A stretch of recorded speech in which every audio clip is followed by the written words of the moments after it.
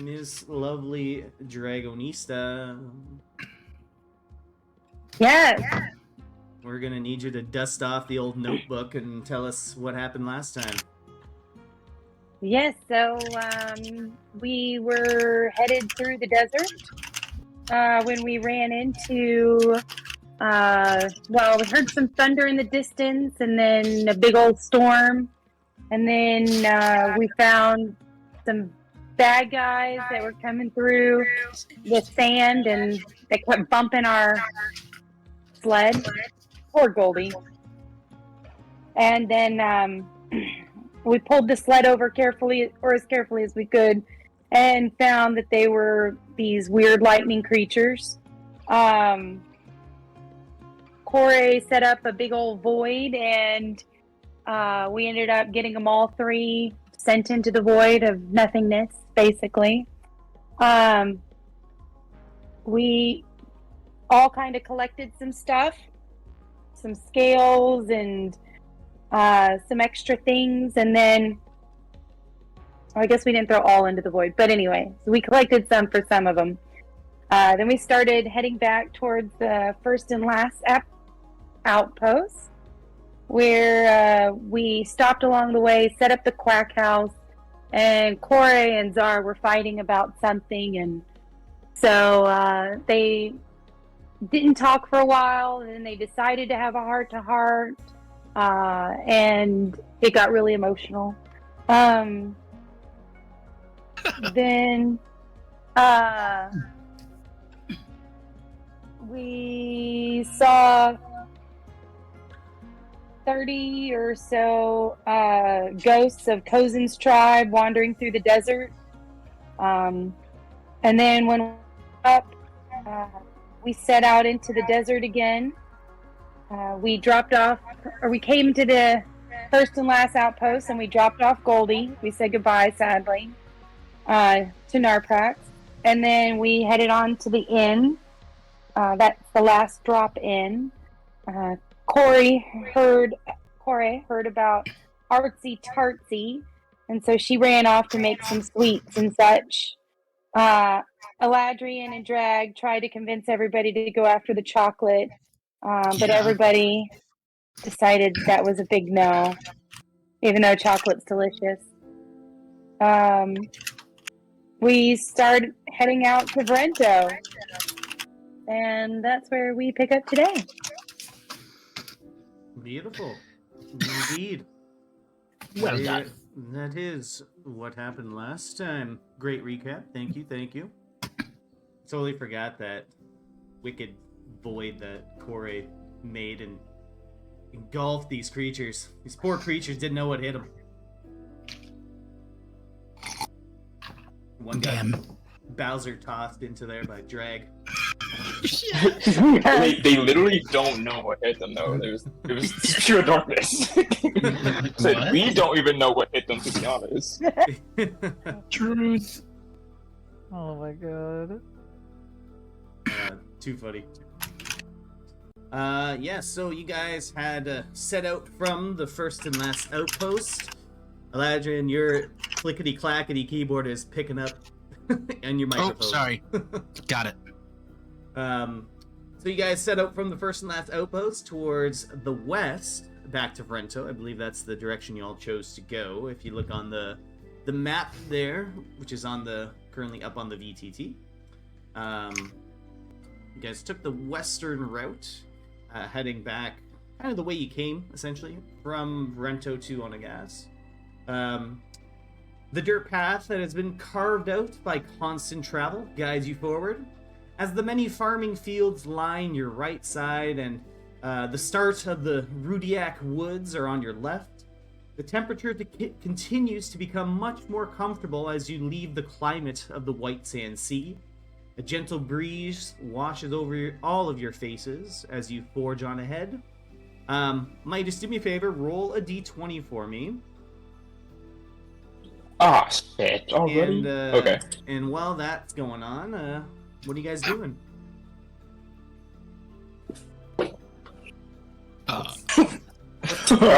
What's the plan, y'all? So we just started walking from the first and last outpost, just kind of down the trail.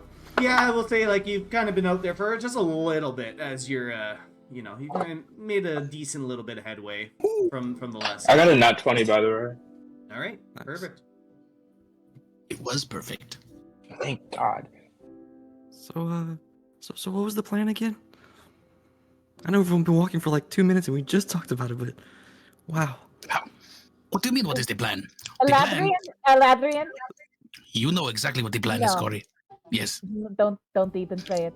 Don't we're even- going to go Get some to the chocolate. forest. Lad, Yes. we are not doing this. We're going to get the chocolate, the knuckle-in chocolate. It is the best kind of Oh my chocolate. God. I'll cast a command on Eladrin and say quiet. Oi! All right, make a what's that? A wisdom save? I think it's wisdom. Where's- Wisdom save. If you Okay. somehow Oh, pass my worst it, nightmare. you know, I got a 9. 15 save. That's fitting. So I'm gonna make this very real. I'm just gonna mute him on Discord. No, I'm just kidding. Well, as soon as Zara starts talking, he'll open the book and like a glyph will form up into a hand and kind of put it over Eladrin's mouth. Okay, but so we got 6 seconds and that's as long as it's gonna last. Going to Drag Vrento. just keeps We are egging him going- on. Yeah, we're going the way that we came when we went to the first and last outpost the first time, and that's it. Okay, let's go. And then the hand will disappear. Beautiful. All right, so you guys are heading towards the direction you came from, Vrento, and after a little while, maybe an hour or two, you're walking down this dirt path, and you all start to see, just not too far in the distance, seems to be a kind of like a small little caravan, like a small little carriage that's currently on the side of the road. And as you get closer, you see two individuals that are standing, talking to each other in front of the donkey that is pulling their sled.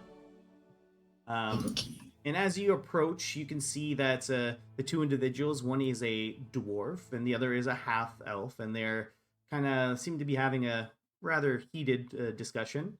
And the donkey's just chilling there. And you guys begin to approach these people, just kind of sitting on the side of the road. And in the back of their cart, you can see that there are some rather large wooden boxes that appear to be strapped down quite securely with some rope. And as you pass by, you can kind of hear them say, you hear the dwarf talking to the half-elf. Says, "Oh, I don't know why this donkey's not moving anywhere." And the half-elf replies, I don't know, did you feed him before we left?" "Of course I did. Of course I fed the damn ass." So what do you guys Because it's- want to do as you walk by?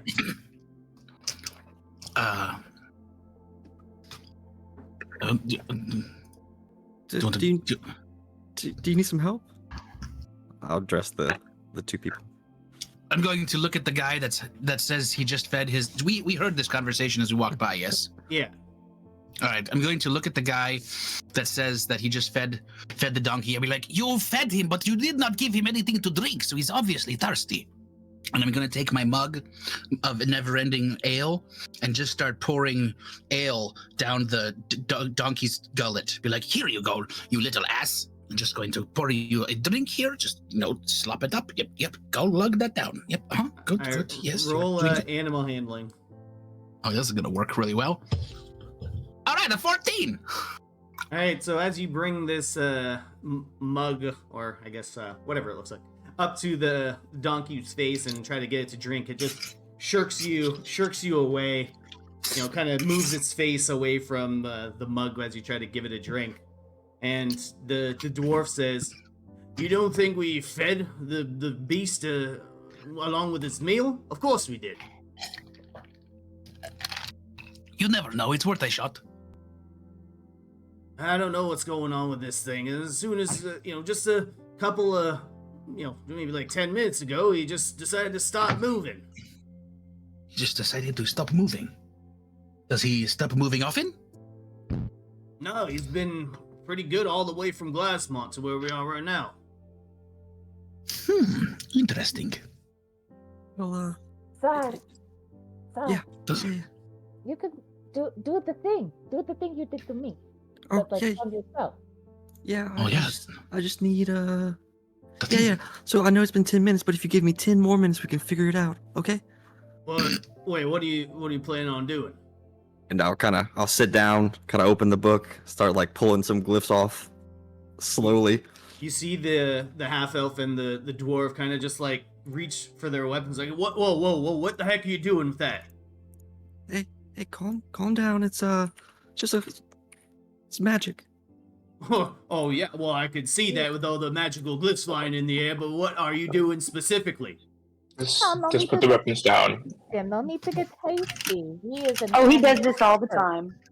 Yes, he's an animal expert, and he specializes in things like this. So really, it's your lucky day that we just happened to stroll by. Okay. Well, you might want to lead with that first before you start whipping out magic in front of people. He's a little awkward. Whipping Yeah, out he's not the my- best at social situations. Let him do his thing. Let him let him take care of it. social situations. So You guys look go ahead. back at Zar, and Zar's just like playing with the glyphs that are flying in the air. He playing with Asperger's. So as you guys as you're waiting for Zar to do his thing, does anyone want to like do anything? What do anything? I mean, always want to do things, of course. Going to sing the donkey a song. Going to take out my flute because it's right here in my pocket, and I'm just going to be like,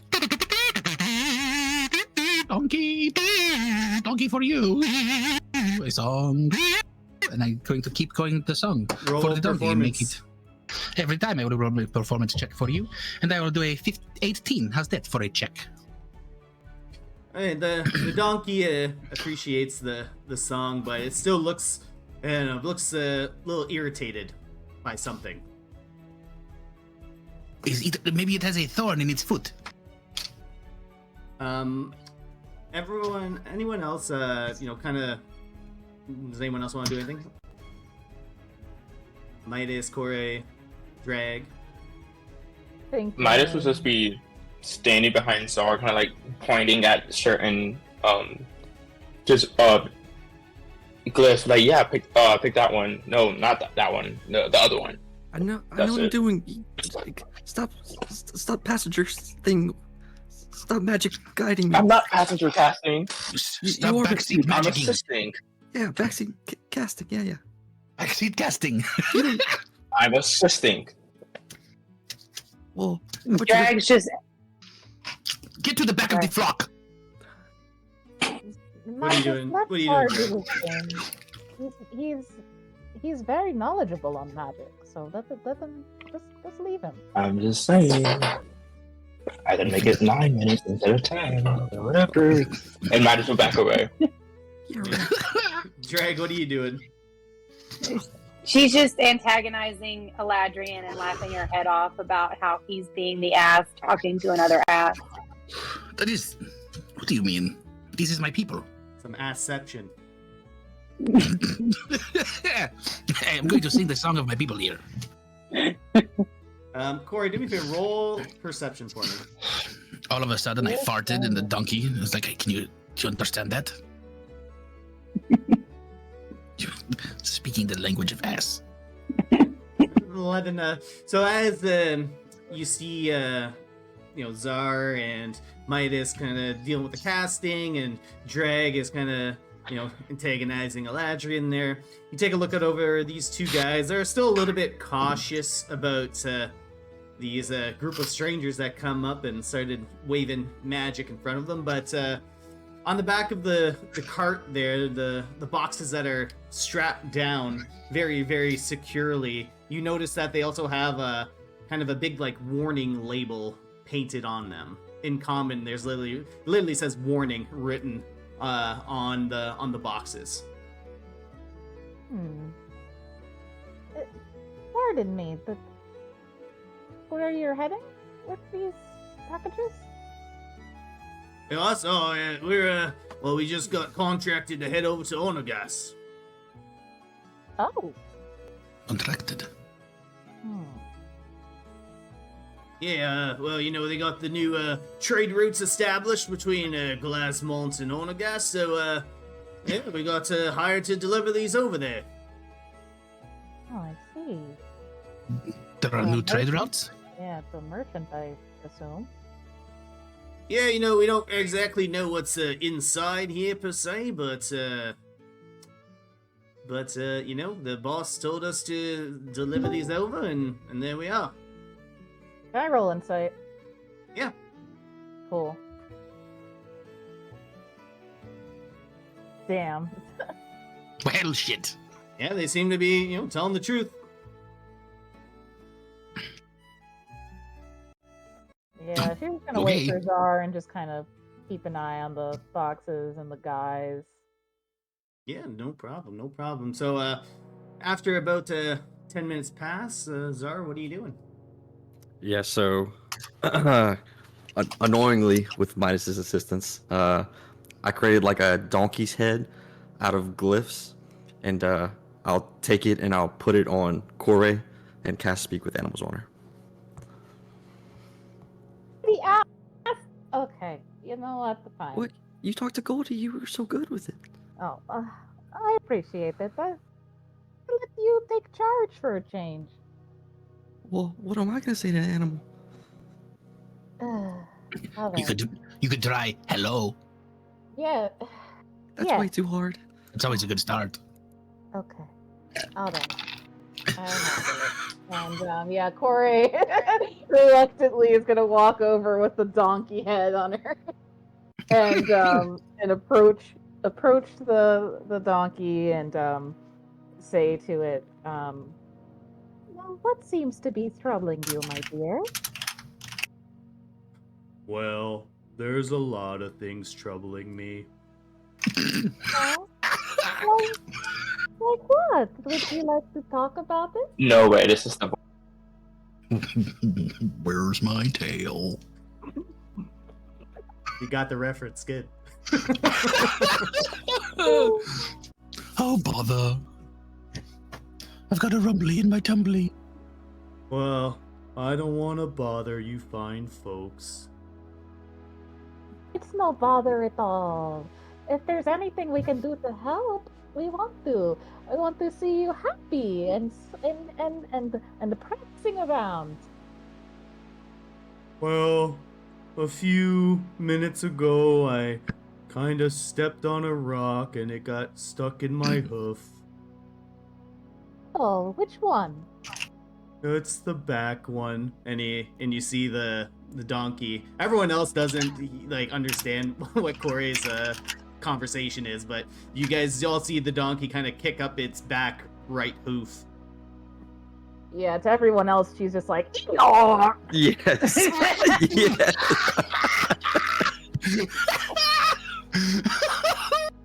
That was amazing.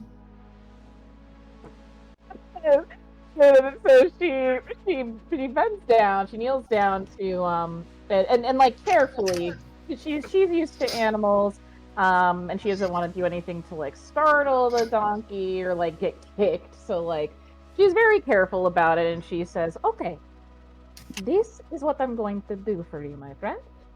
I am just going to attempt to get the rock out of your hoof. All right?" Okay, but if I kick you, I promise it's not on purpose. It's just a reflex. It kind of hurts. I know it's painful, but don't worry. I will do the best that I can to make sure it is as painless as it can possibly be. She's got a really soft touch. Whatever she's saying. Okay. Well, you go ahead.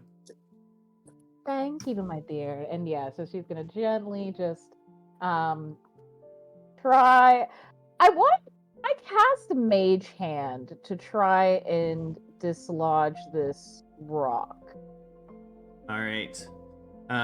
So you cast Mage Hand, and your spectral hand floats over, and you can see the rock that's kind of embedded, like it's literally like right in, just between like it's in a very awkward spot. This stone is lodged, and your Mage Hand attempts to pull it out, but it doesn't appear to put enough oomph on it to be able to dislodge the rock from where it's embedded in the hoof. Got it. Okay, so she's trying to do it from a safe distance to not get kicked, but did the donkey react at all to the gentle like tugging or anything? You saw its leg move a little bit, and the donkey says, "Huh, that kinda tickles." Well, tickling is better than hurting. All right, that didn't work, so I will try to use my hand. And so she goes up, and so she's gonna try to like pry it out. Yeah, and just as gently as she can, but also I don't know, gentle or like just as quickly as she can, I guess, because she doesn't want to prolong like if it's painful, you know, like taking it out slowly, I guess. So Okay. she's just gonna try to like take it out. So Wait, Corey, you never go behind a donkey. It's okay. I got this consent. You sure? Yes. Okay, hey, Drag, go far off just in case she gets kicked. You can catch her. Okay. She starts running like This a is weird. linebacker. Corey, what? I'm gonna let you decide what ability skill do you want to use to attempt to remove this. I'll kind of give you a choice. I'm trying to think like athletics, animal handling, medicine. I think probably those are probably the best ones to pick from. Yeah, I have the same proficiency bonus with medicine or animal handling, so I'll do animal handling. I think that's kind of probably. All right, however you want to flavor it. Sounds good to Okay, me. could I cast guidance on myself as well? Yeah, you sure can. Sweet. So yeah, I'll be able to roll a d4 in case of. Yep, I'm rolling that d4. Let's see. Ha ha ha. Oh well, better than nothing. All right, so Corey, how do you try to pry out this rock? So she's gonna try and find some perches and just try to wiggle it to see if like it could get loose enough to where she could like pull it out quickly, and then like step back, like jump, like hop back.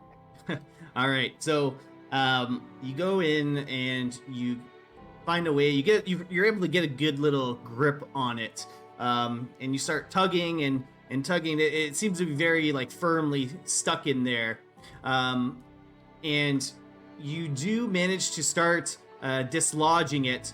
But I want you to make a dexterity save for me. Cool.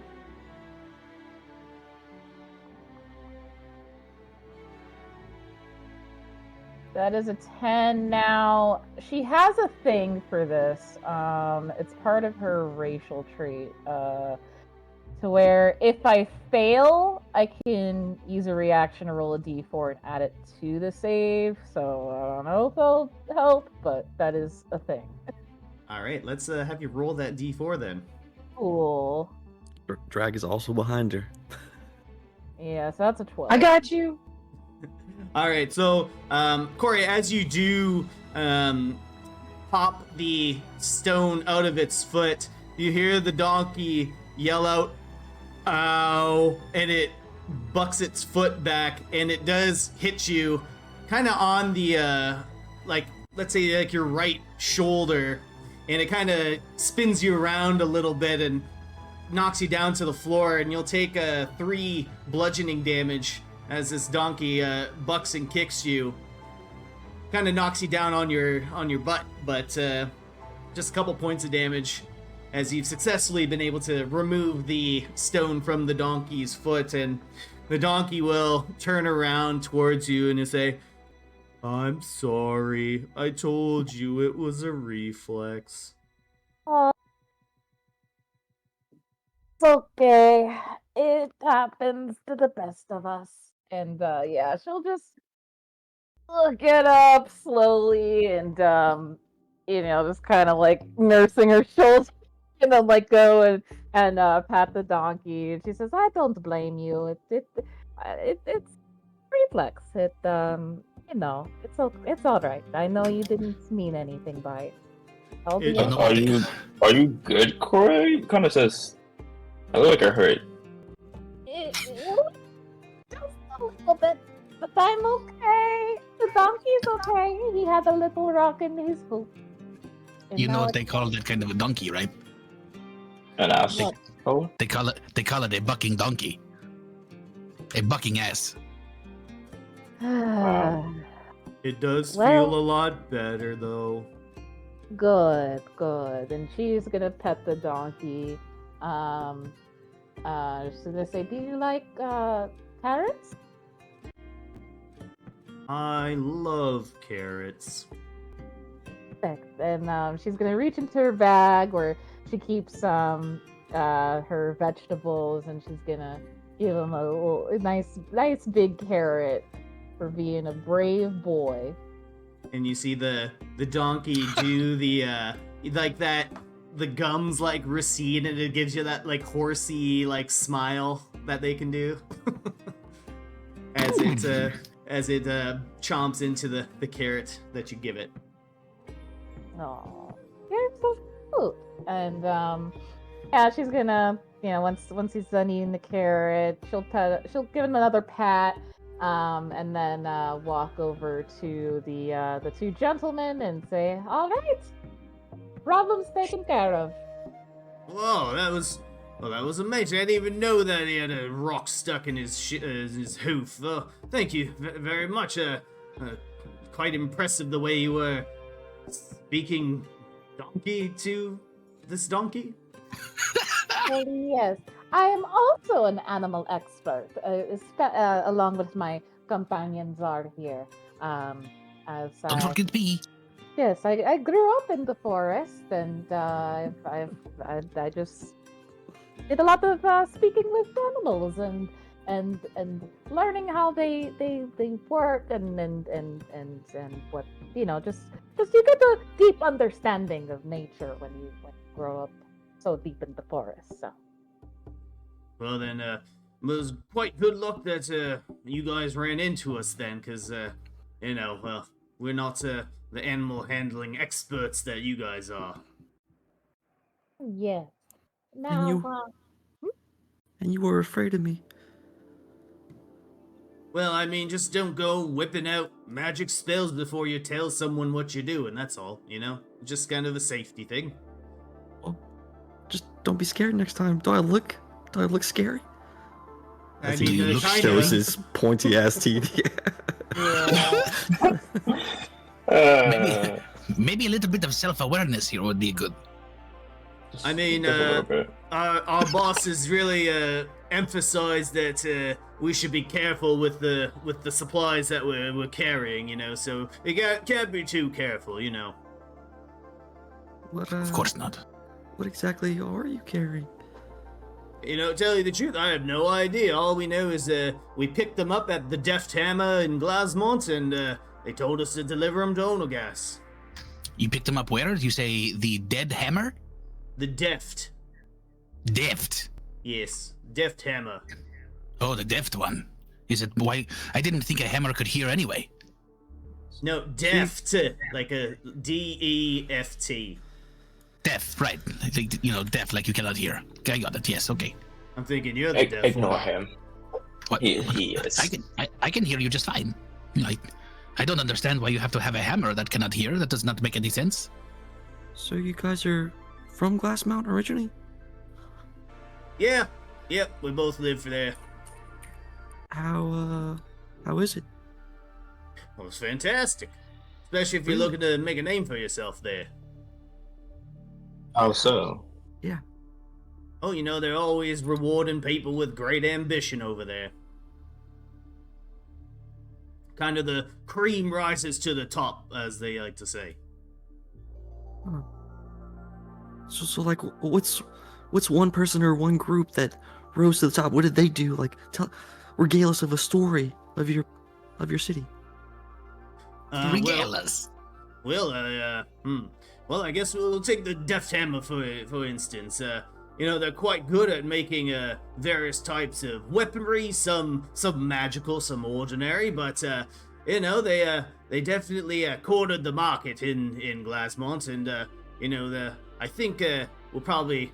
He looks back to his caravan. Says we'll probably bring in some of their materials over to Onagas to sell. So, you know, it's just you know, if you make high quality products, then you get pretty good prestige in Glassmont. Oh. Makes sense to me.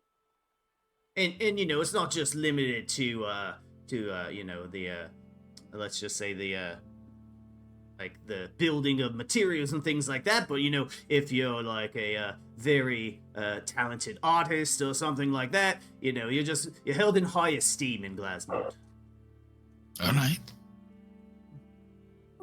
We'll definitely have to check it out at some point. So thank you for your for the information. Yeah, no, not a problem, not a problem. Thank you for helping us out. Yeah. Now, if we do happen to go to Glassmont, are there any places you would recommend us to see? Well, I mean, Is there like a blind screwdriver? what do you mean? What's that mean? What do you? I mean, there is a death hammer. So is there like, you know, Imagine. a blind saw, or like Anything that's a little bit insensitive also. I mean, I mean, we got some nice, you know, art museums there. We got some pretty good, got some good food, some good grub, depending on your tastes. We got some good theater there. We got a lot of things down in Glassmont. Like I said, if you're very talented and proficient in what you do, you'll have a spot, a name for yourself in Glassmont. Any libraries or like universities of like magic and stuff? I mean, I think we have a couple, but I'm sure you guys know Glassmont's been a little bit segregated from the rest of Stellaris for, you know, a few years, but now we're starting to open up our borders, you know, trying to show the rest of Stellaris what Glassmont's made of, you know, but we're not like pulling any students from the Vunith Institute or anything like that. We got our own mages and things like that, but definitely not the same size as the Vunith Institute. What about merchants? Any stores that we need to go to?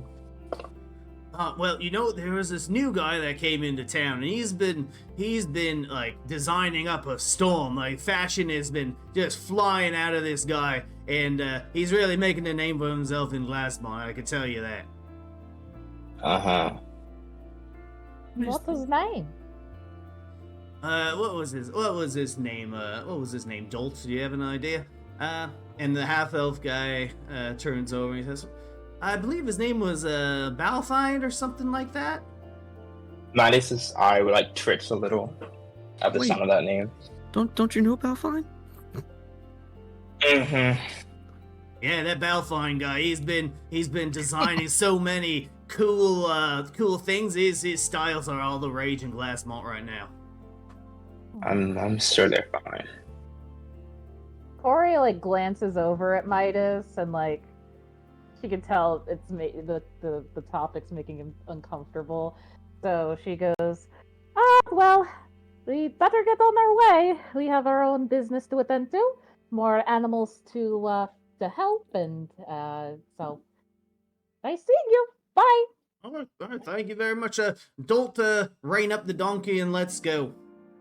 And the half-elf will start putting the reins back on the donkey, and the donkey looks over to you, Kore, and he goes, "Thanks again for getting the rock out of my hoof." No problem at all. Take care. Ask him what his name is. Oh. Your name?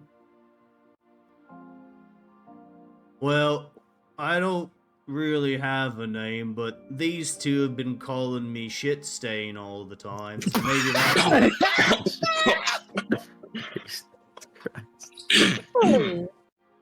And she looks over to the two guys and she says, "You know, maybe if you gave your donkey a proper name and gave him for care and were kind to him, would it be in situations like this so much?"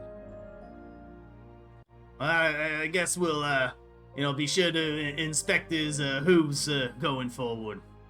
Yes, he's very sad, you know. He said he doesn't have a name, and you call him Shit Stain. The two, look at each other, very embarrassed. It's like, oh, uh-oh. It's like, how does she know that? Yes, I'm talking to him right now. I'm an expert. That's exactly what he said. And, she turns to the donkey and she asks, "Well, if you did have a name, what do you think you would like to be called?" I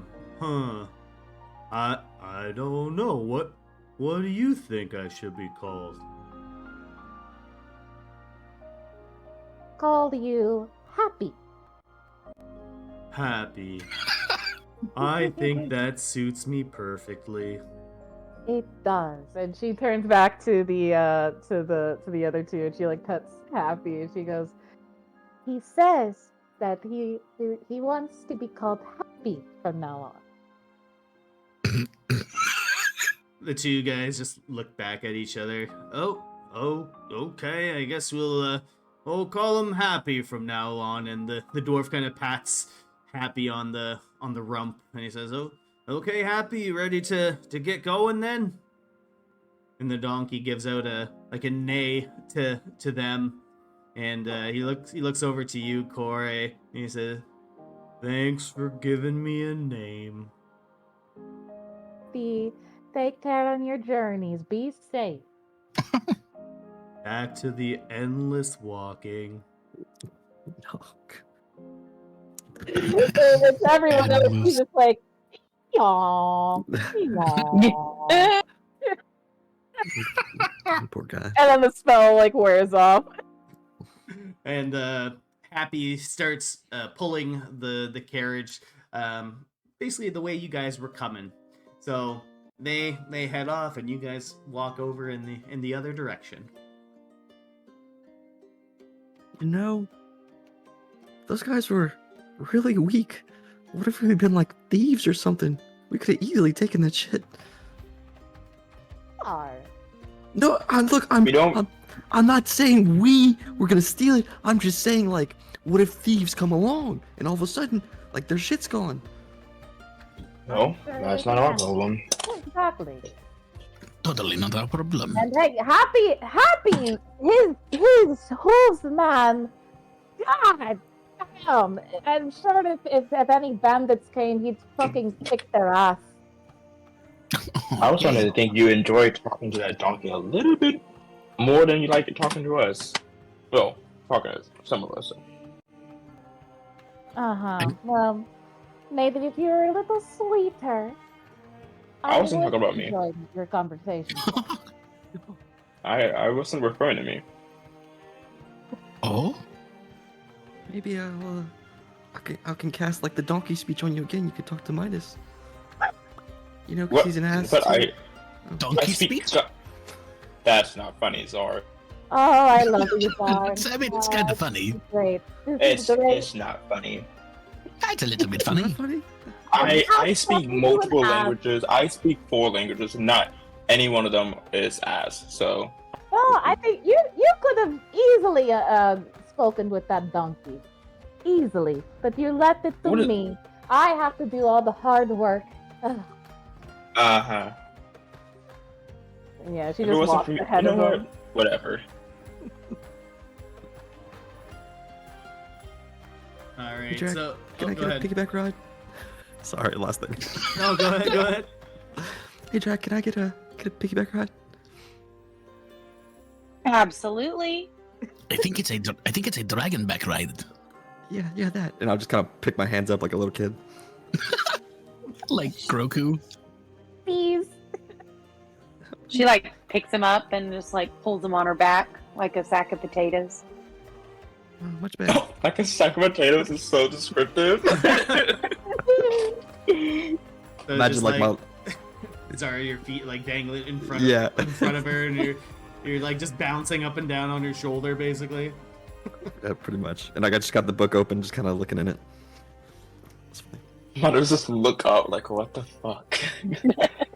Hey man, get your own ride. I do not want to be lifted anyways. You're just jealous. I assure you, there's nothing about you that makes me jealous, or Insight check. Oh, what? called the bluff. You want to bet? Is that okay? I don't want to roll. Yeah, what you go said. ahead. Okay.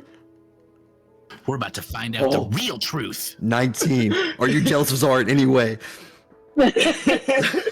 Anyway, his hair, you don't know.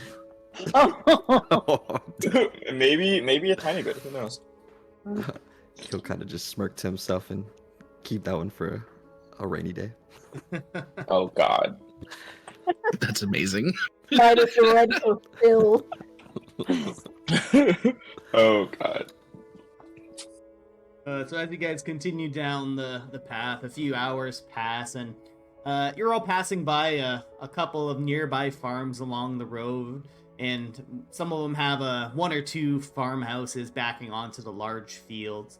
And it's getting a little bit darker outside, but as you guys continue forward past one of these farmhouses, two human men come out in they're wearing leather armor, and they have a couple of sheathed daggers and short swords on their person, and they go, excuse me, travelers, you look like you know how to handle yourselves. Do any of you by chance know some healing magic? We have a friend just over at the farmer's stables over there, and he's quite injured.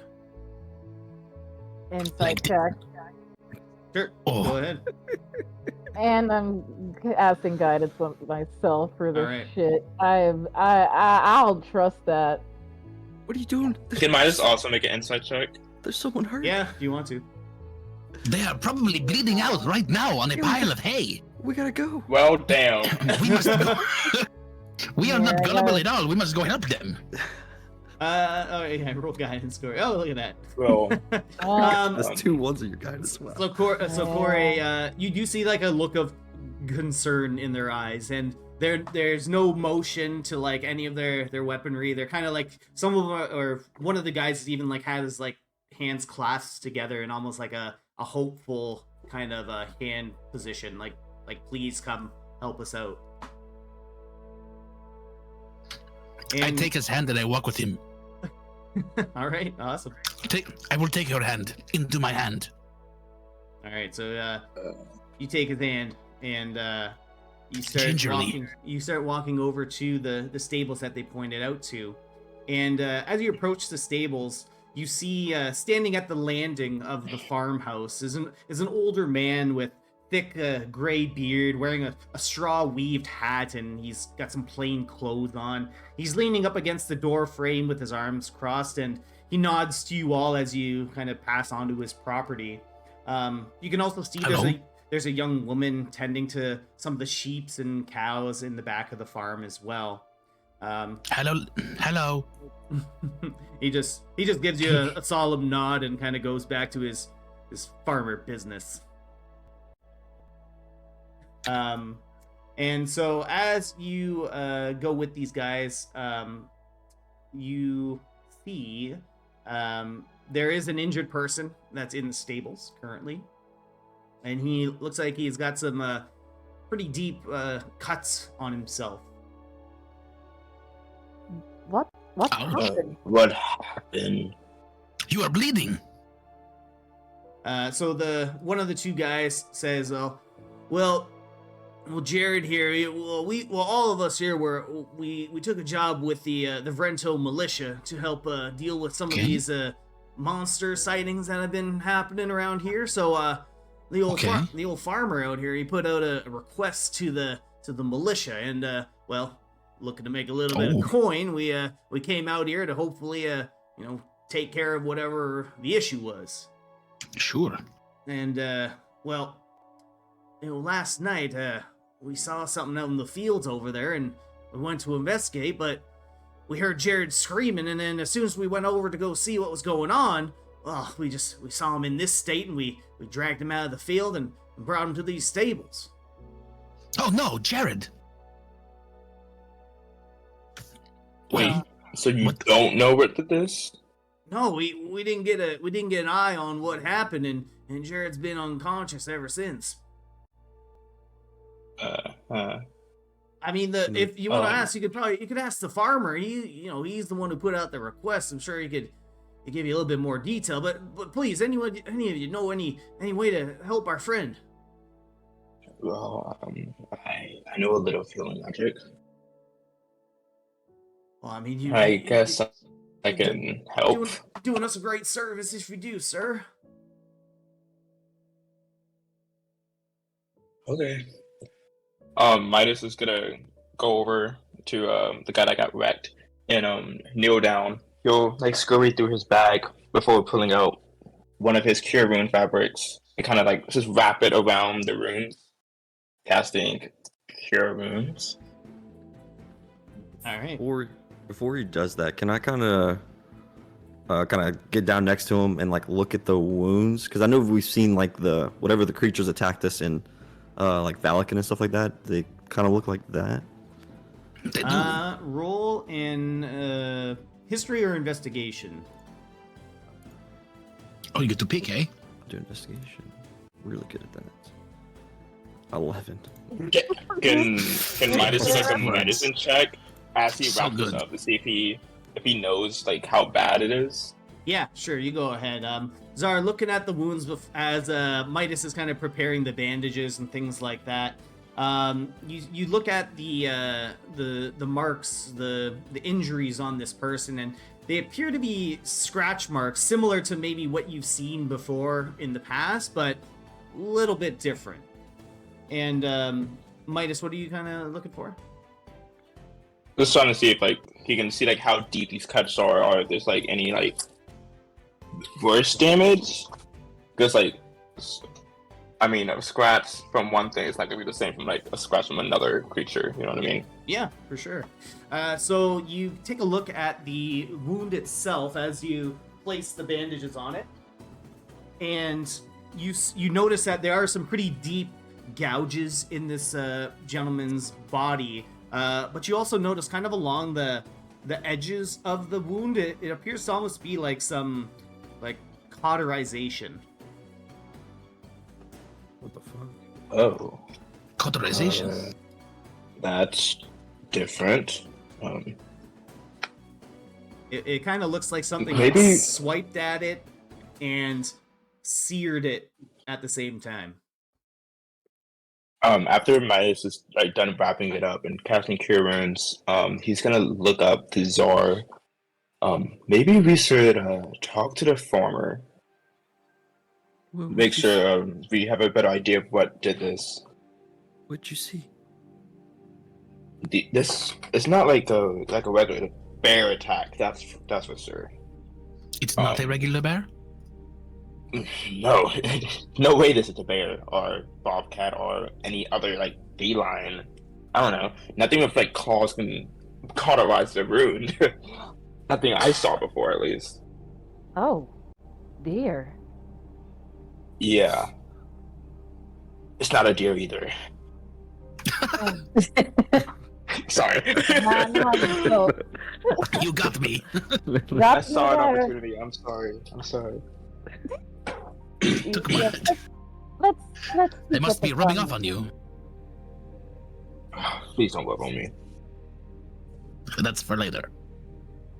What? Okay. All right. I'm leaving. I'll go with Corey. Wait, guys, don't leave. No, guys, don't leave me with them. Are we going to the farmer? Come on, Or maybe Jack, let's now. let's let the lovebirds do their thing.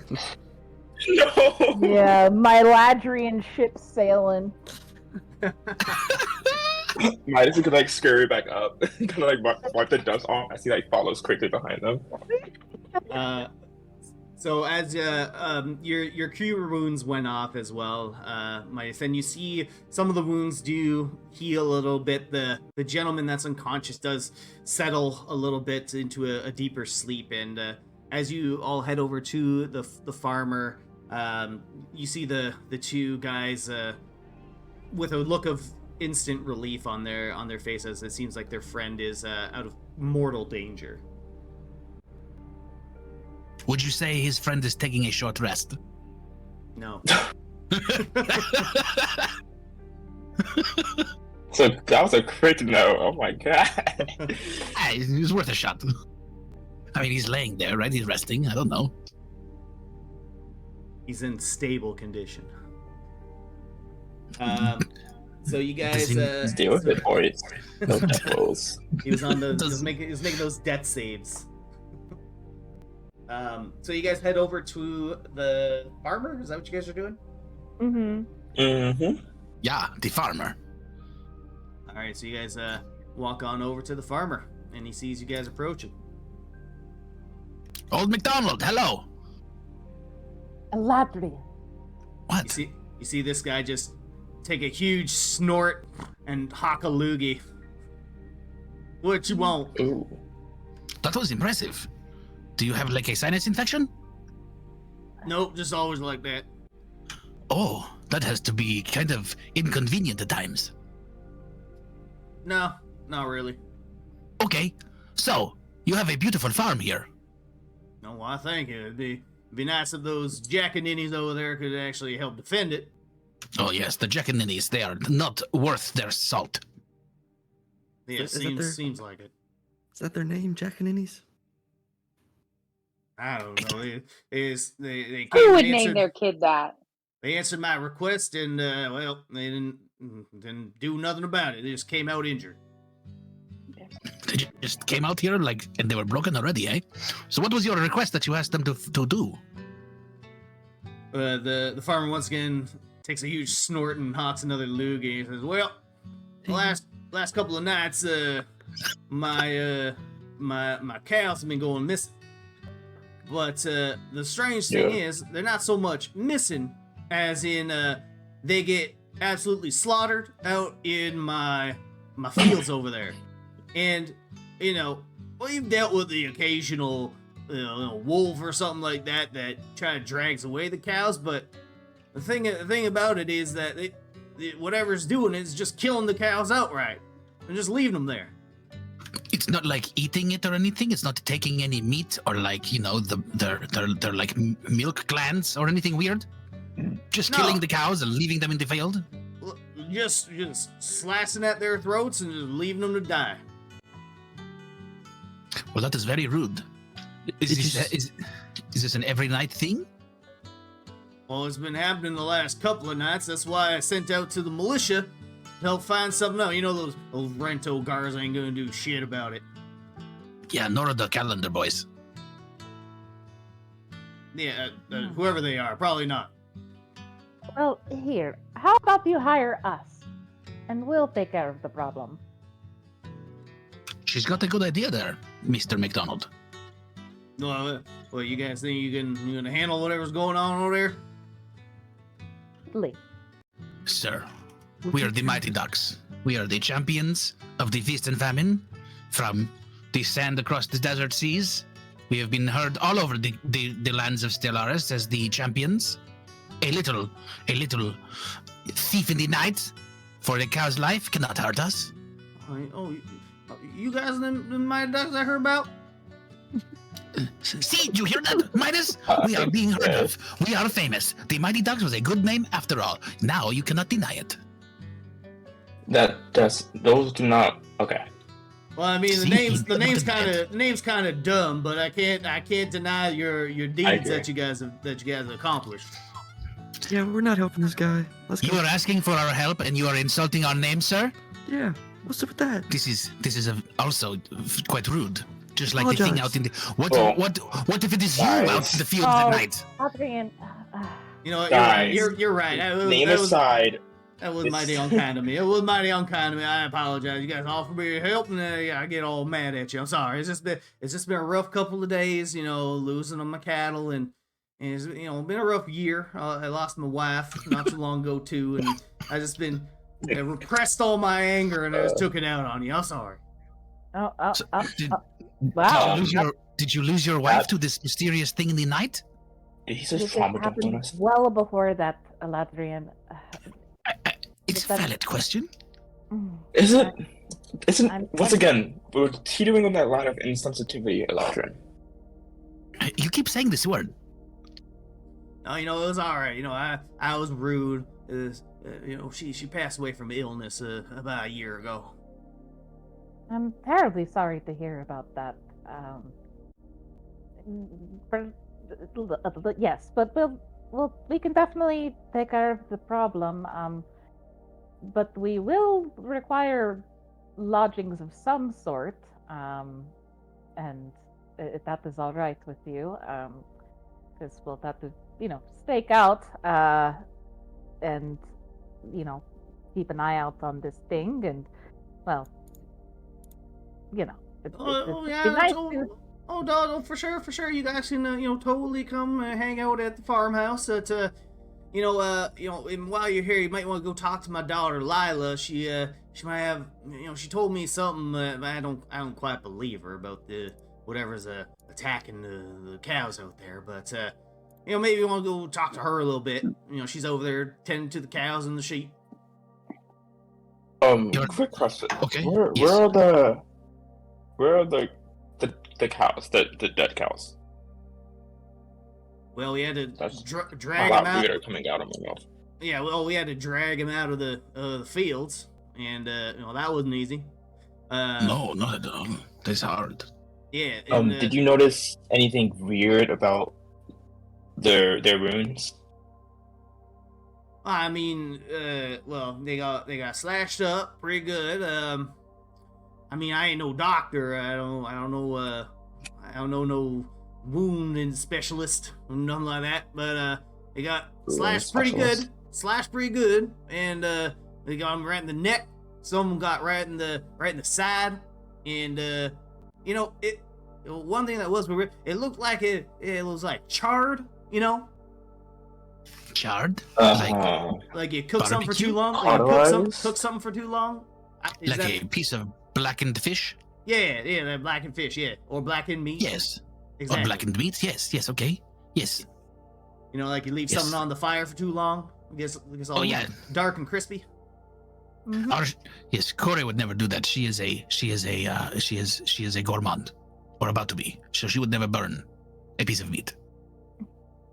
Oh, we got ourselves a fancy gourmand out here. Well, inspiring, yes. But don't be shy. She is the greatest chef in the whole of Stellaris. Well, that's a mighty big praise, little lady. Well, thank you. But yes, we'll definitely take a look around, and I would like to hear your daughter's perspective as well. Just even if it sounds crazy, you never know. Any information helps. Well, yeah, you're not right. We're not wrong about that. Some crazy things been happening in Stellaris lately. Hear about all these monsters that are all around and stuff. Oh yes, it's terrible. And I hope you're all staying safe. I mean, whatever is getting the cows, it's a good thing it's not getting to you. Yeah, well, thankfully, if we seem to be pretty safe inside, but yeah, the cows, not so much. We can't just keep them in the house. Right, of course. Well, You'd have to have a pretty big house. Yeah, no, we just got little farmhouse here. Well, to keep on. Yeah, never mind. Well, Yeah, if you got, Corey's gonna. Oh, sorry. You go I ahead. was just, if you need me, I'll be on the inside. And he horks another loogie as he walks away.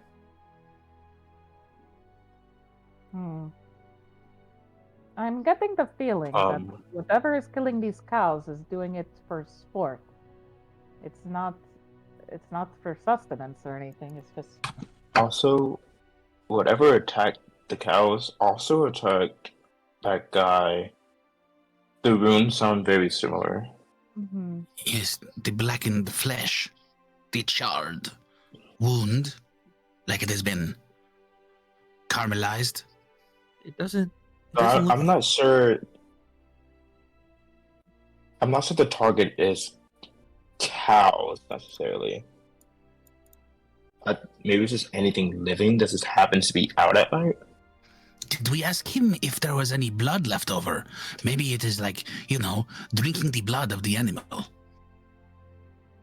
I mean, but the guy wasn't dead. Like, he still had blood, and also it's not fangs. Yes, but his friends was there to take him away because they know that he got hit. So maybe the thing did not finish the job. Maybe. Well, I mean, there's one thing we can do. We can try. Let us go talk to Lila McDonald, and we will find out some more information. And then we will, stake out the field at the night, like sleeping ducks, as sleeping ducks lie, right? Like that. So were you thinking of anything? Yeah, I was thinking maybe we can, maybe set up like a trap or something. Like, maybe we get like anything and oh man, I forgot what your crow was, Corey. Hugin. He's a raven. Raven, I'm so sorry. Maybe we can get anything in Hugin to, be out making some noise, and we can jump whatever's there, set up a trap. That's a great idea. And then we can use Eladrin as bait. And then while he starts getting attacked, we can jump in. Midas. What? That's not going to work. You're right. He's not big enough to be a cow. We might scare it away. You're so right about that. What? So, okay, you guys go talk to Delilah. Drac, do you want to join me in the field? Maybe we can look for some tracks or something. Split up and get as much information as possible for tonight. I like looking for things. Yeah. That's a good plan. And I wouldn't want to overwhelm his daughter if all of us just came, strolling up. So, all right, I'll leave you to it. All right. Okay. All right, so we'll start with Midas, Eladrin, and Kore first. As dragons are, you guys head off towards the fields. Is that where you're going? Yeah, the cow pastures. All right. The pastures. Okay, sounds good. All right, We're going to triangulate. So, actually, we'll start with Dragonzar. So as you guys head out, kind of more into the large fields, you'll notice as you head towards the fields, the farmland is full of these very tall stalks of some kind of grain, and they're very, very tall. They're probably up to Drag's height, really. So they're 7 feet tall, up high. It's like a cornfield, essentially. So creepy. So really high up and tall, and you'll see the cows appear to be penned up, and you can see the daughter tending to the cows, and you see the rest of your party headed towards her. So as you guys head towards that direction, you can see there's some of the stalks of this grain of some kind that have been kind of bent and pushed aside, like something had been pushed through there earlier. And as you guys are about to kind of walk in, the other one of the militia guys comes up to you, and he says, "Yeah, we went and saw. This is where we found Jared. He was kind of barely stumbling out of here, and yeah, he passed out right in front of us here, and all we could do was drag him out, basically." Did he ventured into the fields, like into the tall crop? Yeah, he went into the crop. Me and Wilbur were talking to the farmer, and then we just heard a huge scream, and then we saw Jared kind of stumbling out, and he collapsed right on the ground right about here. He kind of points to the ground where a pretty decent portion of the stalks have been bent and crumpled aside. He said, "Hey, we stumbled him right here, and we dragged him over to the stables and stabilized him as best we could." Can we see like the path that he was stumbling out towards? Like, there's like a human-shaped path in the cornfield. Roll investigation for me, because you're trying to kind of take a detailed look and see what's going on. And Drag, what are you thinking during this time? I just kind of keep looking around where Zar's looking, hoping to see what he sees, but I don't really see much. Alrighty. So Zar, you do see some bent stalks and things like that. And you do kind of see a little bit of a path. You can see some dried blood on some of these corn stalks. And you can kind of make out a path, but as it gets deeper and deeper in, the brush gets quite dense and thick, and you kind of lose sight of any kind of trail. Drag, do me a favor, roll perception for me.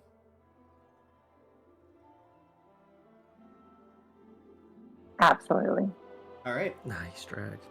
So Drag, thankfully, because you're so tall, you kind of, can see almost see over these really tall corn stalks, and you can make out something a little bit farther inside that is just a little bit taller than these corn stalks themselves. Huh. I think I see something. Lead the way. Oh, wait. Put me on your shoulders. Oh, Oh, that's a good idea. We can get like extra height, extra sight. extra height, extra sight. Also, I love it. Also, I'm crazy, and I'll snap, and anything will transform into a fox, and then he'll shapeshift into an owl, and I'll send him out to fly above the cornfield to kind of take a bird's eye view. All right. Smart. So anything takes off to the sky, and you hop up on Dragonista's shoulders there. So how do you want to play this out, Zar? Do you want to go through anything, or Drag, what are you doing as well? Are you kind of walking towards what you saw? Yeah, she's walking slowly, waiting for Zar to say something in case anything sees something. Yeah, kind of while I'm on her shoulders, I'll just kind of go into his eyes and just kind of like look out in the field as we're walking. All right, so as anything is up in the sky, you see that whatever is in the field currently is, it's not too far from where you guys are. It's maybe like 30 feet away from you currently. And it appears to be something like humanoid in shape. Hey, Drag, guys, there's something. Does anything see that, or does Drag see that? Anything can see it, and I mean you can see it as well, either through your vision or anything's vision, because it's like 30 feet away, but you can't just get a clear picture of what it is from this distance. All you can see, it's got a humanoid shape to it, and it's just standing there. Okay, I'll tap on Drag's shoulder, like, Drag, stop. She stops really quickly. Whoa. And I'll send anything to dive down and get a closer look. All right, so as anything plummets down, Zar, you feel an intense surge of fear in anything's psyche as it quickly U-turns and dives, basically the dive bomb motion turns into a quick Yui as it averts its direction, and it kind of just like floats in the air. Doesn't want to get closer to whatever this is. And he's still about 30 feet away from whatever it is. Yeah. Okay. I'll kind of snap back into my eyes. Drag? What? Whatever it is, it scared anything. He can't even get close to it. Does it look bigger than me? Did it look bigger than her? Currently, it's a little bit taller than her. Yeah, because it's about maybe a foot or two taller than the corn stalks themselves. So it's like 9 feet tall. Yeah, it's pretty. I think you can see its head kind of poking over the corn stalks. Oh, is that what that is? I don't think we should mess with it. Yeah, probably not a good idea, huh? Yeah. And you can tell, like from anything's perspective, whatever this thing is, it's not moving at all. Like it's just standing there. It almost doesn't even appear to be breathing at all. I mean, okay, I don't want to. I'm trying not to metagame. We know about scarecrows, right? I mean, yeah. Okay. So, like, from Czar's point of view, would he know he's like a scarecrow? I mean, you probably got a good inkling that it might be. Okay. I think it'll be okay. I think we can keep pushing forward. It doesn't seem like it's moving or breathing. It's probably just like a scarecrow or something, keeping the birds away. Are you sure? Only one way to find out, right? I guess. She starts walking forward. Alright, and as you venture forward, you get closer and closer to this thing. Zar, since you're on Drag's shoulders, you can see that it's kind of getting closer and closer into view, and you start to make out a tattered hat, some plain plaid clothes, and as you get about 10 feet away, you can see some hay jutting out of its arms and stuff like that, and it's T-posing. Really? Anything? You were scared of this? And at that point, anything like swoops down very cautiously and like lands on your shoulder and just kind of like it's like looking from behind your head at what this thing is. I'll snap it. I'll turn into a mouse. How about now? You're not a bird anymore. You shouldn't be scared. You just feel anything just like crawl up the back of your neck, like grabbing onto your hair, and it's just like nestled on top of your head, just like peeking through your hair. Wow, Drag. I never thought I'd see anything bigger than you. Me either. Scarecrow's got to be mighty tall to be taller than these cornfields. Very true. So kind of from where we are, so we kind of headed this way. Have we seen like any blood, any like tracks or anything besides like little animals, like bigger tracks from like a bigger animal that can tear a cow apart? No, you don't see anything quite like that. The only thing you really saw was the dried up blood on the corn stalks of that injured militiaman on your way in. But nothing that appeared to have, made a path through here. You turn around and you can see, the path that Drag has basically, carved out for yourselves. But other than that, you don't see anything. Weird. What do you think, Drag? Because you made a path, that guy made a path. Whatever that creature was didn't make a path. So, do we think it's a flying thing? I feel like they would have seen if it was flying, right? I don't know. Claws that look like they cauterize and no tracks to be found. Sounds like my kind of dragon. Maybe it's a ghost.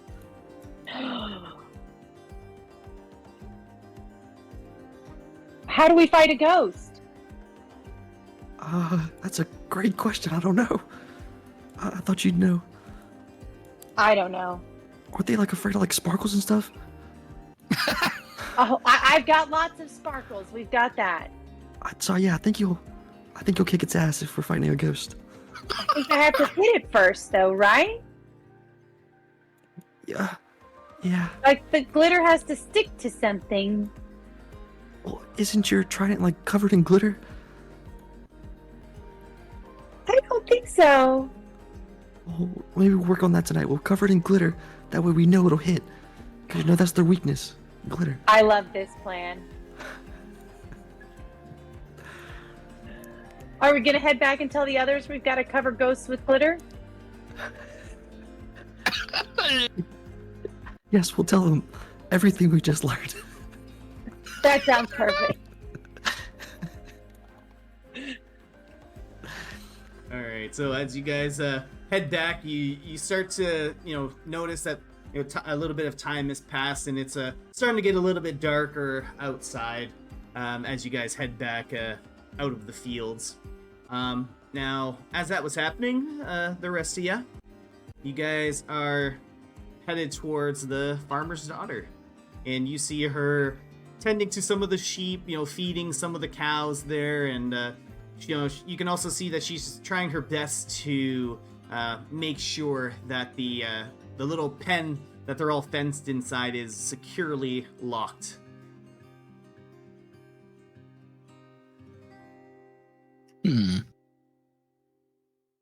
Locked, you say? Yeah, with whatever a couple pieces of wood for a pen can lock with like a rope or something like that.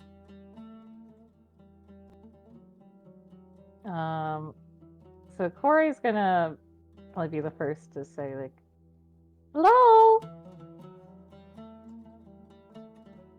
I will come behind her and sing song. Hello! Oh, hello there. Lila? Yeah, that's me. It's like you are right here in front of me. Wow. So, Lila, how are you? You are Mrs. McDonald, yes? Well, no, that's my dad. Your dad is Mrs. McDonald? Well, it's not McDonald, but... Anyway, you have a lovely farm here, and your father has told us to come and talk to you about, the scary thing in the night that has been killing the cows. Yeah, it's definitely something awful. Seeing this butchered cows just sitting out in the fields, it's terrible. So did you, come upon this cow, as it was freshly butchered? Okay, I don't know if you guys will believe me, because my dad doesn't believe me, but the last couple of nights out in the fields, I've been seeing these, green orbs of light just kind of dancing on top of the fields. What? You've been seeing dancing lights? I knew you guys wouldn't believe me. No. I'm just clarifying what you are saying, that's all. They look like little dancing flames almost. Dancing flames. Yeah, I mean... Dancing flames. I mean, we've dealt with the occasional, wolf attack, maybe them taking away some of the cows to eat, but nothing like this. Very strange. I mean, it matches up with the cow's wounds, and the one man, Jared, his wounds, because they look cauterized. So if you saw dancing lights, that makes sense. Were these lights all together, or were they spread out? I mean, they're kind of spread out all over the fields, but they only appear to really come out at nighttime. We don't have any problems during the day. And it's been happening every night? Yeah, for the last 4 or 5 nights. What phase is the moon in right now? What does that have to do with anything, Electron? What if there is a werewolf out there, like a fiery werewolf somewhere? It has only been around for a couple of nights, and maybe it is like the full moon. It lasts for, like 3 or 4 days, maybe, perhaps. I don't know how stages of moon or phases of moon waning and waxing work. Well, I can tell you, we haven't heard any kind of like howling or like anything like that. Well, okay, maybe it's a mute werewolf. I've also never heard of no flaming werewolf. What is up with you and these? I mean, there's a death hammer. It's only fair to be a mute werewolf. Oh, Adrian, be serious. a little bit. Okay, so but that doesn't really. Also, flaming werewolves doesn't even make sense. Sorry, Aside. Yeah, werewolves is fine. It's a green dancing lights. That doesn't explain the cuts though. I know, that's why it's That's so only like weird. one part of the puzzle. Like, I'm gonna be honest with you guys. I mean, No what offense, if but I need to see this with my own eyes. right, but what if the flames are used to lure the cow? I mean, is there a way for the cows to get to where the lights are? Where the flames are? listen, every night for the last couple of nights, I've made sure that this pen is locked up tight. But every morning it's opened up. I don't know what's going on.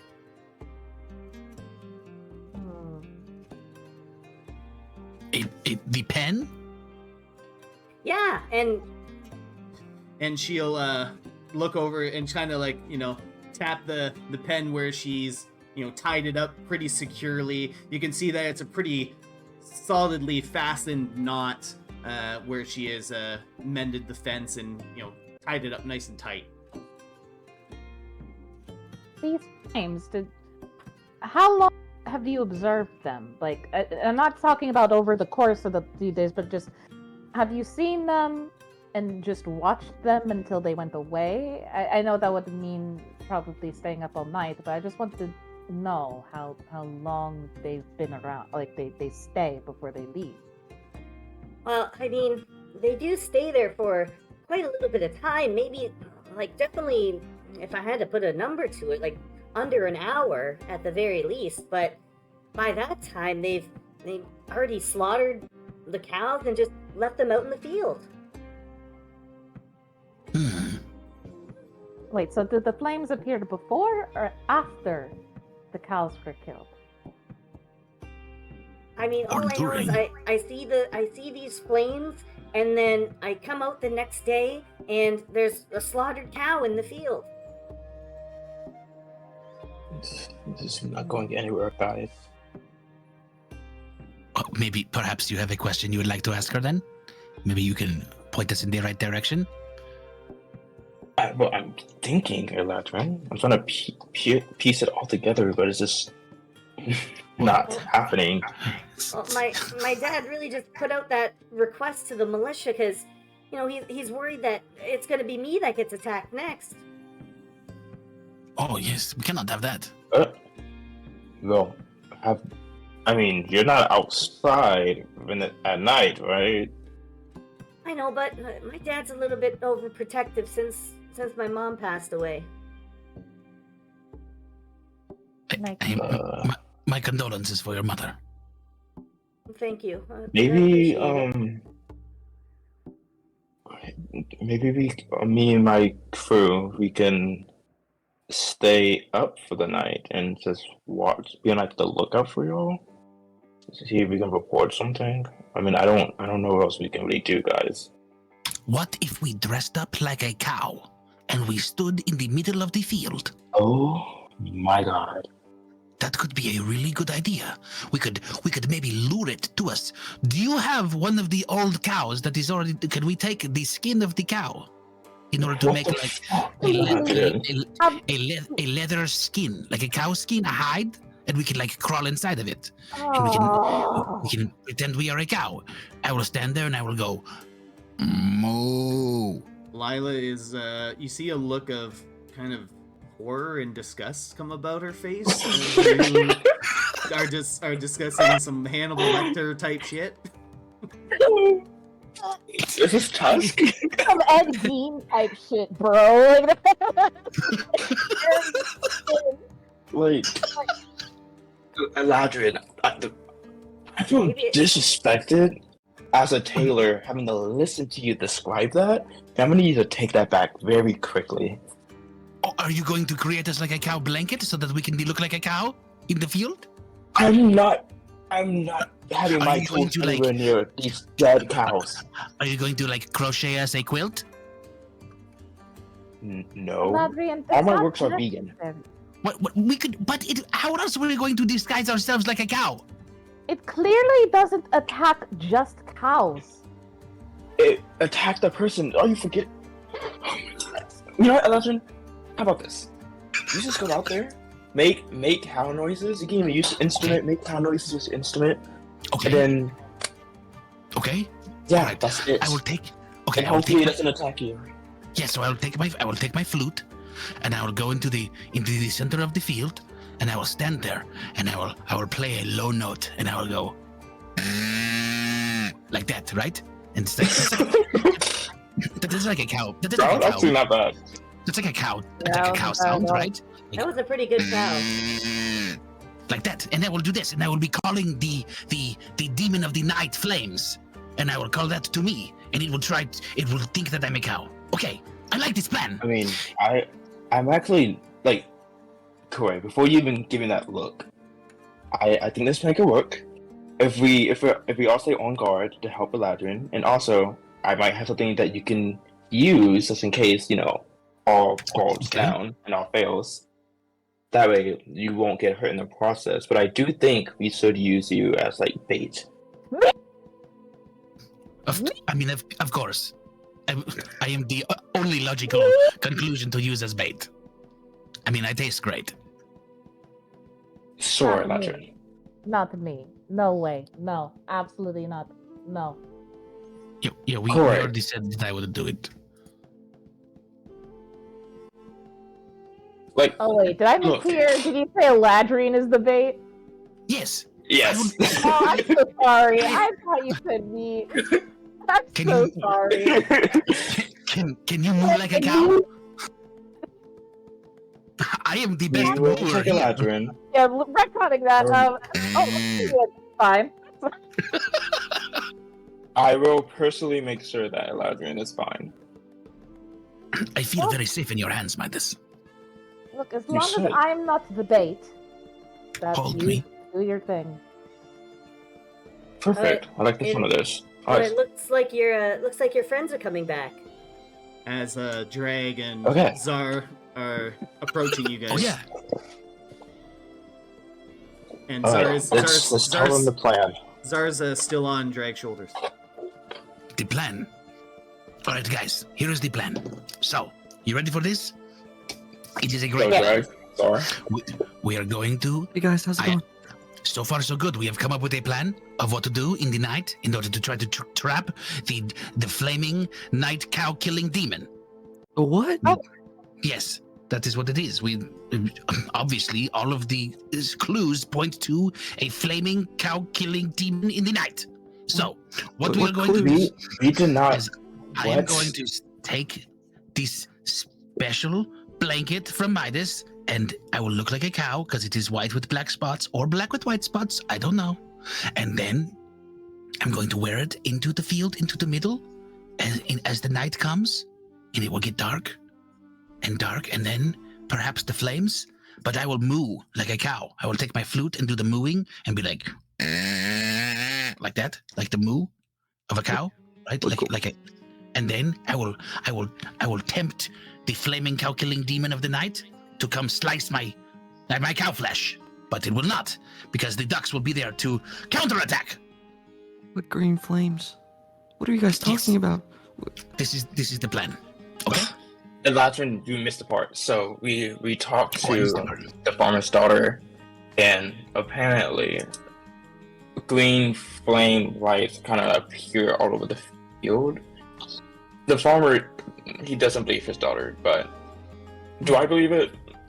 Maybe. I don't know.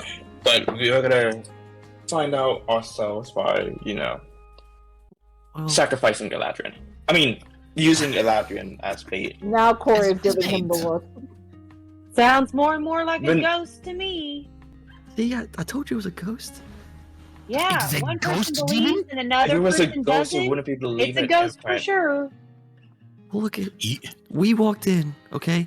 We tried to follow the tracks of the guy that came out, and we found a scarecrow, but there was like nothing. There was no like paw prints on the ground. There was none of the like drag left like a No huge, prints? like a path whenever she walked through, right? But whatever attacked the guy didn't leave anything. So, dragon A eye. dragon-sized path. Yeah. Confounding. So it might be a ghost of a dragon or something. What Yeah. if it is a Ghost of a dragon. flaming cow-killing ghost demon of the night? Okay, now you're getting sensational here. I really Sounds Well, pretty plausible. Ghost. I don't think it's a demon. I Or a think it's dragon. creature. It's a creature that is not a dragon. It is a ghost dragon demon? What? But what creature doesn't leave a sign? Tracks. Yeah. Something that flies? But I said that, and then we turned into a ghost. A flying Than a ghost? dragon. It can only be one thing. And then a demon. Are you sure? It. I mean, if it's using fire, and if what Lila is saying is true, then it must be some sort of. It must be using some sort of magic of some kind. It must Right? be like a wyvern. I mean, I don't hear anything at nighttime. Listen, I see those little dancing lights, and I'm paying attention. Like, I stick my head outside, I listen for stuff. I don't hear anything. It's just I just see those lights, and then, they're up there for like half an hour or so, and then the next day we go out there, and there's another slaughtered cow. Well, that is So able much to hide waste. itself. It's able to conceal itself, probably by magic or some means like that. That is the only conclusion I can come to. It hides itself and then hides during the day. It's probably nocturnal. It's only coming out at night. Yes, what if it is sleeping during the day? If only we could find it during But the s- day. But still, there's like, okay, even if it flew, and the guy was in the field, it would have to swoop down, and like get him in, which would knock some of the field, right? And so like Maybe. but it's something translucent. Maybe I don't know. You We guys just see, Lila starting to get more of like a little bit of like a nervous look on her face as it gets darker and darker outside. I don't are you feel okay? comfortable. I don't feel comfortable being out here at night. I'm gonna head back inside, okay?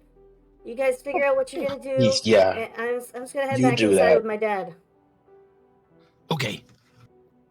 We will protect the farm. As this is happening, Midas is gonna start whipping out his Weaver tools. Okay, so I think we should start the plan. Well, can we do that inside, perhaps? We haven't eaten in a while. Oh. I mean, we could maybe have a little bit of dinner. Midas' stomach will like rumble. I forgot about that. Yes, we can eat first. Maybe on a full stomach, Eladrin would look more appetizing to whatever this is. I mean, that's possible. I've got Yes. to. In order to look like a cow, I must feel like a cow. So I've got to get really big. I'll drink to that. Yeah, I'll drink. Yes, I can drink. But eating, guys, not drink. Don't Okay. you drink We while you can't do eat? both. Wasn't Don't it? drink We can do the same. alcohol, okay? Whatever you drink. You know, like please wash it don't- back. Yes, everybody needs to stay sober. Oh. Alright, so you guys heading inside? Is that what you're doing? Mhm. Yes. Yes. Alright. We, I'm gonna keep. we should probably make this quick, guys. We don't really know how much time we have. Yeah, I'm gonna keep anything outside, just kind of circling, and just tell him to let me know if he sees anything happening, like any green lights or anything. Okay. I also have Hugin keep watch as well. Where do you want Hugin to be? Opposite of wherever anything is. Just covering his Alright. 6. Alright. Put the drones out. We get grid Yeah. pattern. We get a grid pattern flying above the fields. Hell yeah. Okay, so you guys head inside, and the farmer sees you guys come in, and he hawks a loogie inside his own house, and he's like, "Oh, well, Oh, you guys, Of course. you guys talk to y'all talk to Lila? Yes, we talked to Little McDonald. Yeah, I didn't believe her story. I don't know about you guys. What do you think?" Well, it's certainly a story. a story. I think that we are going to test her theory out and see if we can see these dancing flames. All right. I mean, if you want to, yeah, like I said, you can hold up here for a little bit. I mean, I don't have enough room for all you to sleep here, but you're planning on staying up anyways, right? Looking for them dancing flames, as she so said it. That is correct. Yes. We'll make do. All right. And at that time, the couple of the militiamen that aren't injured walk into the house, and they say, well, what are you guys gonna be doing? We're just gonna, me and Richard here are just gonna be taking care of Jared out in the stables. If you need us, just let us know. But we're looking to get out of here and lick our wounds. Whatever's out there, it's a little bit above our pay grade. Just stay in the stables until daylight. Well, we can do that, definitely. And then they'll just kind of give you all a nod and head back outside.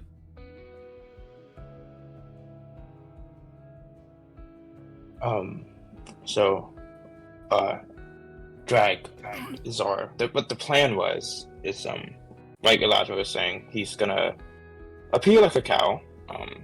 But we can add some like black and white spots on him, whatever. And I'm gonna supply him with a few things to defend himself in case stuff goes wrong. But hopefully, we will be able to identify whatever the fuck is making this mess and stop them before Eladrin gets hurt. But he won't get hurt because Zero makes it that won't happen. But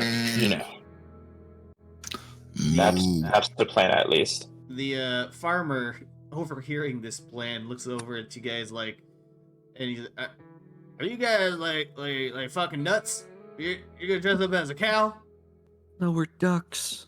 Ducks. Yes, we are. That's how you We are pronounce it. ducks. It's D-U-C-K-S, my friend. Telling people Ducks. with ducks, guys. We are. He knew who we were. You know that, right? But you're dressing up as a cow, not a duck. That's correct. If I combine the words, it makes a weird word. So I'm going to use I'm a Dow. I'm a Dow, right? It's a duck cow. It's a real thing. Yeah, don't do the other one. I can only get so much blood on my crops. Okay, so Blood on- I feel like this isn't the most No thought out blood idea. will be spilled. It's okay. This cow doesn't have real blood because it's me under the I cow also sheet. am known for my great ideas. That's very true. He is far and wide. Midas the Tailor is known for his great ideas, both in I fashion think there's a and in inkling life. of sarcasm in that. Stop! No, you I think look up to you in the most highest regard, It's because he's old, huh? my fellow duck. I mean, you What? have so many I'm years not of that experience old. behind you. I'm barely older than you. Right. Okay. Can I don't want to be rude or anything and impose on you, but do you use your kitchen? Could I use your kitchen, perhaps? I would like to make us a meal or something before we go out for the night. Yes. Yeah. Sure, go ahead. I guess I'm gonna be looking after Lila upstairs. So you guys do your cow thing, I guess. have your supper, and well, I guess best of luck to you. We are going to have a bovine event. What? And We are lucky duckies, so we'll be fine. the farmer will Duckies.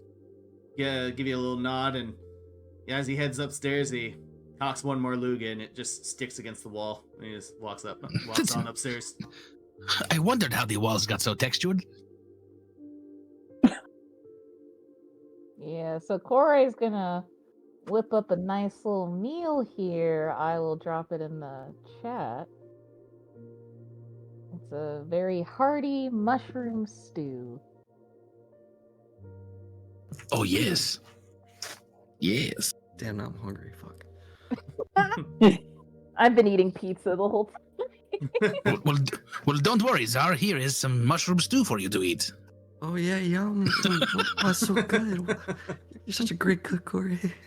Ice cream's so good.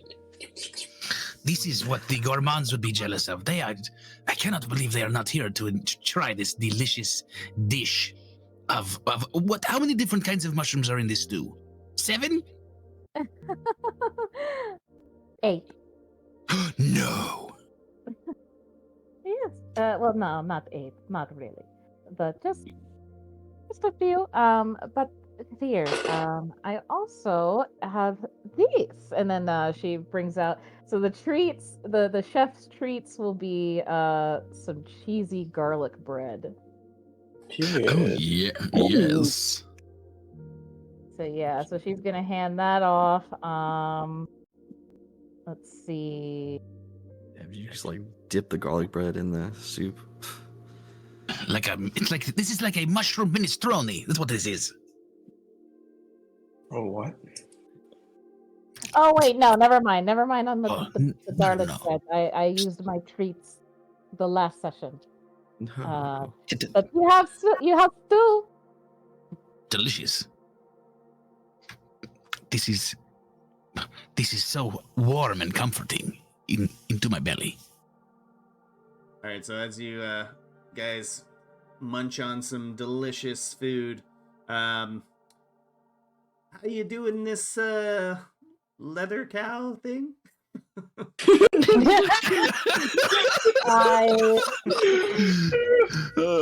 all, y'all. I can't believe. Midas would get up and stretch before grabbing his tailor tools. All right, Eladrin, let's get over here. All right. Okay, so this is what I'm thinking, right?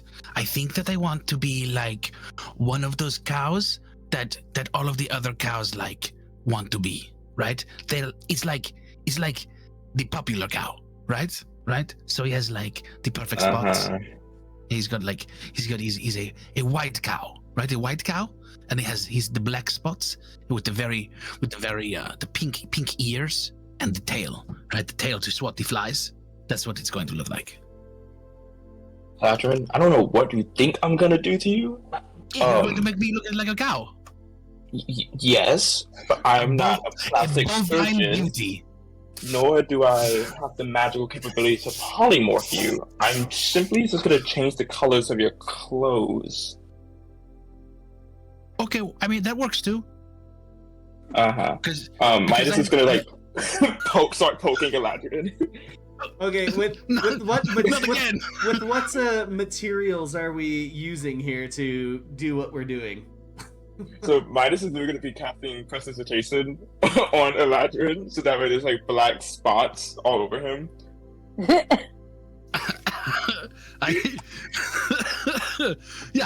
Each poke is like one spot. Is there like a tablecloth on the table? No. Of course not, because this is a farmhouse. They don't have tablecloths. What am I thinking? This is not farmhouse chic. No. So, whatever his prestidigitation will not cover, my prestidigitation will cover instead. And so we will do the double prestidigitating, and I will have like. Just for a hot bit of information, you got about you can make 3 dots for each. based on I got 3 big dots. He got 3 big dots. Yeah. It's not a good looking cow. I mean, This is he's a definitely cow. not Midas's best cow. he's still blue. We're just gonna ignore that part. It's blueberry milk. I You can't see mean, colors at night. yeah, Yeah. we don't know. Maybe it's colorblind. Midas can't cast disguise stuff on other people, so we're gonna have a blue cow. Yes. Okay. Midas is then gonna cast. He's gonna like carve something into Eladrin's clothes and cast enhanced ability Cat's Grace on Eladrin. Now he has advantage on Dex checks. Thank you. And then he's gonna hand over a lovely black powder bomb. Oh, Eladrin, do not drop this.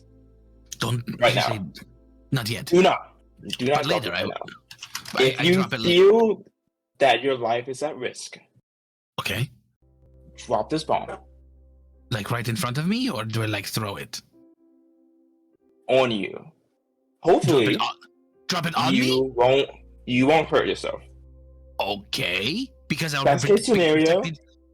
Because I'll be Yeah, protected yeah. by the cowhide. Because I'm a cow. Yeah. Okay. Exactly. Best case scenario, you won't be hurt because you'll be protected by the cowhide, By the and cowhide. whatever's getting you is gonna be pushed away from you. Best case scenario. Okay. Yeah. No, Worst this case makes scenario, sense. we don't talk about that. No. We positive thinking. What cowhide? You just put dots on There's his no clothes. cowhide. There's no cowhide. No, I look. This is just no, entertaining obvi- nonsense. Obviously, I look like a cow. So when I look like a cow, I have cowhide. Of You got- course. You got 6 black dots on you, and you're in flip flops. Yeah, man. But this is just entertaining this Straight up nonsense. cow. But I have a very convincing moo. The rest of us is gonna split up and kind of be hidden. So if you Okay. feel scared for your life, throw the bomb Okay. down, and we'll handle the rest. Okay. Hopefully, Throw the you bomb won't even need to do down. that. Throw it Sure, right down. don't put it directly on you. Just put it like next to you. If you put it directly on you, I can't help you there. Okay. Like onto my next to me. Just Or like push it, please- roll it like a blade bowling. I just need you to have one more additional brain cell than normal. Okay. Can you do that for me? If you can do that for me, Yeah, this will work out 100%. I didn't drink with dinner, so I have the brain cells this time.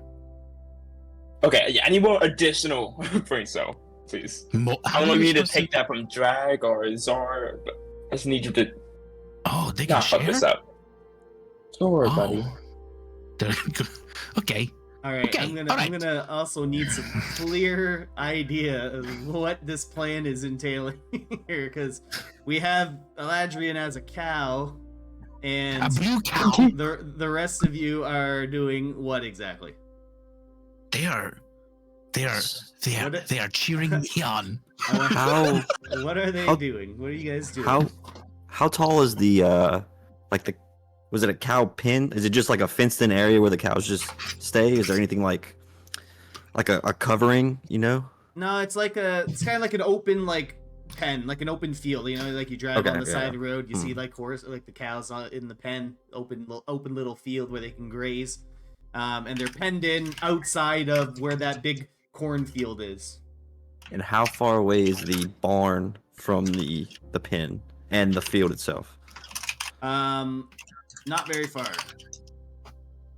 Like Pretty if you had to put a close. footage. Probably there's a barn. Hey, I would Brandon, say- it's picking up, your mic's picking up the keyboard again. Sorry, my bad. The barn is maybe 50 feet away from the farmhouse, like where you guys are currently at.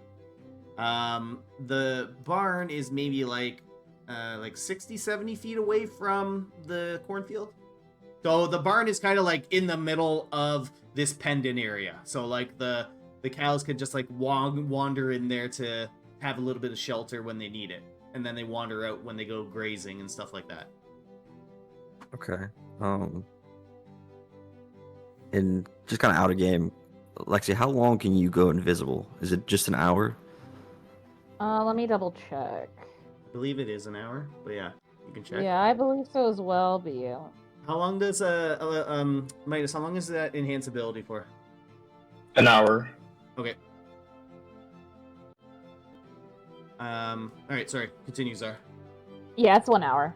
An hour, okay. What do you guys think? Because I was thinking like someone be like on a high point, like a vantage, just to kind of like overlook. And then That's what I was thinking. yeah, and then Yeah, one person be close to like the cows, and I was thinking like invisible Kore would be cool, but it only lasts an hour, so we don't really know when it's gonna Well, happen. Well, I can't you think like when lay, can't you like lay in the field and let anything be the vantage point? I mean, yeah, we can do that too. Yeah, 'cause I think when the lights, so when like the flames come up, Mhm. I could like turn invisible Okay. and go to where like they are, and also have like Hugin flying to like, and I can see through him. So if if he sees anything, then cool. If I see something all invisible, cool. And hopefully, because I'm invisible, it won't immediately detect me or anything like that. So Yeah, y'all two can honestly just take the high ground and be like more hidden, since y'all are the more like talking out of character. Like y'all two are the more squishy ones, Yeah. while me and Dry we can kind of like be hiding with like the other cows or whatever. Because I mean we can take a hit, whatever it is, if it does like attack us, and ignore Ladrin. And I'm guessing, Eladrin, you're gonna set up. Where are you thinking setting up? Are you setting up in the cow field, or are you setting up between like the? So okay, this is what I'm thinking. Like you set up like right in between the barn and the cow pen, kind of outside the pen, like doing your little Yeah. grazing thing, mooing and stuff. Yeah, acting like a cow. Yeah. okay, and then I guess me and Zar will take the high ground. So like where would we be posted up? On top of the barn. Yeah, that's 30 feet away from the pin. Just kind of chilling, with like looking through our familiars, kind of scanning, and then we'll, I guess, shout if we see anything, Sounds good.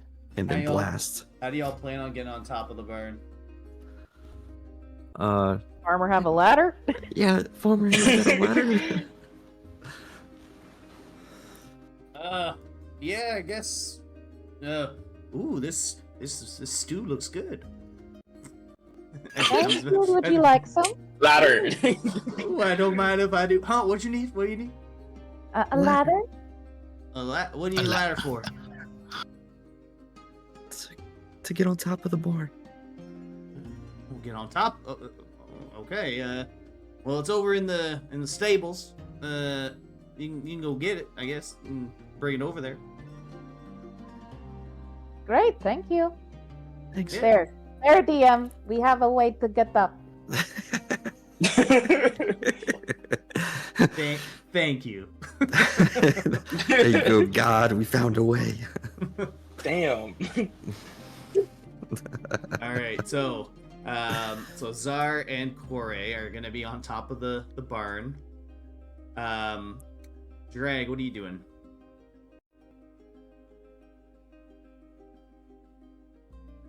Oh, you were muted.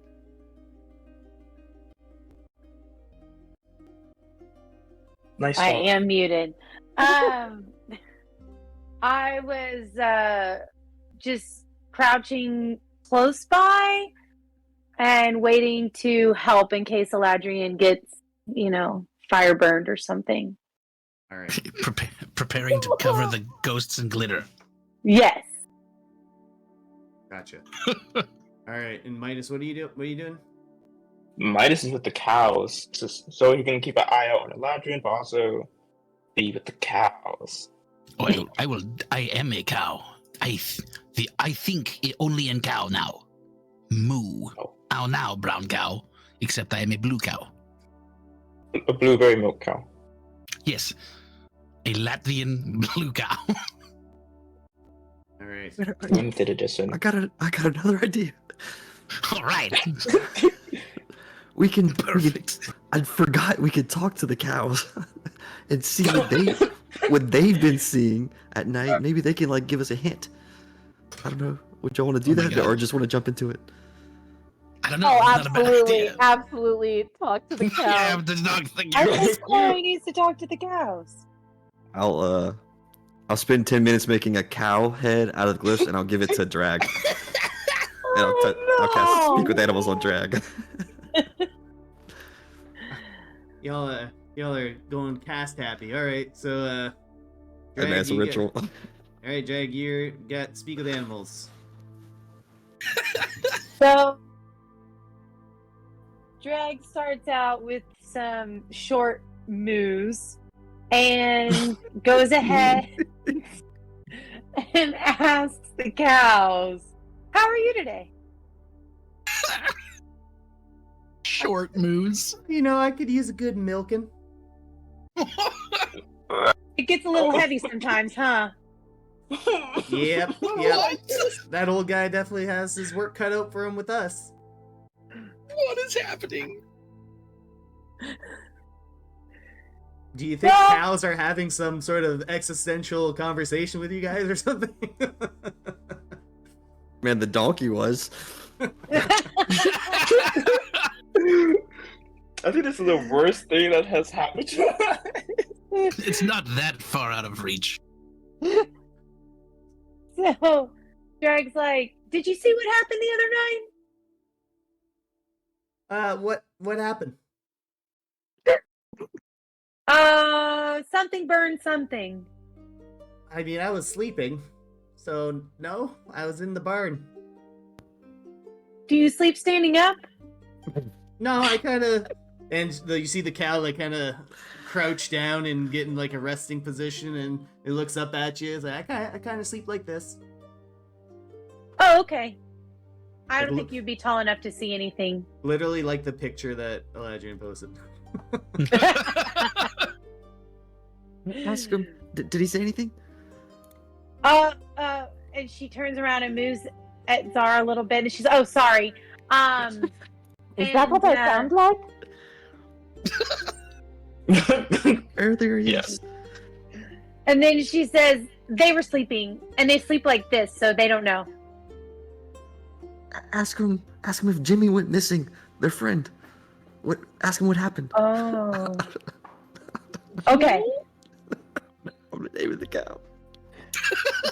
Drag turns around and she tries Bessie? to Jimmy properly, and she's like, "Moo." And they don't understand that kind of moo. And It's a different dialect. It's a French moo, Wait, not a that's Canadian moo. just mooing, like not even talking to the cow with Speak with Animals, just Italic mooing. move.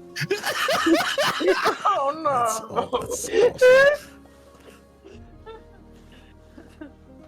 Moves in italics.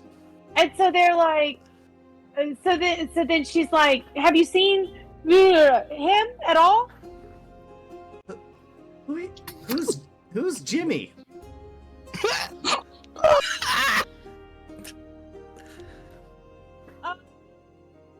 Wasn't he your friend? Well, I mean, we are missing a cow from yesterday, but there's no one named Jimmy here. That was Moo Reese. Oh my god. She turns around and she's like, "They're missing a cow named Maurice." The name doesn't matter, Drake. It doesn't matter. What is its name? What is their name? But it's dead. Maurice. It's all in a name. We've Maurice? got to honor him. So is this one Maureen? Oh, that's a good question. Let me ask. Hey, I'm sorry, I didn't catch your name. Oh, my name? Boo. Yes. I'm trying to think of a good cow pun.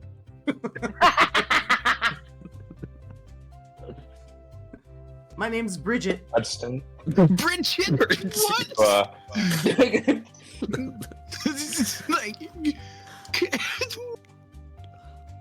What's your name? Who gave you that name? the old farmer man. My name's Dragonista. Hold on, let me tell my friend some things. Okay, well, I mean, I just assumed, sometimes cows go off with the farmer and then we never see him again. I feel like I'm having deja vu. No, that's not her name. And sometimes cows leave with the farmer and don't come back. Those cows are named T-Bone. Oh, you know their name? Adrian. Sad. You know, I once knighted the cow. I named him Sirloin. Corey smacks him like on the shoulder, like. Thank you, Corey. And then I say, and as you slap me, I go, "Holy cow!" I wonder if I really do hope he gets attacked now. I wonder if we should help these cows and have like an uprising and set them free. Czar, What? why are you trying to start uprisings everywhere you go? Because I've read it in a book a lot of times and it seems like a lot of fun. Like they become heroes. Anyways, we're talking to the cow. You know, Czar, you don't have to be so moody.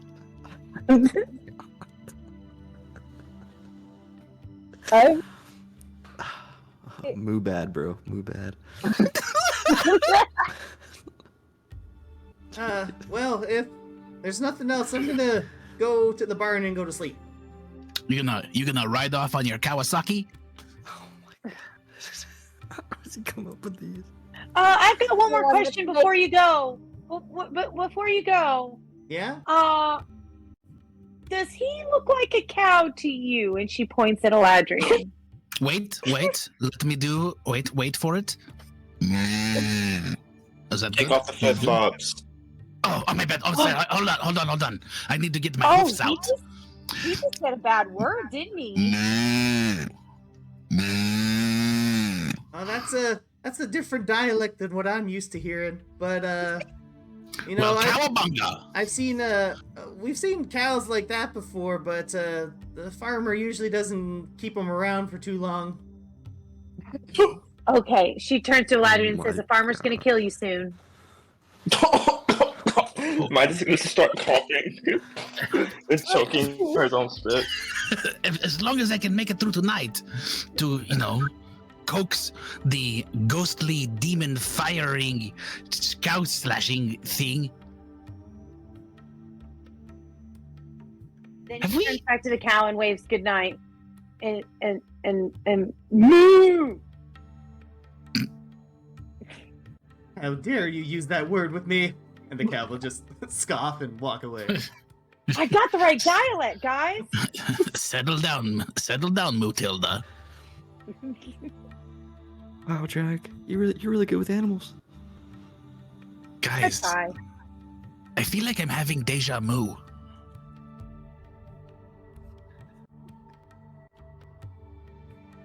All right. Everybody's So, just looking at Eladrian. crickets. It's only just nightfall as just occurred, and Midas, as you are all waiting for a little bit, your spell does expire, as it's been longer than an hour. And it gets later and later into the evening, past midnight. Some of you are feeling a little bit sleepy. When in the far fields you start to see some bright lights. Now, are you guys all in your current positions?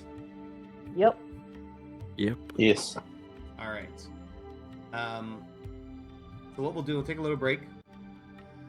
Take a quick couple minutes. And we'll grab a drink. We'll be right back. And we'll get to it. DM. Yeah. All right. Would we have gotten long enough for a short rest? Short rest? Yeah. Okay, I was gonna cast Mage Armor myself and then use, Maybe you should. Arcane Maybe Recovery. during this short rest, maybe you can have a milkshake. No, I already have all my short rest stuff. So Hey, Lexi, those temp hit points from your cooking, is that still? Oh no, I used them because this was the same. Like this is all on the same day. So Yeah. like last session, it was the start of the day, so she already used that. I think, right? Yeah, I think it's you gave on it- the same day. Yeah, I think so. Yeah. So that only comes back on. I think it's short or long rest, but we haven't taken that. Like how long, if the person eats the cookie, how long does that temp health last? Or eats the treat, sorry. 8 hours. Yeah, it's been longer than 8 hours for sure. Yeah, got it. That's what I was checking. Right. I can hear the happy warlock noises I in the have all my background. warlock spells, or spell slots, so yeah, I'm good. One of these cows is that donkey's best friend because his name is Winnie the Moo. okay. Good. All right, we're done. We're done. Drag either. You done? Yeah. Alright, cool. Alright, so here's what we'll do. I'm going to bring everyone to the VTT. No snap! Arrange yourselves how you see fit. Because now when you see it, it might change your ideas. Uh-oh. Unveil. Ooh, it's a cool map. Oh, it's very big. Damn. Oh, Such wow. detail. This thing is huge. You point us to the landmarks, Mr. D s- Train. Yes, so farmhouse. There we go. The barn Okay. over here. Oh, dude, like a windmill barn. Stables and such over there. For like where those adventurers are hanging out. Or Okay. The militiamen and The ones that he cows. paid. Yeah. Well, yeah. They haven't paid them yet because they haven't done anything. Right. Got it. So And the cows in the barn. yeah. So there are cows in the barn over there. And where have they been dying in the past? Down this way yonder is the large cornfields. Okay. And we are going to focus on the cornfields, yes, guys? I don't Where- think so because if we go in the cornfields, we won't be able to see you. I think we were saying like in front of the barn because somehow the barn door opens anyways. Like, So the cows have to get from point A to point B somehow. So anywhere along there, it should be where you might be attacked. Okay. So all the cows are sleeping inside the barn, correct? So far, yep. Okay, so I just roll. So I should be like over here. Yeah, that's what I was gonna say. And then on top. Kind of close, but not close, kind of. Each one of these squares is 5 feet, yeah? Yes.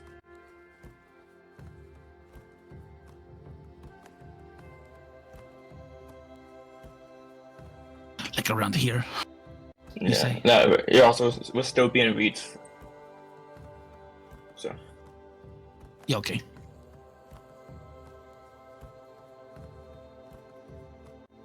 Oh, my old token. Oh, that's my active token.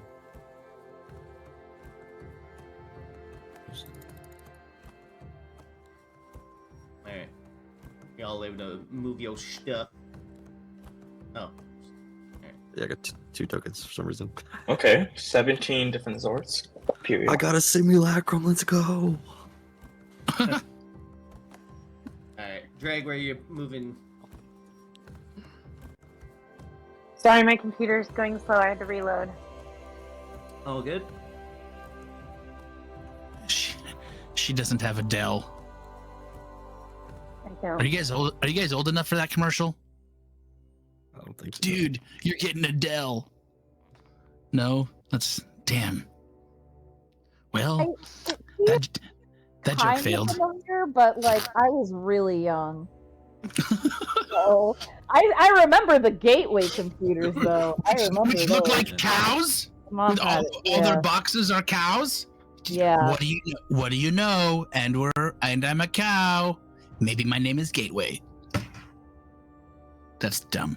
Do you use floppy disk, Eladrin? Who are you calling floppy? Okay, I made it. All right. Okay, so you guys are all set where you want to be. Yes. Give me a hot minute because I need to get Hugin and anything.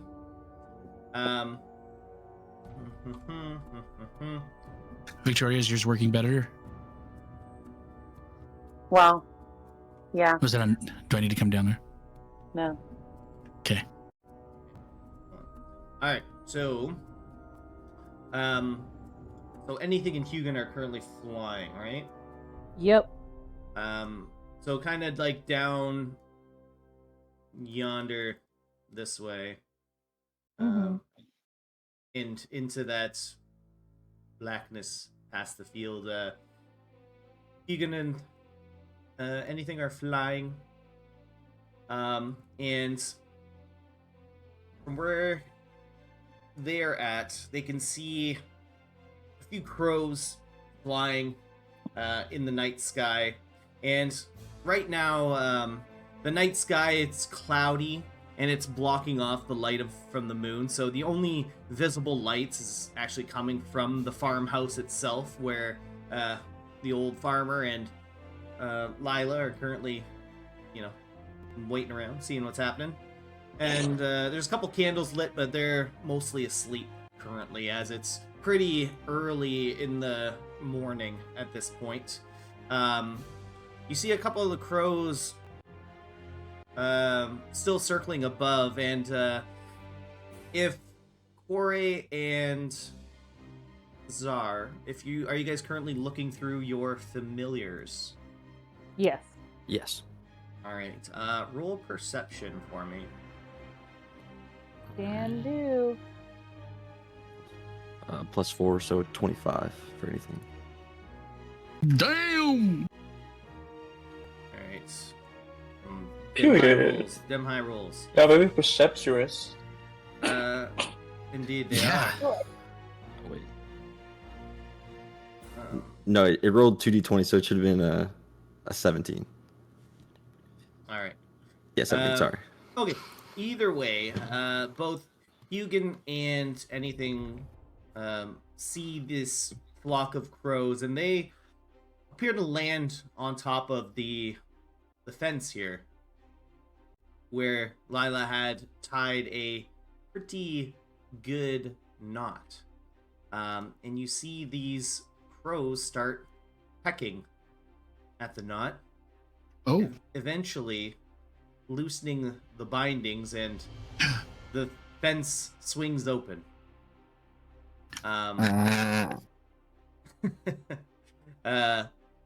Hearing the fence open, some of the cows on the inside start waking up, and you see them start kind of wandering out, and Midas and Drag, you can see a couple of these cows just they're wandering out, and they're following the stone path, and they appear to be walking towards the field. Where are you going? Uh-oh. How did they get out? I think they heard the gate swing open. Should we I'm try moving, to crawl guys. and look? Blend in, Eladrin. I'm mooing. It's good. Don't Alright. worry about me. So, Just a regular cow. some of the cows, as they journey past, and I'm just gonna just see. So they're kind of following like this path here. They're walking. I don't have cow tokens. They're walking. Well, if they get too far, gonna get that far. Like, Yeah. Well, they're headed. Okay, they're headed in that direction. We'll say. Oh, okay, okay. I should walk. I'm going to walk with the cows because I'm going to blend into the cows. All right. So, Ladrin, you're trailing the cows, and they're currently kind of at the edge, or getting to the edge of the field over here. Oh, shit. I think she. Nah. I don't like that. I think they're getting too far. Hey, we should get closer, right? Yeah. Midas is gonna move away from the Born so that way, like, the two on top can see him. He's gonna be like, guys, they're leaving. Yeah, we And gotta why go. are you still standing there? Well, you're right. Oh, Midas is gonna Mm. follow after them. Yeah, Sorry. Corey is gonna hop down. Zara's gonna climb down the ladder. All right. So, Eladrian, you getting close to where you are. Yes. You see, like, you're kind of at the end of this conga line of cows that are walking into the field. Blending with the cows. Blending with the cows. And some of these cows have gotten deeper into the fields over here, and you suddenly hear a loud, painful sounding moan from out in the fields. One of my fellow bovine. Do we see anything through, or I'll go into anything's eyes and kind of like, do we hear that too, or just Elijah? Sorry. Probably Eladrin's the closest to hear it. If you guys are looking through anything in Hugin's eyes, you might be able to hear some of the noise. Do we see anything? Yeah, do we see? It is very, very dark outside. It's like almost like very pitch black out in this area. And I know like dark vision's not exactly like, 100% you can see in the dark. It needs like a little bit of Right. light. So it's completely like kind of pitch black out here as the clouds are currently blocking the moonlight. Okay, so knowing that Midas is like the one that is quote unquote protecting me, right? Can I like cast a message to him and be like, I hear a moaning of a fellow cow in the field. We must go to the field. I have to follow the moan. Yeah, you can definitely do that. Midas, hear me whisper to your brain. There is a cow in the middle of the field. You cannot reject my words. Why do you have to say it like that? From where you guys are in the back, you start to see those little dancing lights up here above the corn stalks. Oh shit. Anything's Guys. gonna dive, and as he gets closer to the ground, he's gonna transform into a fox and kind of start moving closer to the sound. All right. And Midas is gonna just slowly like creep closer. All right. Give me 1 second. I'm also gonna move Corey, like. Drag's moving up too.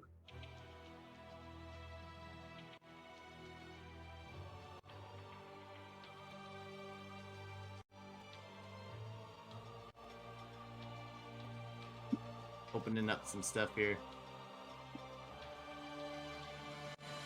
All right. I don't know if you guys can see a little bit further down the map, but now that there's little traces of light, anything in Hugin can see these little bright lights illuminating, What? but in the darkness they're like very piercing almost. And what do Hugin and anything do when they see these lights? They're like piercing? Like Kind of like, it's like pitch black and then like a bright kind of flickering light comes on. So kind of like, a little Oh, bit blinding. Yeah, that would spook Hugin. So he's gonna start flying back to me, and like caw and like like almost like yeah, just because he's like startled and like yeah. So I feel like the bird instinct is to leave. What about anything? Anything's a fox now, kind of running through the corn, kind of getting closer to the sound. I guess the lights, can he see a little bit better now? He's kind of a lot lower to the ground now, so Yeah. he can't exactly see where these lights are with the, large corn stalks towering over him at this point. Right. But with its, does it gain the senses of whatever it is it turns into? I don't know if it's No, it doesn't. Yeah, so it doesn't have any like keen sense of smell or anything like that. It's just on the ground currently. Yeah, I just have keen sense of sight. That's about it. Okay. Yeah, it can't make out anything with all this, even with like little flickering bits of the lights in the sky now, or I should say a little bit in the air. With all the large corn stalks towering over it, it can't really see anything. So it's kind of walking around a little bit blind as to where it should go. He's still just gonna kind of follow the sound. Wherever the sound is going, that's where he's going. And would you say it's ahead of Hugin, or anything's ahead of Eladrian currently? Yes, he would be. All right. I can't find his token. I'm trying to find his token on my end, make it a little bit easier. But anyways, we'll say like he's like right in front of Eladrian, and as he walks in, he sees a dead cow. No. Around here. You can see it, the little token on. It's kind of blended in a little bit. You might have to zoom in. Yeah, I can see it. So Hugin comes across this slaughtered cow. Bessie. And still kind of in his eyes, I'm just kind of say, guys, one of the cows are dead. Oh, fuck. We'll pull Eladrin back. Oh no! Alright, this is gonna run with the Eladrian. What? I am Eladrian? blending in. I am blending. Hey, cow. You need to come back. There's dead cows. We don't want another one. Oh, come on. I say come back, you dumbass. Come away. No, don't go do the cow. Okay. I mean. I'm gonna cast invisibility on myself and actually like head like towards the fields because I can see in the dark like I clearly, so like I want to see what it is. All right. Give me a second. If there's anything. Eladrin, did you see anything? Do you know what caused the cows to leave? No. I don't think I saw a thing. All right. No. I'm not useless. My beautiful blue cow. So Corey, as you kind of walk in, once again, these cornfields are quite tall and they kind of tower over you a little bit, but you can see where the, would you say like, anything would maybe assist in kind of like guiding? Well, she's invincible. She can't see him anyways. Corey, which way are you going to head? If you're pushing in first. I guess towards one of the. I'll go like. Oh, how do I do it again? I'm trying to like to the left, to like where the lights are on the left. I think she'll try to go like towards there in that direction. Okay. So as you kind of look, and you can see the lights, and you notice that kind of in front of you on your path, the cows have made quite a little space as they walked into this field. And do you want to follow their path, or are you kind of just following towards the lights? Oh, I can see their path. Yeah. I'll follow their path then. All right. So as you follow their path, you come up upon. I'm gonna kind of drag your character a little bit over. No problem. So you kind of come upon a couple of the cows are slain, and there's pools of blood around them. And Zar, what's anything doing? I just told him to kind of push forward towards the sound of dying cows, so All he'd right. just be moving forward as well. Fair enough. So as you get closer, anything's gonna kind of unknowingly be next to Kore, and he sees that large, standing upright scarecrow with two dead cows in front of it. And Kore, you just see this large creature, humanoid. It's just standing still, T-posing, but it's very dark out. So you get kind of passing glances at what it is. You're kind of a little bit nervous about what it is. But you're invisible currently, so nothing's happening. The Wait. dancing So lights- the cow's like near this the thing? the cows are slaughtered like right in front of it. Oh hell! Okay, all right. Hell, I mean, she's invisible, so I feel like her heart's definitely pounding. Like, what the fuck? But you know, she's invisible, so like, she's just going to carefully try to like creep up to it because she can still be heard. So Yeah. like, she'll try to like just be as stealthy as possible. All right. So before that happens, what's the rest of you guys doing? Let's start with All right. Let's start with Midas. Midas is gonna be standing next to Eladrin and kind of like, not touching the serpent coral, but kind of just like eyeballing it, like maybe he should use it, maybe not. But he's gonna just look at Eladrin and just goes, so I didn't think this was gonna happen. I'm not gonna lie to you. Also, I didn't think you was gonna just let all the cows just leave either. I mean, well, We gotta know what's going on over there, though, right? yes. So I should Oh. be closer, yes, as the pretend cow. Well, I don't know. Wait, what if it kills you because it thinks you're a cow? How dark is it? Like, I know, like, for those who do have dark vision, what can we see? Do we still see corn stalks? You see corn stalks and kind of like a faint glow of those dancing lights that are giving off a little bit of light in like farther down into the field. Okay. So you can't really see too much. These stalks are quite tall, but you did kind of see.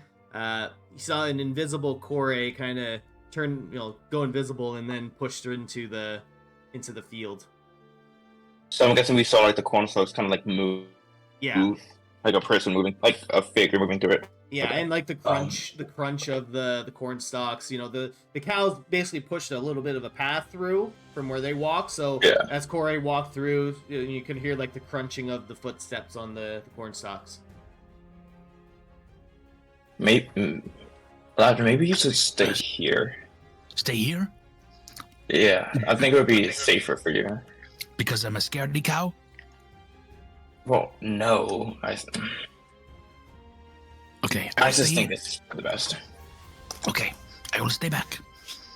I will watch you from behind. That Oh, sounded. I didn't say I was going in. Oh, so you're gonna stay back too? No, I don't know. So we're both gonna stand I mean, here and I- do nothing. When you say it like that, Drag and Kinda Zar, sounds- what are you guys doing?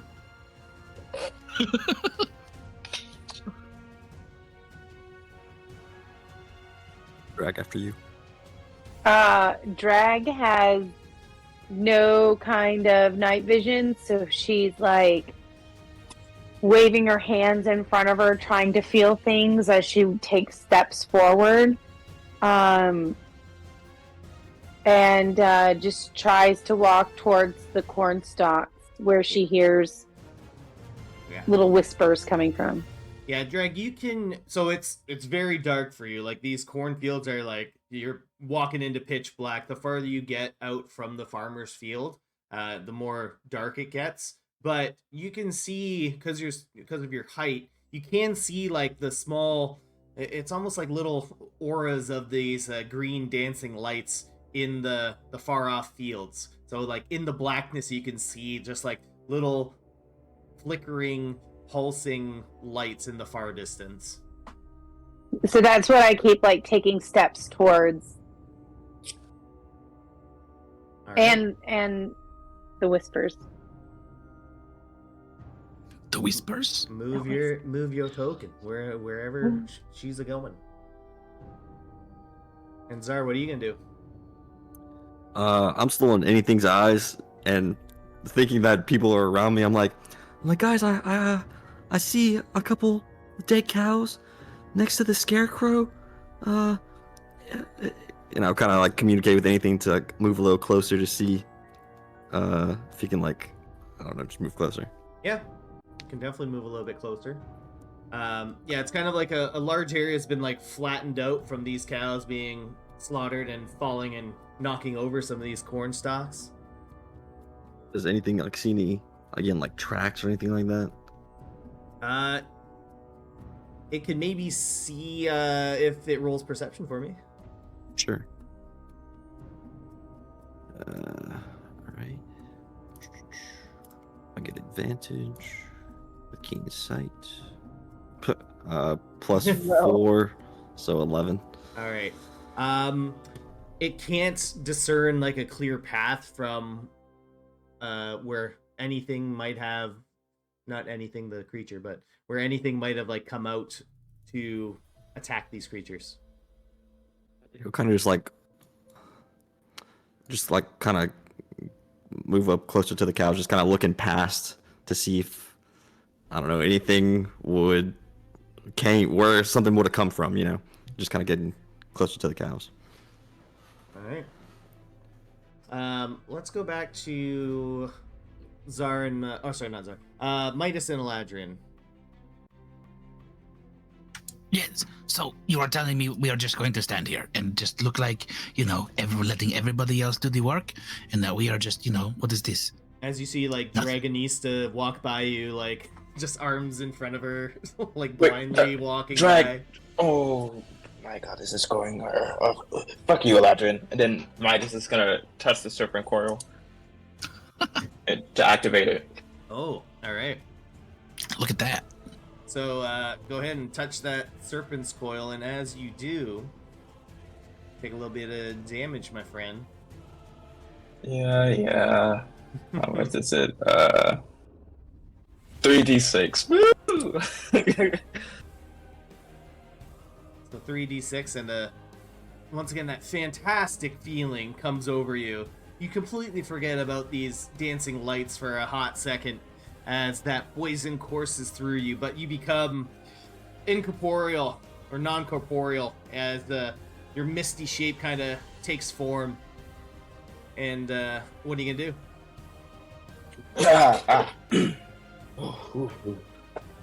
Seeing that he's looking, his form is different now. He's gonna awkwardly try to float upwards like above the corn stalks. All right, yeah, you can do that. Then he's gonna head towards, at least like towards one of the lights, since he can't really like see the active scarecrow, I'm assuming, yet. Yeah, so which lights are you gonna head towards? Let's go right. Right is always right. Right.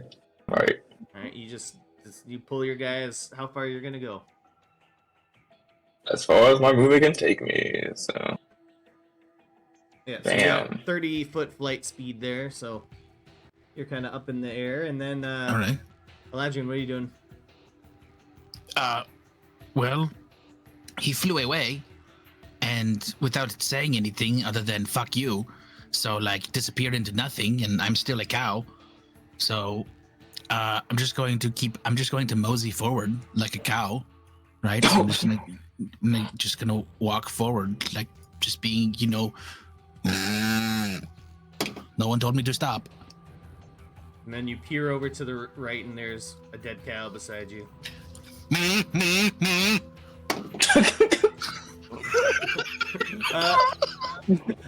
Miles, how high are you flying above the corn stalks? Sorry. like at least 10 feet above the corn stalk. Yeah. Sorry, how high up? Like 10 feet Okay. above cool. the corn stalks. Alright. Alright, that's fine. And then, okay, Elijah was moving forward. Okay, Corey. So, you kind of wanted to approach the scarecrow a little bit stealthily? Stealthily. Alright. You go ahead and, I'm gonna say, you're just gonna do the straight stealth roll for me, because it's hard to not be making a lot of crunchy noises as you're walking, but you're invisible as well, so kind of cancels out a negative and a positive there. So just a straight stealth roll for me. Okay. So, do you just want me to roll a d20 and not add anything to it? Well, what's Just your so I'm stealth modifier? So just It's like plus 2. yeah, so d20. Roll your stealth. Oh, okay. I wasn't clear on that. Oh, all right. So what do you want to do as you approach?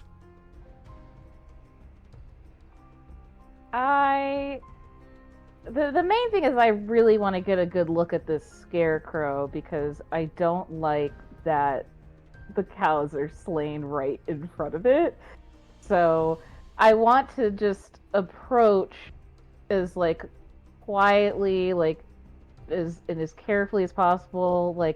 I know it's not I'm gonna make some noise no matter what, but just just kind of just really trying to get a good look at what this thing actually is. Sure.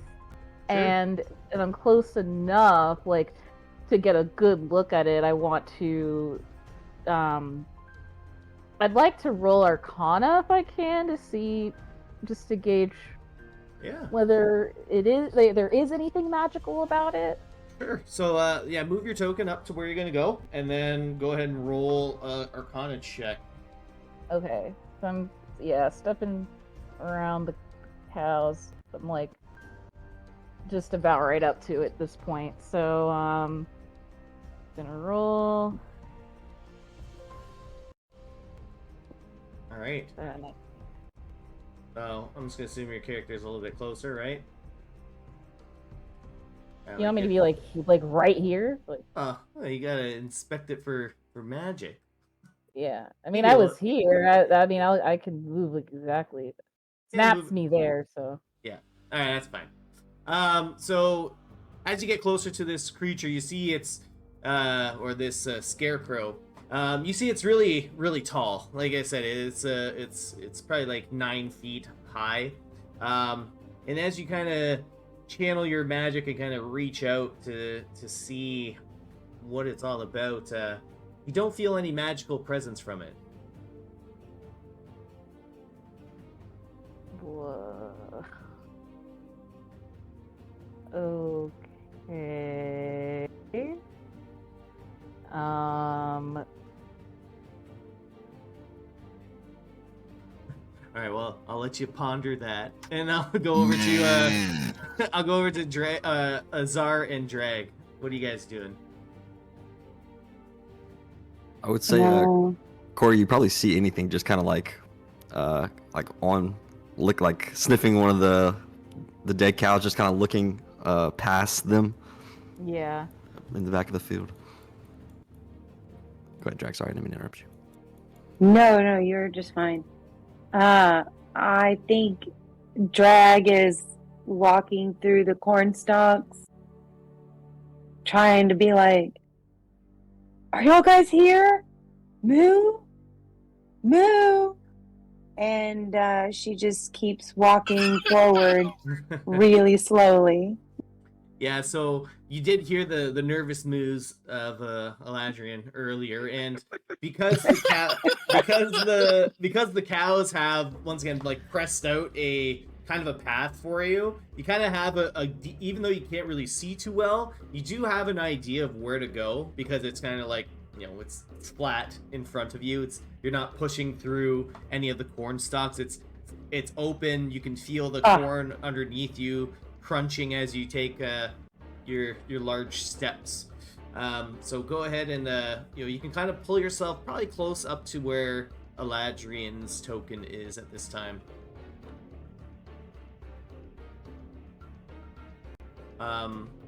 And Czar, what are you doing? I'm still talking out loud, thinking my friends are next to me, like, guys, I don't know, I can't see anything through anything. Maybe I'll push a little further. Like, still, like, blind the fact that they're not even there. I'm just pretty much communicating to anything now, just kind of, because I didn't think my friends would go further into the corn stalks until we got more information. You bastards! All right. Yes, that's what I'm doing. All right. Can I see any blood on this this T-posing figure? You don't see any blood on it. You see a lot of blood in front of it. Okay. Any track? Roll perception for me. Okay. Come on, Corey, good roll. Good Let's roll. go! Oh, yes. All right. That's the way you play. So, from where you currently are, really just in a kind of little bit of a bewildered state, you kind of take a look around and you see kind of multiple directions of broken stalks of corn, little paths that have been kind of carved out, and you don't see just one. You see, kind of looking around in every direction, you see about 6 directions sprouting off from this central area that you're standing in. Okay, at this point, I'm gonna back up and just like, you know, I'm not being stealthy at this point. I'm just like going back towards the rest of the group over here because I probably come across like Eladrian first because he's like right here. I could see him clearly and like, so she's not gonna break invisibility, but she is going to say, Eladrian. Yes, I mean moo. Do you stop mooing? No, I'm a cow. Stop being a cow. It's not. I don't think it's going to help at this point. It's working. The cows are already dead, Eladrian. But I am not dead. It may want another cow. We have to coax it. What do you want? Look, is everybody else going into the field now? Yes? I heard something back. Oh, goodness. Okay. I can see you. I know you can't see me, but just I need you to know so by this I saw some dead cows in front of the scarecrow. Dead cows, okay. And branching off it's like all around that area there's like these trails that like go out. There's like 6 different trails. Like something went through the corn stalks. Like maybe it was a giant spider and it was laying down and it has big legs that were pressing down the corn. That's what it is. It's a flaming ghost spider. No. I mean, the concept, I guess if you want to think of it as like as if a big spider just laid down in the cornfield, Yes, that's yes. what the path looked like. Right. Okay. So I think the best thing we should do is just gather everybody and So as you guys are kind of regrouping, the clouds in the sky begin to disperse a little bit, and the glowing orbs in the distance will disappear. And from the direction that you were in, Ore, you see a large flame erupt from where the scarecrow was, and you see stepping out of the flames is, hold on, give me a second. It's something very scary. Very, very. Oh my god, it's so burny. You see a scarecrow with its head aflame walk out of the giant fire that just erupted, and it lets out a howl as you guys hear some jostling and rustling all around you as some things are beginning to make themselves known. And I need everybody to roll initiative. Yeah!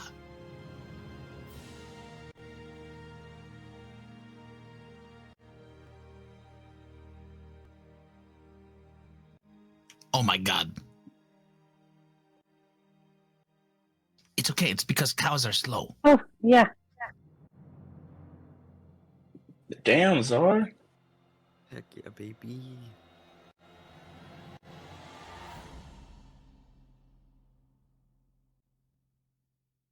Alright. It's the attack of the corn cuties.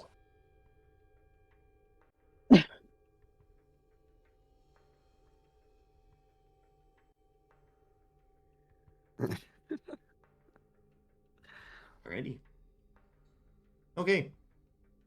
So, at the top of the round, we will have this flaming scarecrow. And you see it pulls out a very large scythe from its back. And you see it will... it's gonna have a fireball emerge in its hand, just a bolt of fire emerge, and it's going to throw it at the direction of the spotted cow. That's Eladrian. The blue one? No. All right, 25. Yeah, unless this cowhide is real. No. It's just Pokemon. Yeah, no, it's not even even if close, it man. was, it ain't even gonna no. Yeah, you hit me and everything around me. Yeah. So it's just a firebolt, so you're gonna take 6 fire damage. And as these scarecrows caught you off guard a little bit, they're going to push in, kind of start My disguise. surrounding you guys. And they're gonna move in. Alright. And then Zar, you're gonna be next. Guys, the scarecrow. Let's still in anything's eyes. Guys, the scarecrow just. Oh my god, it's alive! And I'll kind of come out and not look out and be like, where did everyone go? Oh shit! And then I'll start running forward. I mean, what can I see? Like, because it's like stalks of. So from my point of view, what can I see? I'll say that. So you can't see anything quite yet. You're a little bit too far out. And the corn stalks be too tall for you to get a clear shot on anything. We'll put it that way. Yeah. Yeah, that's what I'm asking. So I can't see that they're in the cornfield. I can't see. Like, I can't see my friends. I can't see any of the scarecrows, stuff like that. Not like when you start walking up to where you are like now, like if you use all your movement to get up there, you can see kind of like the smoldering ashes of firebolt that hit Eladrian. Okay. So like you can see him because of the path that was carved out by the cows. Now that the moon's out, it's a little bit more of a bigger picture that you can see. But the corn stalks do obscure the vision. Okay. Yeah, so I can't. Okay. Guys, what do we do? Why do we go into the field? And I'll just kind of be screaming them to like come back, and that'll be my turn because I can't see anything else. All right. Corey, you're up. Awesome. So, casting Eldritch Blast at big scary scarecrow. All right. So that'll break your invisibility. It sure will, but that's fine. All right. So the first Eldritch Blast that you do, roll with advantage. Oh, sweet, cool. I'll just see if I crit. Nope. All right. Yeah. So that first one hits, and then so as you fire it off, your invisibility wears away. For 5 damage. Okay. Yep. And then gosh, it's like 2, right? Yeah. So you just roll another Eldritch Blast attack. Okay. Cool. Yeah, that'll hit. Damn. All right. You may be accurate today. Yep, and Damn! the thing was targeting Eladrian. I mean, it's gonna see me now, but like, I definitely will just move back. Let's see. I could get So, here. Yeah, Corey, I'll as move. you launch your first Eldritch Blast and you break your invisibility, you hit the Scarecrow, and then on the second one, you attack it again, and this creature is going to lift up one of its hands, the one that just unleashed the fireball, and it's going to use Hellish Rebuke on you. So make a dexterity saving throw for me. Great. Okay. All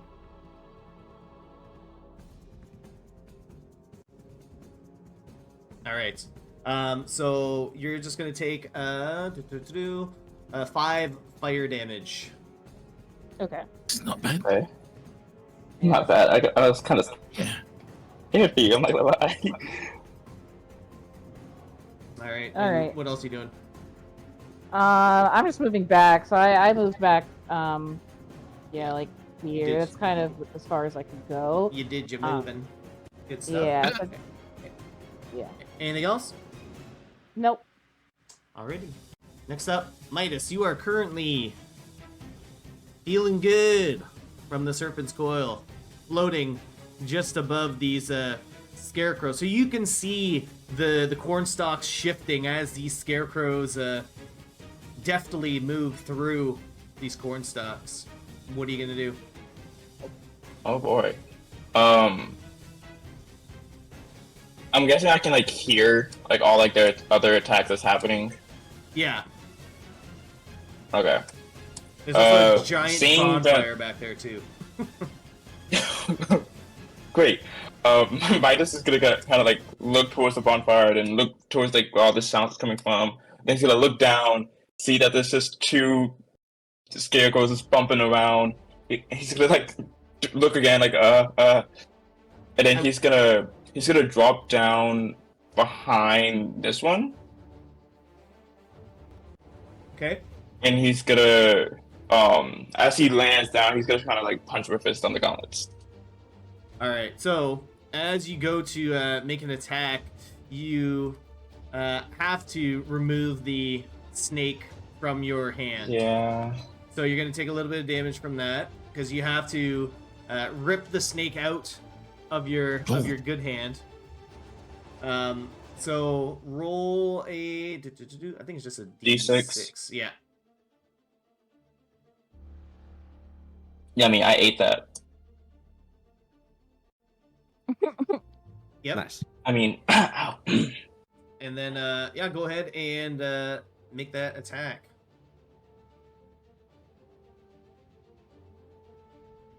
Yes. Yep, 13 will hit. Oh wow.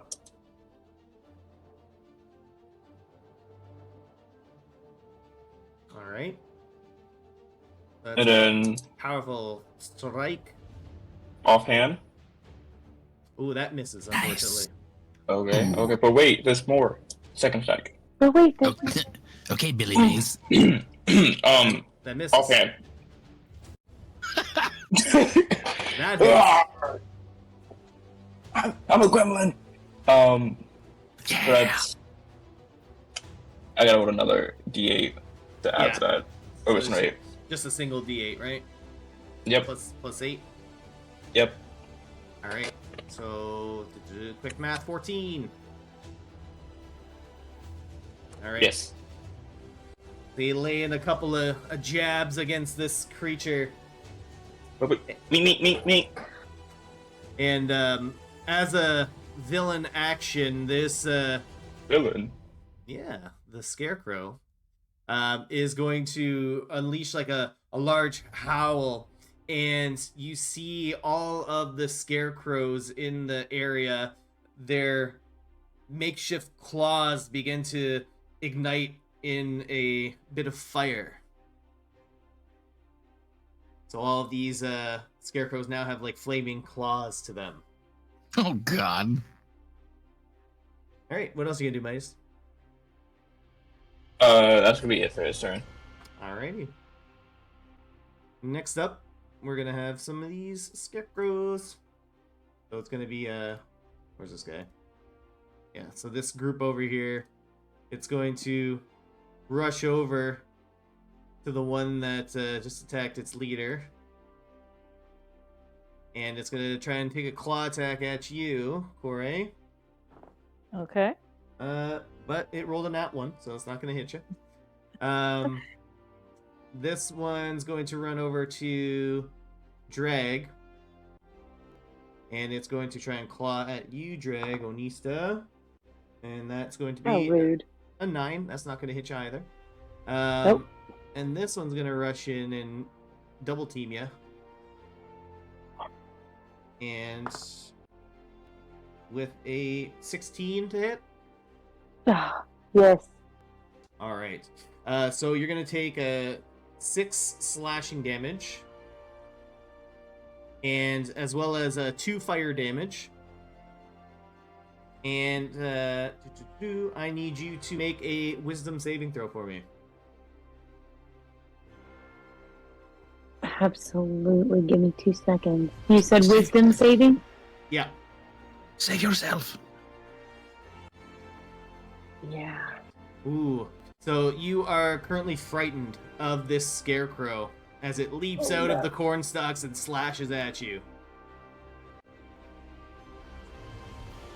So the frightened condition, it's basically you are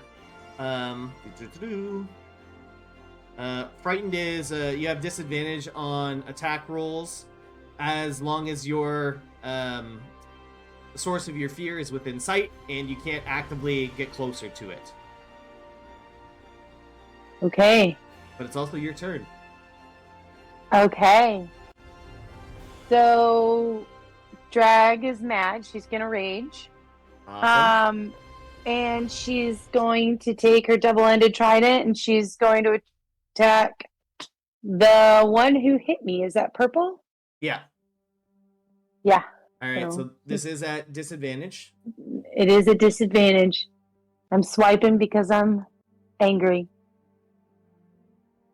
All right. 15. So 15 does hit still. Yes. And we're gonna go for Ooh. 12 damage. 12 damage is some mighty good damage. Damn. Don't fuck with the And dragon. we're gonna go again because Wait, how much rage is an extra 2, right? So 14? oh yes, you are correct. All right. Don't forget to rage. It's your I power. did forget. I was just so angry. So rage. I forgot I was raging. Okay, roll one more. Still hits. 19. Roll that damage. I'm a very angry dragon. Ooh, so 15. that's not. Yeah. Nice. Jesus. All right. So yeah, you took some mighty good chunks of hay out of this this scarecrow. Oh wait. And the glitter angel. Oh, I did the double-ended. As well. Yeah. Yes. Yeah. So you had this bad boy put together. Yeah. Full on.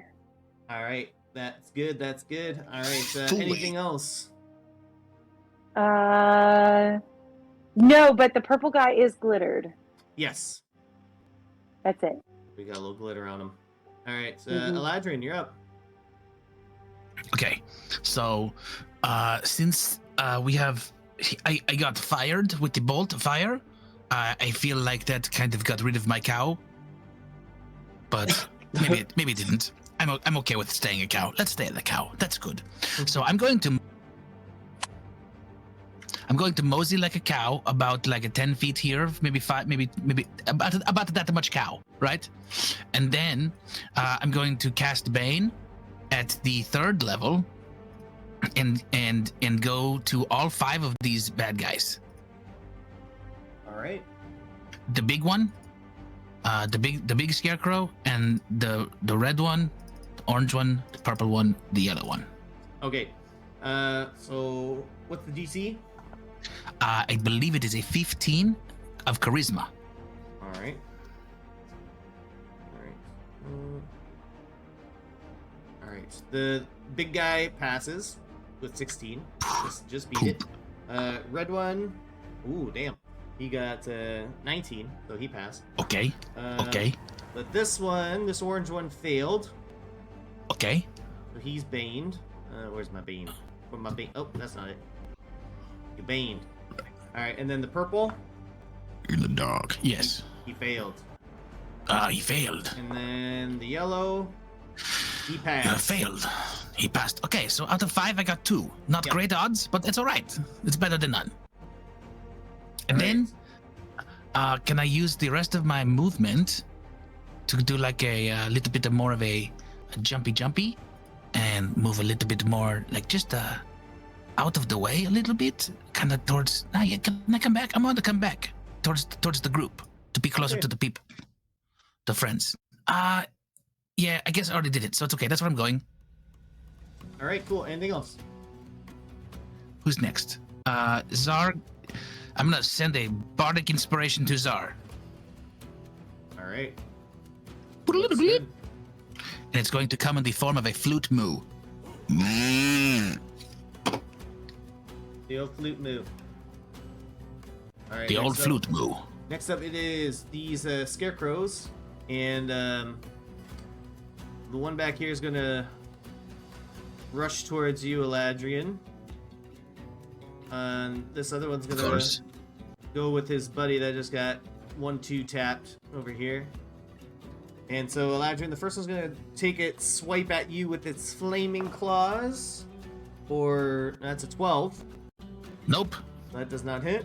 No, sir.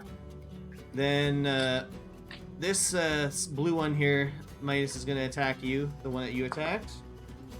But it's only gonna get a not enough to hit you. 15. Not enough. So as this other scarecrow runs up to you, Midas, it's going to just use a very terrifying glare at you. And what I need you to do is roll me a wisdom save, please. Oh, shit. Oh. I believe in you, Midas. All right. Oh my god! This is big! Beautiful. Character development. 30 episodes to get it down on wisdom. Okay. All right. So on that nat 20, as this, how does Midas just brush off this terrifying glare? The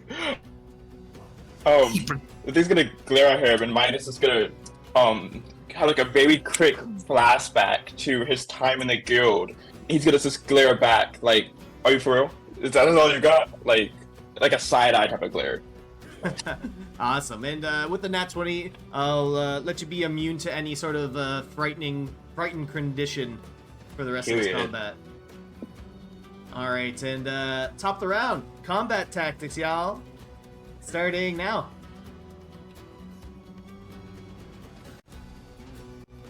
So we Oh, go. That's a good one. Let's kill. So I presume since these guys are like made of straw, maybe they are also like bad with the fire. Yes. Maybe they are not. I don't know. Maybe not the big guy with the fire head, but the little ones. Maybe not. I don't know. Maybe fire is a bad idea. Maybe they are like immune to it or resistant to it because they are using it. I don't know. Maybe we should use water. Do we have like anybody want to make it rain? I made that pact with a fire demon, not the water demon. So. Damn it. You made a what? Midas isn't really like the element type of guy. So Yeah, I'll try to throw some burning stuff at them when I can see them. All right. I mean, we're I getting- can electrocute them. We're getting going. Okay. So at the top of the round, it is the big bad scarecrow here, and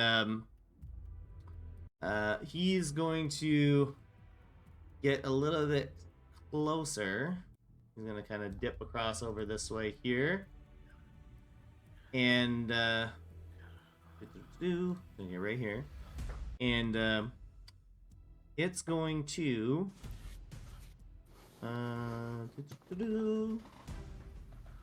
No, it's going to hurl another fire bolt at the disguised Not the- cow.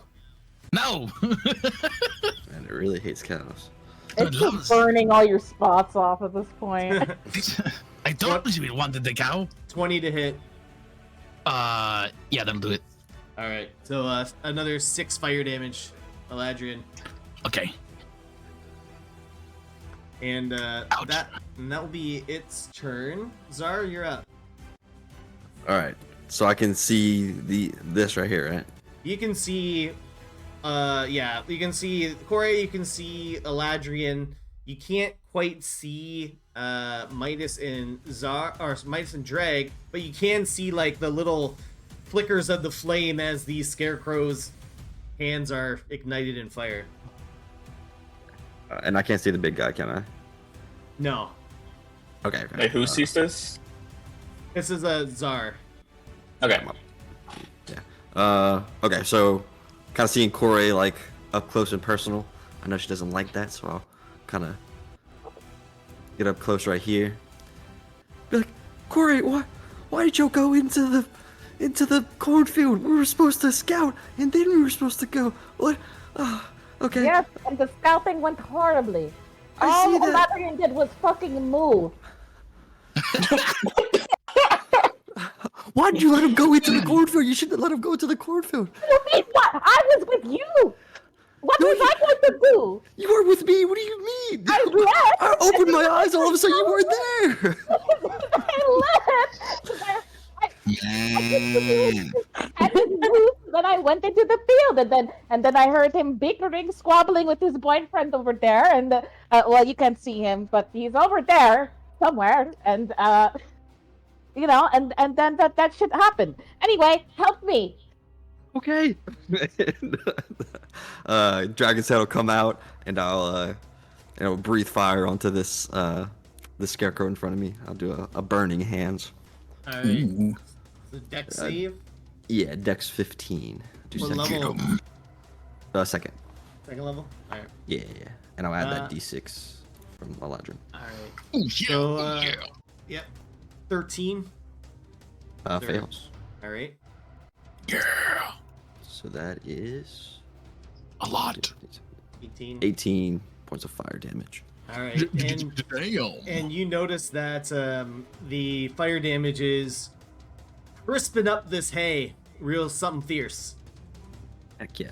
And it's this bunch of hay is very, very, very, very, very, very, very charred.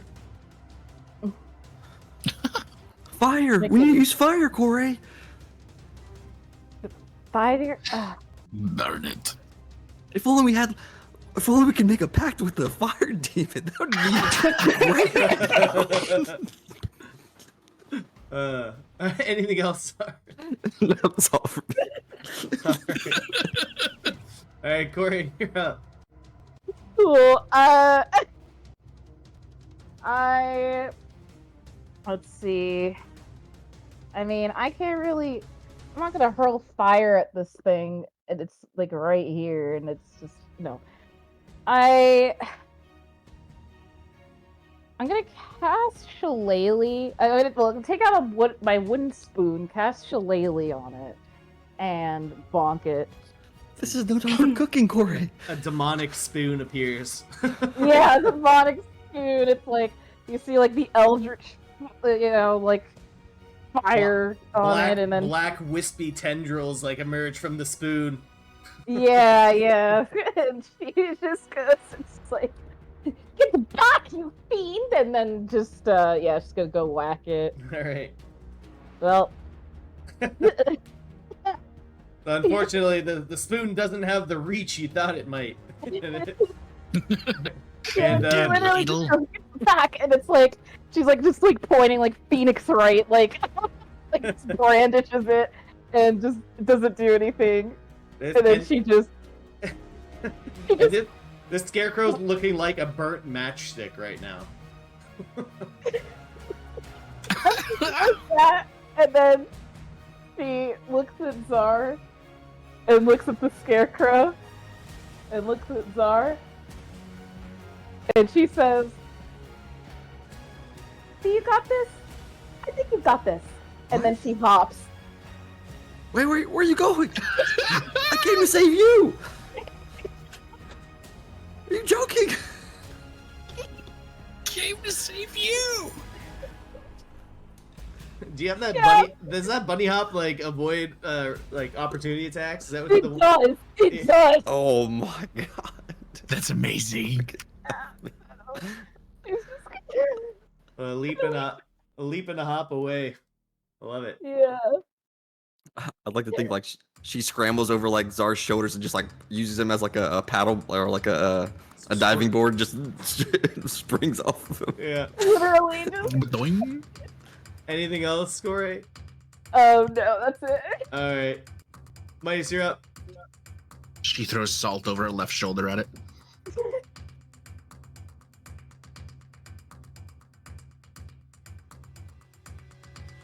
Midas, you're muted. That is so awkward. All I said was I'm still surrounded.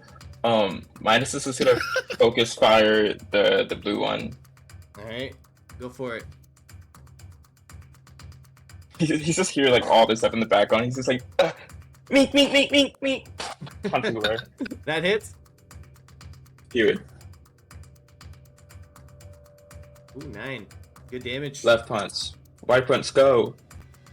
Damn. That hits. All right. Let's go.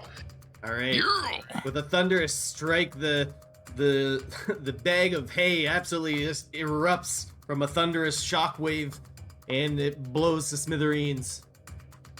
Whew.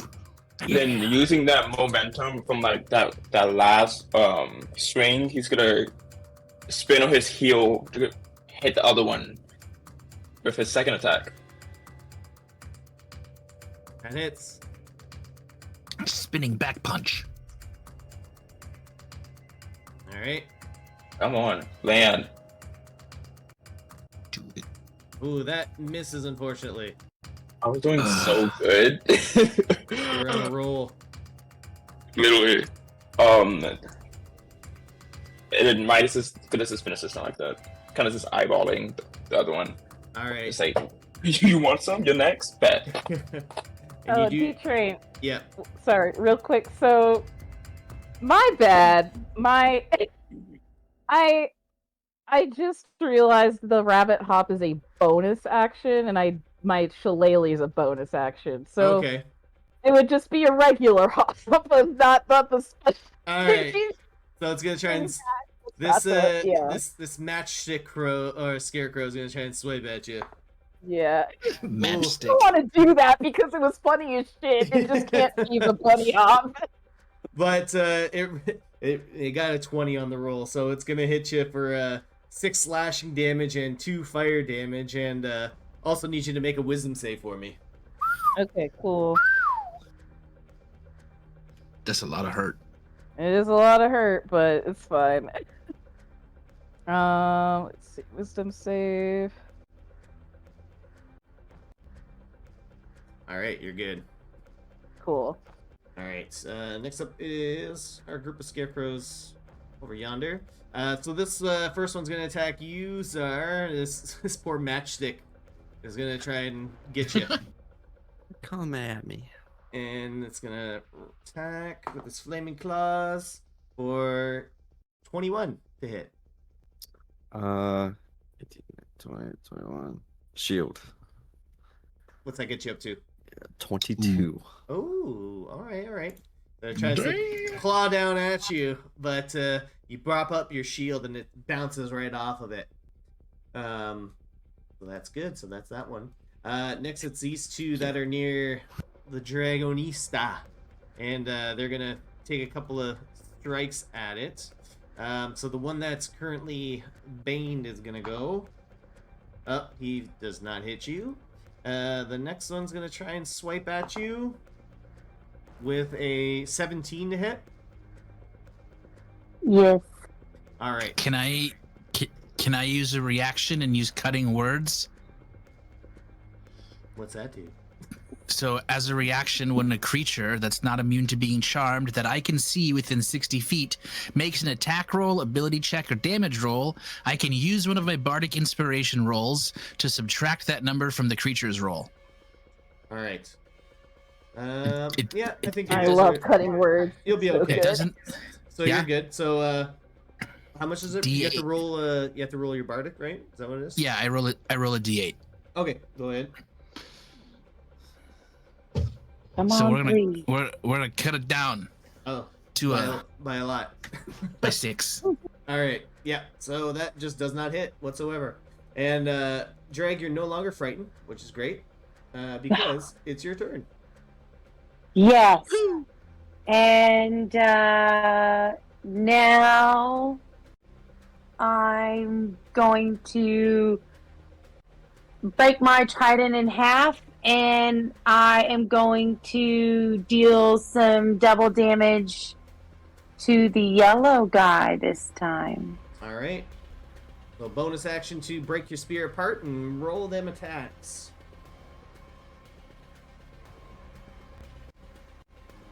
Oh, that's the wrong one. Oh, man. Of course I did that. Do it again. That's a 16 hit. That hits. Yay! Yay! And we got 4. That's 2. Yep, 6. Good. So roll And then... the offhand there in the same attack. Oh, Alright, that one does not hit, unfortunately. But you get the second attack.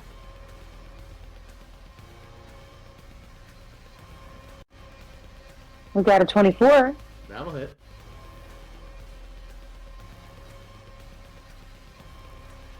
And 9 damage. Ooh, big damage. That's there. Alright. 9 damage. Alright. And then second part of that second attack. Oh. 26. Oh, that hits. And 6 damage. Alright. Carving into this thing. You are pitchforking the hay right out of this thing's torso. Yes. Anything else you want to do? No. Alrighty. End of turn for you, and then Eladrian, you're up. Okay, so I'm going to take let's see, what is I'm going to do here?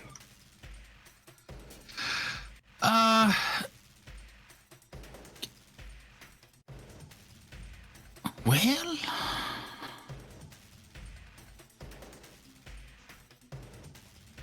yeah, okay. This is. I'm going to actually take a frostbite. And I'm gonna cast frostbite right on this guy in front of me. So it has to make a Constitution save of 15. All right. It fails. All right, 2d6, so 5 damage of cold damage. All right. But it also has disadvantage on its next weapon attack roll. All right. Looks good. Alright, I'm just gonna put that one there. Cool. Oh, actually, I'll do this one. Okay, beautiful. Alright, next up Good. it is these two. So the one that you just attacked, actually, before at the end of your turn, Eladrin, Yeah. this flaming scarecrow-looking gentleman is going to reach out its one hand. And a small orb is going to appear in it, a small flaming sphere, if you would. And it's going to drop it right behind you. So it's going to... Let me just... Behind me? This. Yes. Circle. A flaming sphere appears behind you. Oh my god. And I need you to make a dexterity save. And it's been so long, do I still have enhanced ability from Midas? No. That was a while ago. Hey, Definitely not. it's worth a shot, give me a break here. Oh, good. All of an 8. Alright. So you're going to take a 7 fire damage as this flaming sphere just forms behind you and singes your back. Ah! It's a good thing I haven't shaved back there in a while. And now it's the scarecrow's turn. So this one's going to try and attack you, Eladrin. So I didn't use my bonus action on my turn. Can I drop an item as a bonus action? What are you dropping? It's a free action for if you're dropping something. Can I drop a black powder bomb? I mean, sure, if you want. Yeah, right. Like I drop it, and it lands fairly close. Nah, maybe this is not a good idea. It's okay. You know what? I'm gonna do it anyway. I'm gonna drop this black powder bomb in front of me, and it's just gonna roll a couple of feet away, right? And then I don't know. It explodes. Yeah. Well, for the black powder bomb, if you're gonna drop it, it's gonna be right at your feet. You'd have to use an action to throw it. Okay, so... Okay, we'll hold on to it. Pretend that didn't happen. Alright, do you want to do anything else? I already said it. So I already said it. I'm just gonna drop it. And if it explodes, it explodes. Alright, well, you didn't ignite it, so it just drops right in front of you. Oh, I didn't say it. Oh, it doesn't say it has to be ignited. It just says, as an action, you throw it. Yeah, well, you're just kind of just like limply dropping it on the ground. Okay, so, all right, that'll work. That's fine. I drop it. Okay, I drop it. All right. I dropped the bomb. Dropped the bomb. That was All a right. DDR song. So this scarecrow's going to try and attack you. With that disadvantage. So, yeah, it does not hit you. Okay, Loki. This other one over here is going to try and attack Midas. It's got Bane as well. So 20 and a D4. So 18. Meets it. Alright. So you're going to take 6 slashing and 2 fire damage. Can I use my reaction to cast absorb elements? Yeah. Nice. You can absorb the 2 fire damage. Yeah, so I'm resistant to fire until my turn. Alright. Yeah, the start of my next turn. So is it Sweet. So you take 1 fire damage? Is that how it works? Yep, Okay. and then my next attack does D6 fire. Okay, cool. Yeah, so you take 6 slashing and 1 fire damage. And top of the round. Battle tactics. Go. Battle I'm gonna tactics. destroy this whole man's career. Oh, You're pretty okay. great over there, honestly. Yeah, I you- kill it. Yeah, I'm chilling. I'm That still a little left cross. peeved at Corey. Running away. Mm-hmm. Well, should at I- least now that I'm at a distance, I can cast Eldritch Blast on the scarecrow in front of you, Czar. So hey. That is true, though. Okay. Yeah, like, are y'all good? Is that are you looking? I'm okay. Should I cast levitate on somebody and make them just float in the air and stay there and so they cannot move? Will that scare a I mean, scarecrow? I think I don't know. I feel like you're better off either attacking or just helping drag. Okay. Just in case if I finish this one off before I use my second attack, I can run over to you and use my second attack on that one. But besides that, Okay. like you're I think the most flashiest right now. Besides Corey. Yeah, I think I know what I'm gonna do. All right, I can't say it though. It's a secret. All right. Oh Lord. We're gonna get started. Oh no. Top of the round, this scarecrow here, he's gonna go over towards Midas Uh-oh. and actually Excuse me? he's got a little bit of reach on him because this scythe is a big old scythe. So it's gonna use its attack to slash at you with its scythe. I forgot all about him. So that's 13 plus 7, so 20 to hit. Oh, yeah. Alright. 8 slashing damage and 2 fire damage because you're resistant. And as a bonus action, this thing's going to move its flaming sphere towards you, Czar. Oh God, thank you. Sorry. What the heck, guys? It's gonna attempt to ram. It's gonna attempt to ram this thing into you. So make a dexterity save for me. Yes, sir. That is a 20. Oh Alright. yeah. So you take 4 fire damage, but then that's resisted, right? Yes, sir. Alright, so 2 fire damage, and unfortunately, this other scarecrow just gets burnt up. He did. Too bad. Oh. Burnt to cinders. As this thing kind of like throws the orb, flaming orb past you, Czar. And that's gonna be his turn. Czar, you're up. See, Corey, I told you Nice. to trust me. He was gonna die anyways. Sorry. Okay, so I'll kind of with him. So again, I'm gonna just keep asking because I'm not sure what I can see. Can I see big bad boss guy and Midas over here or not yet? Yeah, you can. Okay. Isn't his head on fire so he can like see his head? It's pretty noticeable. I'm a Be short lit. boy. I don't know if I can see her. Oh, but okay. He's lit. So okay, Lit. I'll start moving kind of towards Corey again. Kind of seeing she took a hit. Kind of playing right here, and book opens. 2 giant dragon's claws and hands come out and will grasp at the big guy and the one that's baned near Midas. And I'll cast a hold person at 3rd level. Oh, well, hot damn. Okay. You better talk to us shit, bro.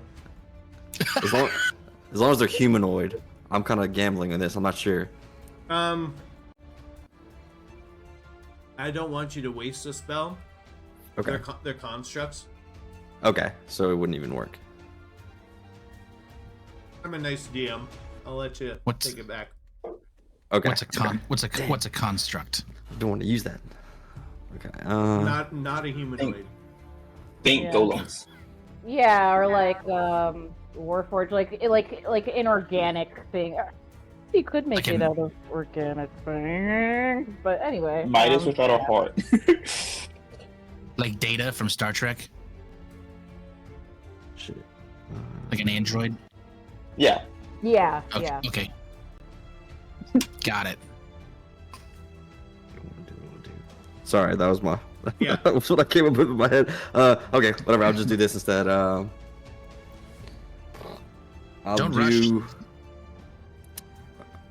Let's do 3. No. Yeah.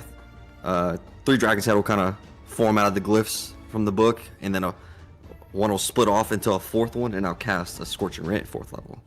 Oh, Oh, snap. I'm sorry, 3rd level. Period. I was like, what? Oh. Yeah, my bad. I was like, okay, 4th level spells. Since Fuck my when? drag. Yeah, I could additional one. Okay, perfect. Yeah, So you get 4 beams, right? yes, 4. And I'll do 2 at the big guy, and let's do 2. How hurt does the one in front of the Eladrin look like? He's only gotten hit by Eladrin's attack the last round. Okay. Yeah, I'll do So 2. pretty healthy. Okay. Yeah, 2 towards the big guy and 2 towards the one towards the Eladrin. All right, let's do the one at Eladrin first. Okay. Okay. 16. Yep. Okay, and I'll cast another one at that. 23. Yep. Okay, so I'll roll 2d6 for him, or 46.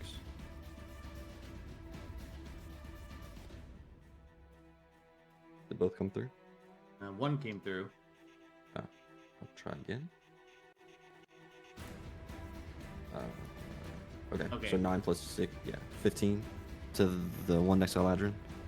So 8. So yeah, this thing gets cooked. It's once again a burnt matchstick, but it's like standing on its last, like barely standing. Okay, and then 2 towards the big guy. Another 23. That'll hit. And Jeez. 8. All right, so one of those hits. Nice. Shit roll. 5 damage to the big guy. All right. So your attack does find purchase, but it almost gets looks like it kind of gets like absorbed almost into its flame. It still does damage, but it kind of just adds more fire to its already on fire head. Okay, I'll keep that in mind. And then I'm just gonna try to block its path off from Kore. Alrighty. That'll end my turn. Go ahead, roll a dexterity save for me because it's gonna try and hellish rebuke at you. Sure. Yep, dex. Eat 10. it. Eat it, Zor. Oh. 10. Hellish Rebuke is Hellish Rebuke. 11 fire damage, half it down to 5. 5. Alright. Alright, Corey, you're up. Alrighty. Corey. Let's see. So who's over here? So this guy, Midas. Trying to see what I can do. Because I have options. There's Hunger of the Dark. Which, yeah. Midas is right there, so, like, I don't want to do that. Hey, please don't. I'm gonna cast, I think I'll cast Scorching Ray on, I'll hurl 2 of them at the one that hurt Zar, and then 1 at the one in front of Midas. Alright, so the 2 at the boss guy and then 1 at the one in front of Midas? Yeah. Alrighty, go for it. Or actually, no, not the one in front of Midas, the one in front of Eladrin. Alright. Yeah. Now you're at 3rd level spells, right? Yep, sure am. So your Scorching Ray fires off 4, right? Does it basically Oh get the shit! same Yeah. the same you're thing so right. that Zar just did? Yeah. So yeah. I'll do 3 at big guy there, 1 at Eladrin's. Alright, roll the one for Eladrin's first. Okay.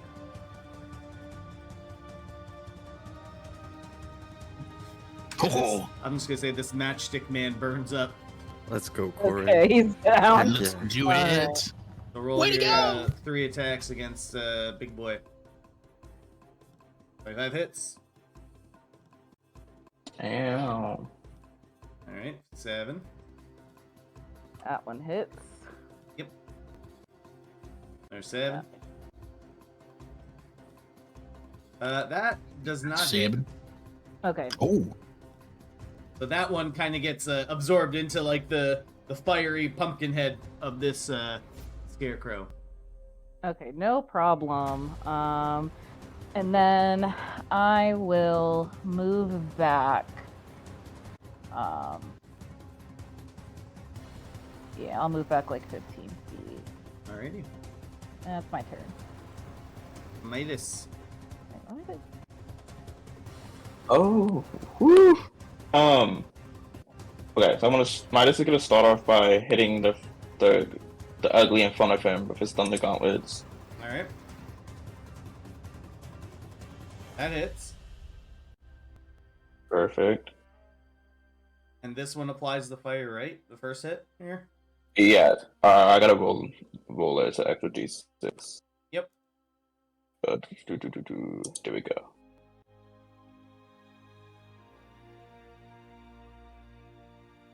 Damn, almost a 6. It's okay. Alright. But the damage is doubled on that one because it's a little bit doesn't like fire. Yeah. Love Alright, roll that second part of the first attack. Yep. That hits. Dirty 20. Damn. Alright. It's still up. Oh, still up. Okay. Second attack.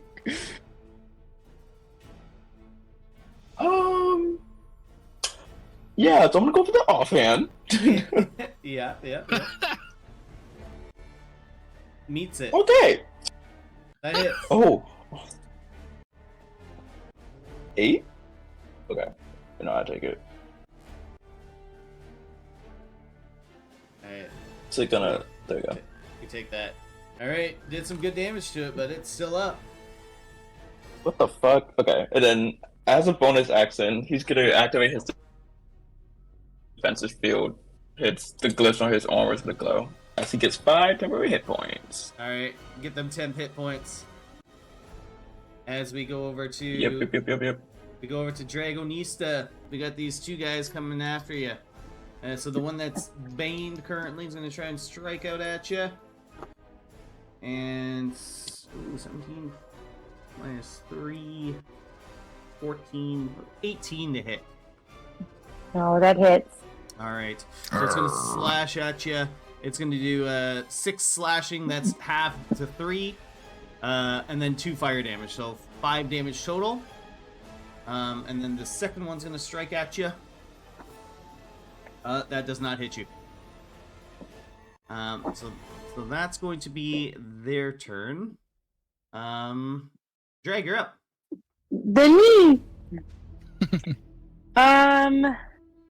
So I'm going to slash out with my one-handed trident at the purple one. All right, go for it. And that is a 20. Ooh, Yes. that'll hit. And that'll be 9 damage. Ooh, Solid. Super close. And we're going to hit him with the offhand. Yes, 17. offhand. Yep. That'll kill this one. With 3 more damage. With the rage. Thankfully, the rage, you have rage, because that it had 2 hit points. Yeah. He's like, I spoke too soon. But you get your second attack. Yes, and I'm going to turn to the yellow one. And I'm going to wink at him, and I'm going to slash at him. All right. 23. That hits. Brutal. Sounds like a regular Tuesday at home. And that's going to be a 7. Nice. And then we're going to go again. And that's going to be a 26. Oh, that's a big hit. Damn. Gonna be a 6. All right, this one's barely hanging on. The hay is being scooped out of its body. Anything else, Drag? That'll be it this All right. turn. Eladrian, you're up. All right, so I'm going to tell you what I really want to do, and you tell me if I can do it or not. So, I dropped the bomb at my feet, Yeah. and now there is not a bad guy there. The Yeah. bomb is just sitting. So, what I'd really like to do is like, kick the bomb. Like use a bonus action to kick the bomb over to the feet of the big the pumpkin head guy, right? Okay. And then I want to take a firebolt and I want to shoot it right at his feet, right? So I want to hit his foot and also allow the firebolt to ignite the powder bomb and do like a double damage thing. But I don't know if that's a possible. Maybe if I roll like a really high, I can do this. Yeah, let's see what you can do. Okay. So I'm going to kick it like, look at that. It's like I'm the best footballer in all of Stellaris. And then I'm going to take the firebolt and I'm going to shoot it right at his feet. Right at oh damn it. I'm going to right at his feet with a 14. All right. So you're able to ignite the bomb and do me a favor, just I won't make it do the dex save. Just roll the 2d6 for me. Okay. 2d6. 8. All right. So this thing will take 8 damage. And then Well, let me see. Because he will. Are you sure you don't want to roll the saving throw? Because otherwise he can be knocked prone. Yeah, I'll just do it. I'll do it for that. I'll leave the damage, but Okay. Very cool. he gets knocked prone anyways. All right. Good job, guys. Oh yeah. You Is did it so pushed- much. Is it pushed back at all? Yeah, he gets pushed back 10 feet and is knocked prone. All right. Or maybe straight back, right into Midas's arms. Damn, I was like, is he at my feet? Nah, I'm gonna say Yeah. get knocked kind of like diagonally. Yeah, I mean, I did kick the bomb after all, right? It was not incredibly accurate. My Yeah. name is not Messi. Alright, next up it is this scarecrow in front of Midas. It's gonna try and strike you. And for a bonus action, I do a high five to Czar, but he's so far away I can't reach, so I just look like I'm slapping air. That was really dumb. Alright, this one misses you, Midas. Yay. That's gonna be the end of its turn, top of the round. What are you doing? Combat tactics.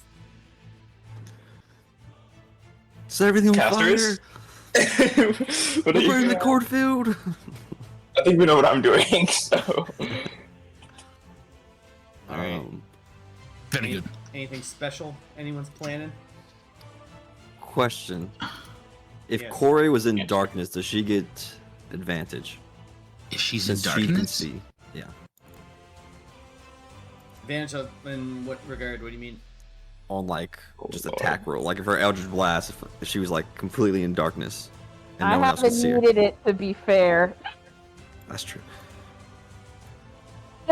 I've been hitting most of my marks, so I'm good. Okay, never mind. I was gonna, yeah. Okay, we go. we go. If you're like cast darkness on her, you mean? Yeah. Yeah, I mean, she can see through the magical darkness, and basically it would be like she would get advantage on that if that was the plan. That was the plan. Yes. That was the plan. But anyways, You've- top of the I'll round. keep it in mind. Top of the round. We got homie over here. He's going to bonus action hurl this sphere diagonally. Try and ram it into Corey. So roll a dex save, Corey. Corey, look out! Ah, shit. The big flaming ball. I mean,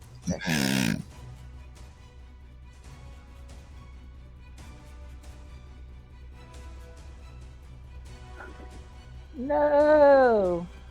All right. Oh, Now, I Even think if I added my rabbit footwork to that, it wouldn't help. Yeah. So you're gonna get hit Damn. with a Wait, how much damage is it? 7 fire damage as this fireball rams into you and passes through you. This thing's gonna use half its movement to get up, so it's no longer prone. And then it's got about 15 feet of movement. So it's gonna get a little bit closer. And it's gonna swing at Zar with its big old flaming scythe. Uh-oh.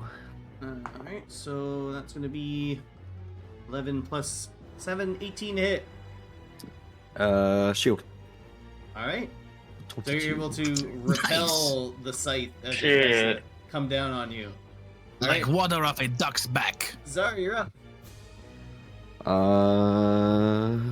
I'll just kind of seeing like as he hits my arcane shield, it'll form into like a dragon's head, and I'll do another 3rd level burning hands. I'll do a 3rd level burning hands, but I'll change the How many damage. fucking spell slots do you have? I have a good amount. I'll change the damage to let's do lightning damage. Alright. So do a lightning hands. So- That'll be 5d6. Dex Oh yeah, save. yeah. Yes, 15. Alright, fails the dex save. That is 16 points of lightning damage. Alright. Jeez. Damage from the heavens. Chow. Good damage as the lightning courses from your hands and lights up this flaming scarecrow. Anything else? Electric. Nope, I'm just gonna stand there. Alright. Next up, Corey. Corey. I'm hurting, so I'm gonna use my full movement, Oh my gosh. move as far back as possible. And I'm out of spell slots, but I have the Locket of the Pathkeeper. So, and she hasn't used it yet. So so basically, what she's gonna do is take it out and open up the locket to see her daughter, and she feels like this magic, like this magic kind of coursing through her a bit, and, like pull like in the locket. I don't know, D-Train, if you had any visuals on this or like what happens when she uses it. But I don't know. We could say like you open up the locket and however I feel like it's because it's with your patron, it's kind of like some dark energy, like because you're holding it in your hands, you feel like the dark magic kind of just flow into your hands and arms and like into your chest as you feel a little bit more magical energy surge into you. Okay, cool. And yeah, so I regain a spell slot, and yeah, so that's my turn because that's my action. Alright. Sweet. Midas, you're up.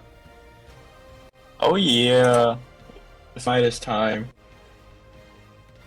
I wonder what he's got to do. From the comics.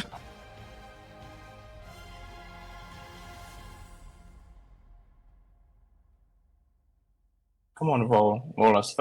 Take as long as you want. That hits. Okay. Yeah.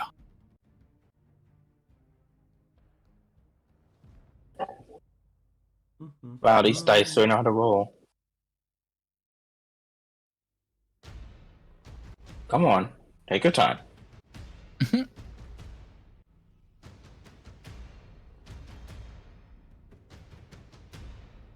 Come on. What's going on with those dice? I don't know. It literally says the number. This is not posting. It says 6. Believe it or not, it does say 6. It's got 9, Oh, yeah. there it goes. Alright, next one. What the fuck? Go down! Come on. Is it like rolling slow? Yes. Like rolling onto my screen like super slow. I'm like, okay. Ooh, that misses. I don't know how to get rid of it. Oh. I don't either. Oh, you said miss. Get rid of Sorry. what? Yeah, that one missed. What don't you know how to get rid of? Ignore that roll then. Sometimes Ignore it's like that, ignore that. the browser. I don't know. It's weird. Yeah, I'm just like put everything in slow motion. Yeah. Oh, yeah, there we go. We went back to speed. Nice. All right, good one for it to go back to speed on. Period.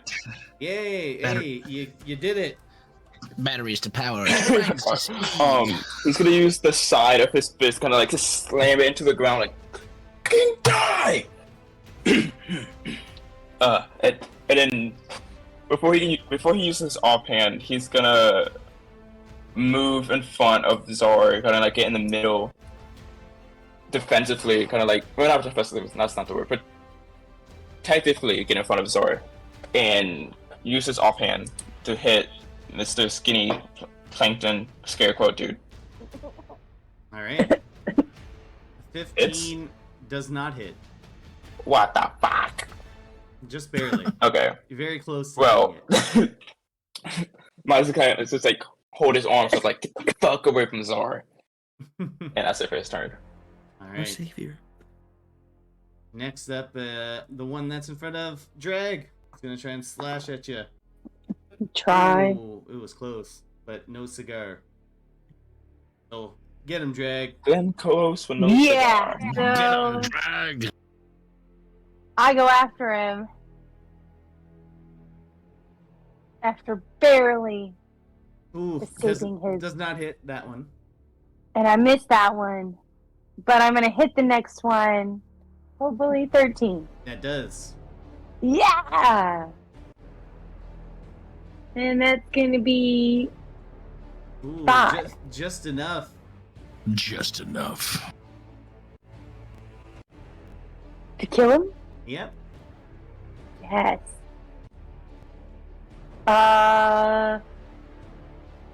Then I wanna. Is there any other little guys around us? Nope. Okay, yeah, I want to throw my javelin of lightning at the firehead dude. Oh, all right, all right. So we're gonna try that. It's a 9. The 9 doesn't hit, but I think the lightning stuff still goes through. I Oh. believe. I is it? spoke its command word, so I'm like, blast! And that, So it's forming make a roll. line. Each creature in the line, excluding you and the target, must make a DC 13 dexterity saving throw, taking 4d6 lightning damage on a failed save, and half Ooh. as much damage on a successful one. All right, roll the 4d6 because it only got a 12. Yeah. Okay. Would it hit the one in front of Eladrin too? That one's already dead. That one's dead. Oh, it is. Oh, it didn't show me. Oh man, I pressed too many.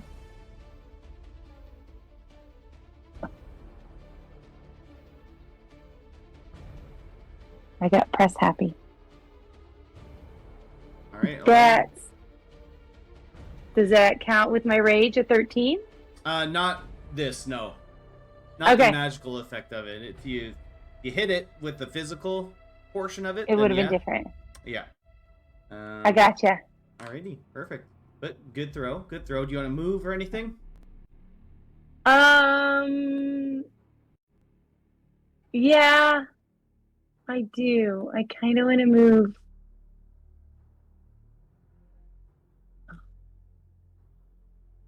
Sorry.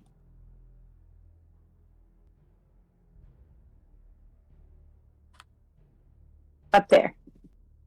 All Right that- to the cow. Perfect. Right to the dead cow. Beautiful. Eladrin, you're up. You got it.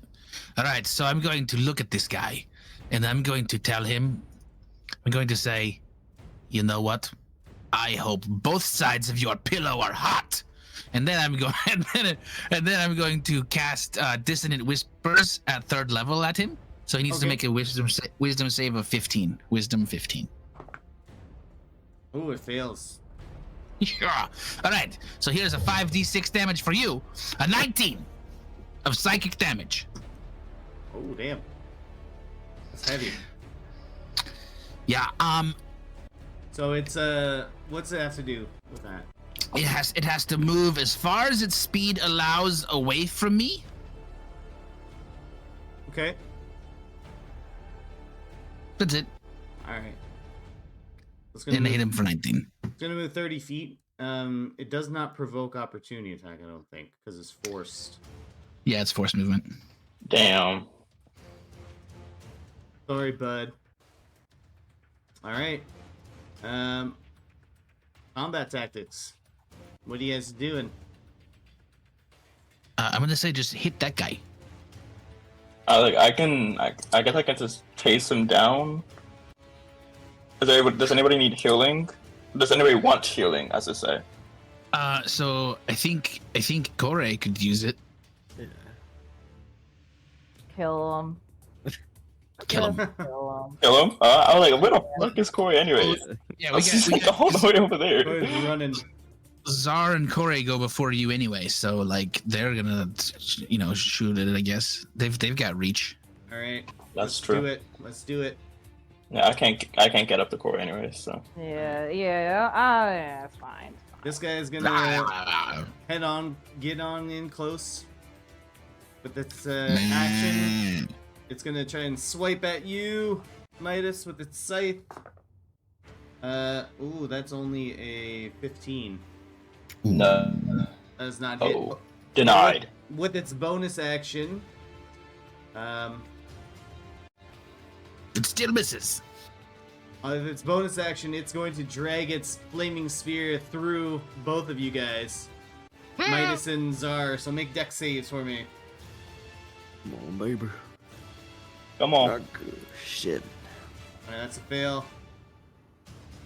And that's a pass.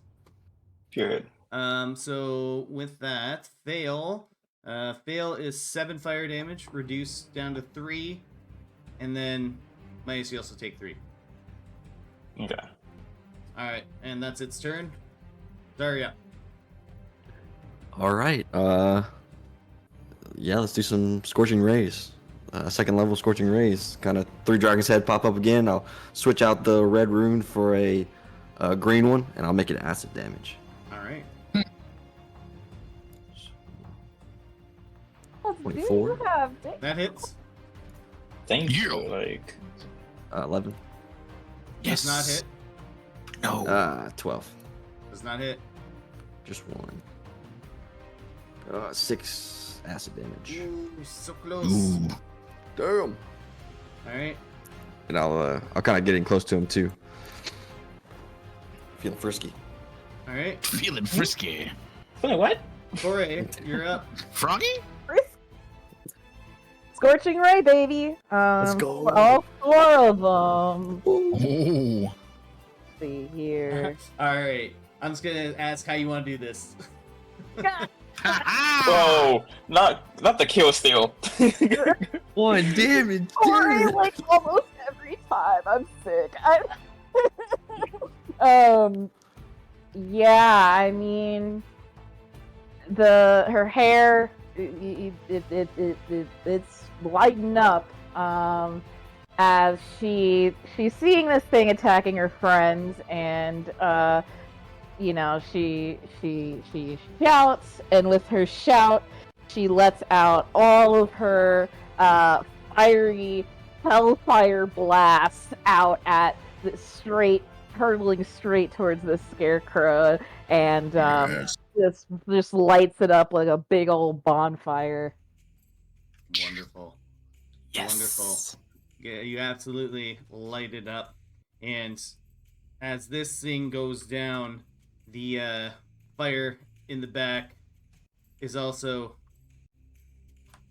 gone. Oh. And that puts us out of combat. What? So as you guys are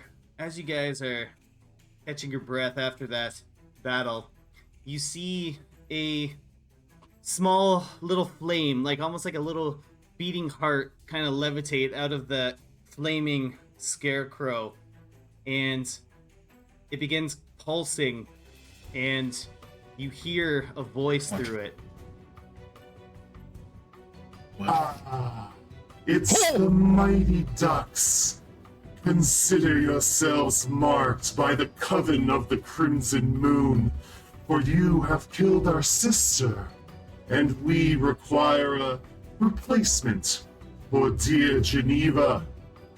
The flaming soul then flies towards the farmhouse. And a few moments shut later, the fuck you up. hear a loud scream that can be No. heard. And that's where we'll end tonight's session. Oh my god! What? What? What the fuck? No way! Fuck. Oh my Fucking- god. Oh, let's go take the little girl. Fuck. No. Lila McDonald. The This is Lila- violating laws of the Geneva Convention. I'm Um, I think we just killed Don't Geneva. mess with children. We just murdered Geneva's convention. So it's like, You guys actually murdered Geneva a while ago. That was the hack, wasn't it? yeah. yeah. Fuck. Damn. So a burning scarecrow is actually the night demon cow slasher. Who'd have thought? The hash-slinging hash slasher. Damn. I'll be honest, I thought it was going towards Corey at first. I did too. No, I don't know who was going to. That was scared. Yeah, when you see this flying away, I was like, oh shit, she's all by herself. Yeah. Like, I have to be like, no, no way. I totally forgot about Lila. I'm so glad y'all burned all them spell slots. Oh my god. No, because No. how many Wait, spells we do you have have? we How have to- many do you have, Zar? How many He's do I got, have? oh, you got 4 level 1s, what, 3 second Three levels, and two And then- 2 3s? Yeah. Yeah, Hey, it's- that was pissing me off. He said, "Yeah, I'm a third levels." I was like, "What? I don't even have third level spells." Even threw in a 4th level. Yeah. Yeah. I got excited. Oh, He and I I had both two- have 432. 2 second levels and 4 first levels. You're not that far off. That's Yeah. pretty more, that's I'm all. not that. You're not that far. Doesn't have any threes. Yeah, me and Zara are the same. We have 4, 3, and 2. Yeah, full casters versus half casters, and then Outcasters. whatever Corey's is. Cat casters. Whatever Corey is. Corey be like, "Oh yeah, I can cast like 12 level spells, but I have 1 slot." hey, you gotta make those slots count. That's No, right. that's so weird. I'm trying to get better at resource management stuff. So like, because there'll be times where we'll have a long rest. I'm like, oh, I didn't use a single spell, or I have 17 spell slots left, even though I only have 5. So Yeah, I like being a warlock because it forces me to be very smart about how I cast spells. Yeah. yeah. Makes sense. The locket just gives you a little extra play. Yeah, it's very nice. I'm so glad I have it. I still haven't used the ability that comes with my special item, and I'm excited to finally use it eventually. Eventually. I think that was the first time I've used cutting words. Yeah, it was. That's Yeah, why I was so like, I was- what? Guys, it took you this long? Well, I just never even. You're right. Me too. I was like, what the fuck am I thinking? I didn't realize didn't it know was you for were a- anybody. Yeah, I didn't know you were a lore bard specifically. So when you said cutting words, I was like, what?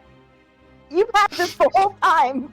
Yeah, whole I thought it was connected to my bardic inspiration, so it says anybody but me, and then I was like, oh wait, that's but me, not for me, but me. I was like, oh, I read it backwards for 29 sessions.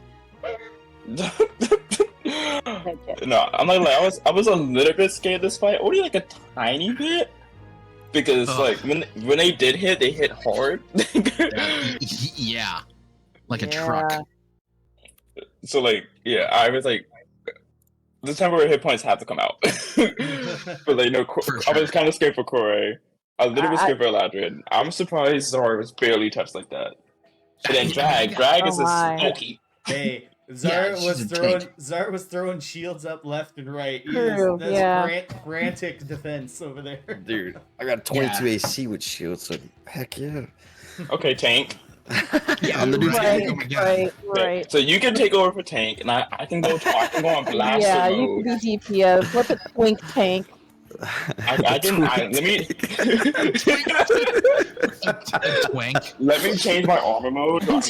I have a range mode, so I could just be in the back line. You become tank. Oh god. And I can do like 2d8 damage per round. Nice. We're good. Like that's what we're gonna do next combat. I got you. It's just gonna be you and Corey in the back just blasting. Yes. Like you can have tank. I don't want it. I don't want it. It's not that bad. You Got it. Look, me and Doug, we haven't died yet, so I mean, it's not that bad. I think I've died enough for everybody. Yeah, me and Elijah both died. So. Yeah, no more dying for y'all. So. I'm sitting with 5 health. Oh man. What a night. Drag, you had some heavy hitters too there. Yeah, I took 2 out. That was impressive. Yeah. Fun stuff. That was Guys, fun. I don't know. I'm a pretty good looking cow. Oh my god. No. Fucking cow. Where the fuck the moose is hitting me. Now you're gonna start getting All that means it was fucking move. He's like, move. Dude, the fucking 3 moves were so good. He looks over and sees the dead cow. Oh! That got me so bad. I couldn't even focus after that. I was done for.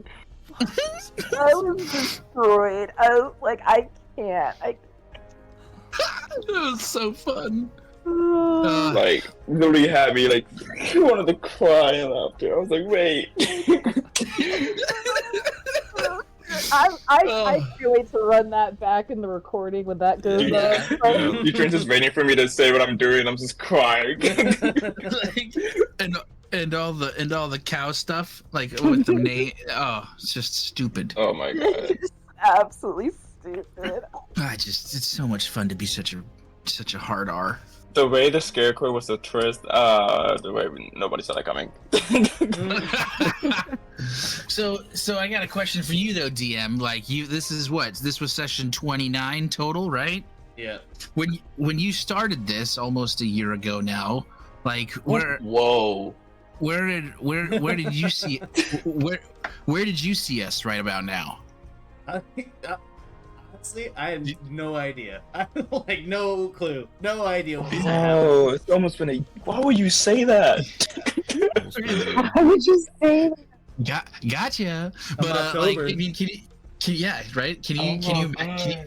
you believe that shit? I'm saying, guys, we should get together and have like an in-person for the 1 year anniversary or some shit.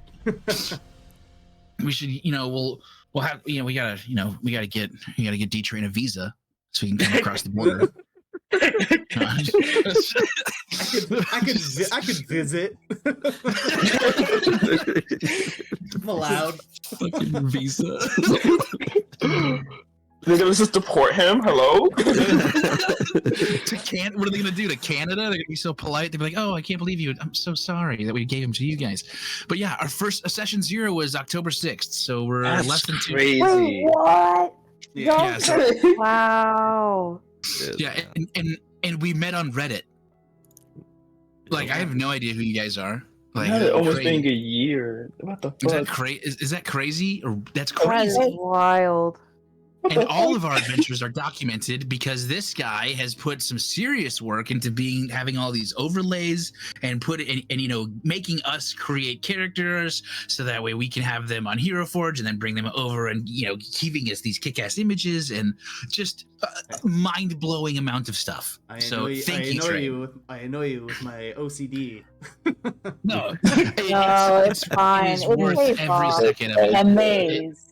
Is worth every second. Like this is an unparalleled experience of Dungeons and Dragons, and it is a lot of it goes to you. So thank you so very much. It would not be a story without you guys. That's all I'll say. Yeah, and you guys. Oh my God, this Thursday nights are my absolute favorite night of the week. I mean, and it's strictly because I get to hang out with you guys. You guys are like my best friends. It's just even I feel like we've known each other for way longer than a year. And Cora, I feel like you've been here since the beginning. Yeah, that's the like, crazy part. right? Mm-hmm. Like it just feels like I mean, whatever happened before doesn't matter because it doesn't matter because it's not the real ducks, you know. And so shit, this is real ducks. yeah. The real ODs. That's but I mean, this is. I live for Thursdays, and I just want to say thanks to all of you guys. I mean, I know sometimes that I take over and I kind of go talky, but it's just because I'm so excited to be here with you guys. So I appreciate you putting up with me and all of my ridiculousness and allowing me to have so much fun. I fucking love Ladrian and how no, literally. That's great. I feel like it's just you, Brandon. Like I feel like Eladrin is Brandon. It's pretty close. It's pretty close. But say, Victoria, can you? Yes. In fact, it's been my favorite Ladrian thing is like catch him in the middle of it, and I'm like, okay, Eladrian. Oh, that's so cute. And Ladrian is like the perfect foil character, for, like at least for Midas. This is so much fun. It's perfect. Yeah, it's so much fun to go against it. And just to play against you too, like all of you, right? Corey, you and I sometimes will be like, what the fuck's going on here? Or then we'll have a moment in a pond, right? And then, you know, Midas, we are like, you and I are best friends for life that love to hate each other. Basically. They're just a pair of old queens. Yeah, it's like have you ever seen The Odd Couple or ever heard about that with Jack Lemmon and Walter Matthau, the movie from like the 60s, 70s? Oh my God, that's us. We're like, basically. You know, yeah, you're Jack Lemmon, I'm Walter Matthau, and that's the way that it is. Yeah, and then Czar, oh my God, like agrees with everything. Yeah, Ladrian, that's a great idea. We're gonna do that. Yeah. Okay. It's so much fun too, because you come up with the craziest things, and like, how can I not agree? It's like it sounds so much fun. Like I want to join too. I will allow your chaos. Yes, I'll join the chaos. That's right. Oh, It's very rare. Like, there's a very rare like moments like today where like Midas actually goes along with Eladrian, and then Corey's sitting there like, what am I? What is going on? Like a cow. Obviously, that's a perfect idea. Midas body snapped. So like Eladrian just broke him down. Yeah, wait till next week, because then we're gonna go get some chocolate. Oh my God! You're on that damn chocolate. Start casting the fucking command. That was funny. If only it lasted longer than 6 seconds, huh? Oh, No, I'm joking. oh, No, God. combat 6 seconds and conversation roleplay 6 seconds. Two different things. Two different things. Oh, so much fun though. So much fun. I think my favorite part of this session was when I walked up to Corey while she was next to the scarecrow, and we just had like an argument in the middle of combat, just like real quick, you know. What the fuck is this? That was my favorite moment. Speaking of favorite moments, now Train, I know we're just talking a little bit about how long we've been doing this. Do you have a favorite moment so far in the campaign that you've come across? I know that you've been reading up on everything. He definitely does. Okay. Right? He Definitely does. So what's your moment? You can't ask me this at 12:30 at night. after I just ran combat for 2 hours. I did though. Sorry. Or just like a top 5, or like just like a moment, you know, that really sticks out. I really like when I like when I have these like little kind of like unexpected moments show up in the story and it pays off. And it like either like it's like you may have an inkling of like what's gonna happen, and then other times like it kind of catches you off guard, like just at the end of like tonight's session, right? Like everyone's just like, oh shit, there's fire, it's going to the girl, oh my god. Yeah. Like that's something that you could not see coming at all. At all. Exactly. Yeah, it took me for a loop there. I like it. I like that kind of stuff. Like the Eladrin's brother. That was fun. Yeah. Caught you off guard there. Fucking Czar's entire family in the crime. Oh my god. Jesus. And then we forgot about him. Yeah, no, that was an asshole move. You're like, what? Whoa. These badasses, and then Czar's the cute little baby brother. Each time I think it's like a throwaway NPC. The teacher is like, no. So this is actually the next part of the lore. This is actually the next arc. Sorry, guys. Just like, wait, what? This is it. Yeah, I did not see Delilah coming into play at all. I thought you were just gonna, live on the farm. I might have proposed to her then. Who knows? But now. Yeah, I was like, I was like, okay, weird farm side quest. Okay, whatever. No, this is actually the interlude. Welcome to the next quest. This is the thing. Everybody's crest journalist updates. It's like, oh. Yeah, like I have a feeling like whatever was in the field was like made by the Crimson Moon or whatever, but like that. Oh yeah, you're so better than me. I full blown thought this was like a side quest moment. No, it's like, okay. I was like, such a little filler. Nothing wrong with that. Yeah, no. I was drunk. I thought that there was like some sort of like werewolf or something, right? I mean, it was like obviously it's because it only happened for the couple days, so it's the moon. So who knows? It could have been a were-crow, but no, it was a scarecrow. Like what? Were-scrow. Oh. And I won't lie. A very, very, very, very, very, very small part of me thought it was like some dragonoid thing, like a wyvern. Okay. Yeah. So like when you said that, I was like, that's not the craziest thing. And then, every once in a while. Of course, Midas wasn't gonna say that because that's not Midas. That's me talking. But no, but it was obviously a giant spider. Sure. Honestly, I thought Ladrian actually ended up kind of being right about cow killing demons. Yeah. Yeah, that. Just his stupid naming stuff, whatever. He's like, oh yeah, that's a thing. Well, that's what it is. It's a cow killing demon slasher at night. It's funny because when I first saw the scarecrow, I was like, "There's like I didn't even think about it like attacking us." And then I messaged Brandon. I was like, "Brandon, I think the scarecrow's gonna attack us." And then you started talking about lights. I was like, "No, never mind. It's not the scarecrow. Dang, that was a stupid idea." And then Corey walks up and is like, "Oh, hell no!" Guys, what happened? Why did we go into the cornfield where cows were not? I'm so confused. That was not the plan. Trade was like, "Oh, the cows are going." I'm a cow. I have to go with the cows. Like, that's the only option. Ladrian basically called Midas a pussy. I didn't know he would have to go all the way out, and then I was like, "Why is he just?" Standing there. I don't know. Or that none of us are. We didn't account for that part in the plan. Yeah, I think we thought it was attacking the cow pasture. So we were out here. Nobody said the cow was gonna go all the way out. Do you want to know? Okay. Do you want to know where I got the inspiration for that whole thing? Aside from like the stuff I added into it, but it's was. Like You'll probably remember this if you played this game. Oh my gosh! Ocarina of Time. The aliens and the milk and the cows. Yes. That's.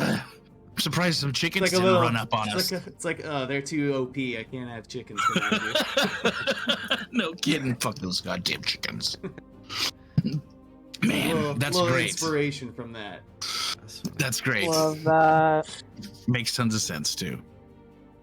Oh Yeah, man, you had me guessing this. You got me this time. You got you. Foiled again. My DM intuition didn't help me this time, but be warned, I will not make this mistake again. You've not seen The Last of Us. Normally, I'm good at predicting stuff. You've seen The Last. But this session, I was goofy gag. When you said the donkey's name was fucking shit Stain. So funny. and then Corey's like, it wants to be called Happy. No, the fucking voice. As soon as the voice started, I was like, "Oh my god, this is Eagle." Where's my tail? The reference was instantly gone. God, Oh bother. that and Drag talking to the cows. The cows. Oh my god. And she has peak with animals and she's still mooing at them. Like it's just at that point. Oh my god, yeah, that was so Like- fucking stupid. like what? I was dead. It was awesome. Awesome. She's like, Eladrian, the farmer's gonna kill you. Like, what? The farmer's gonna kill you soon. Wow. I was so caught off guard with the voice changes. Like for the last one, I definitely thought that was Kuri's patron deity, and I was like, wait a minute. I was like, oh. When Lila showed up as her voice, I was like, That was wild. That caught me so off guard. I laughed my ass off. I was like, Yeah. Did that sound like a girl? I don't know what it sounds like. yes, Yes. again. 100%. Because totally Like- clueless it was gonna happen, right? So it just You could shows up. tell it was a voice modifier, but like initially, like if you would have never told me that you had a voice modifier, I would have not guessed it. Yeah. So it took me like a second to realize. I was like, wait a minute. Yeah, like Yeah. you got Mads to come in and do the voice for that part What do you mean? or whatever. I know, it's crazy. We know. Yeah, That was she's nuts. best part as the farmer's daughter. Yeah, that was crazy. Crazy. That down south accent was pretty good. You're like, yeah, the cows are over there in the freaking field. And I was like, what did he just say? It's like boom power. I got war flashbacks. Yeah, I was like, I was like, wait a minute. damn. I was like, are you in my backyard? I was like, I feel like I'm in Southern Virginia, bro. Like, Uh-huh. I'm like, now you're in my. This sounds like in the South. that was spot on. That was spot on. You know you're from the south when you can understand what he's saying. Oh Literally, yeah, I was like, I was like, Word this for sounds like word. Farmer Bill. Yeah, I know him. And of course, you guys gotta stop letting me name stuff. Like Oh my God. calling the farmer Old McDonald. What? we don't let you. You just do it. D-Trade didn't stop you. He was like, I'm not McDonald. And you were like, okay, well, McDonald. And he was like, okay, I'm McDonald. You just...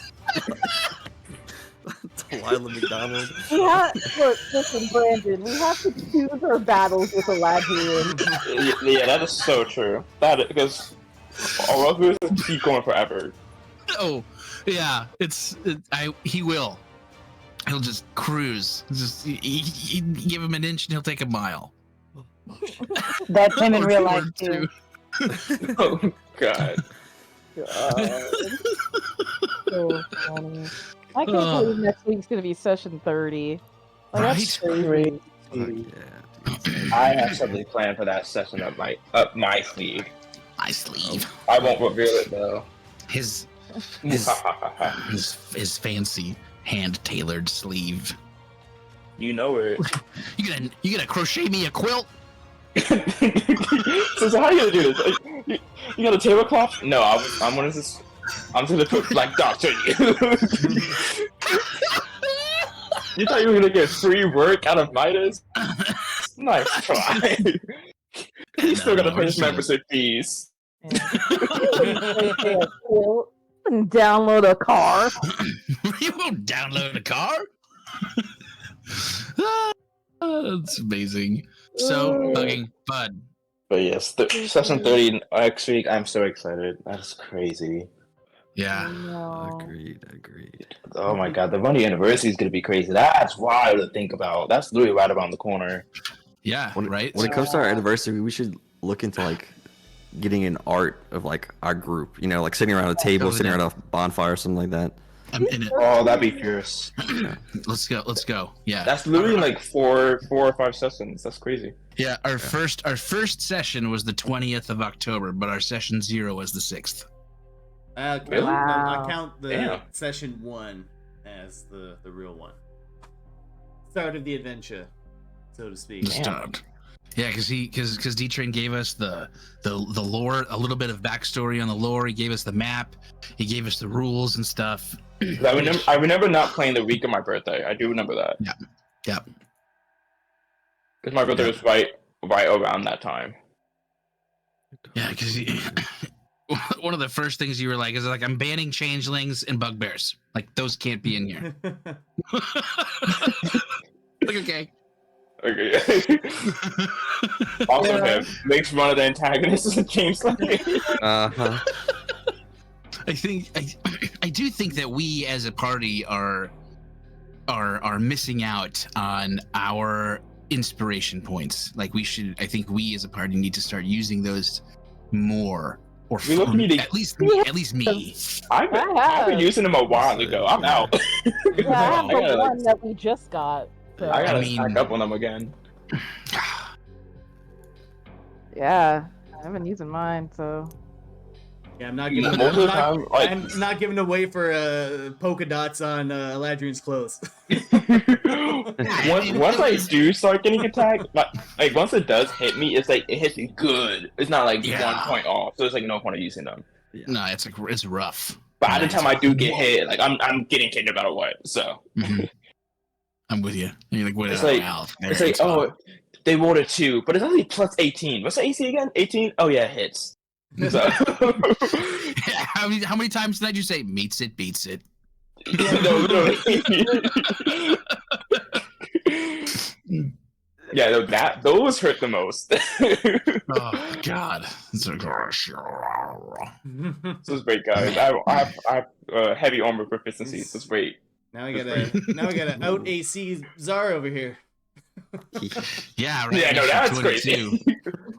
Tank. Christ Almighty. I mean, look, I died one time, and that's all it took. Now I'm a beefy boy. Never dead. I still have an AC of 13. I'm like, beat the flessiness out of you. No, that is be getting close combat, 13 AC, no care in the world. It's out here. Just fucking go. I don't think Eladrin means to get that close. They just rush Eladrin. Like, it just happens. They're like, this dude's making so much noise. Let's like. I hung back as a cow. Like I didn't even go. And then I did because no one told me to stop. But you know, there would be like 7 guys on me and drag, and Eladrin still goes down. It's just like we're holding everybody back. How are you dead? I don't know.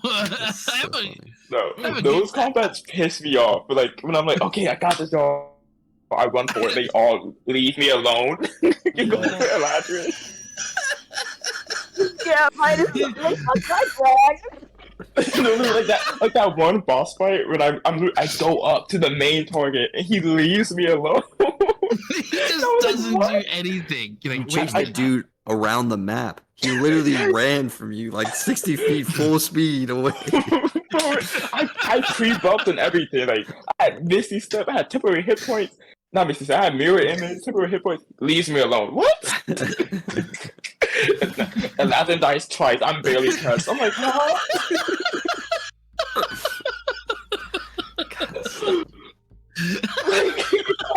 Only Midas. Like that it can only have only Midas. Yeah, only could. This is the only way. You know, it says about you, Midas. You're a bad tank. You let your casters die. What's wrong with you, dude? Like Mice And it's always so trying to funny. Mice always trying to be center of attention. He just wants the attention all for himself, and he doesn't get it. And he gets mad. It's funny because Midas really gives them disadvantage if they don't attack him. They still don't touch it. Like, why? What? God, it's so funny.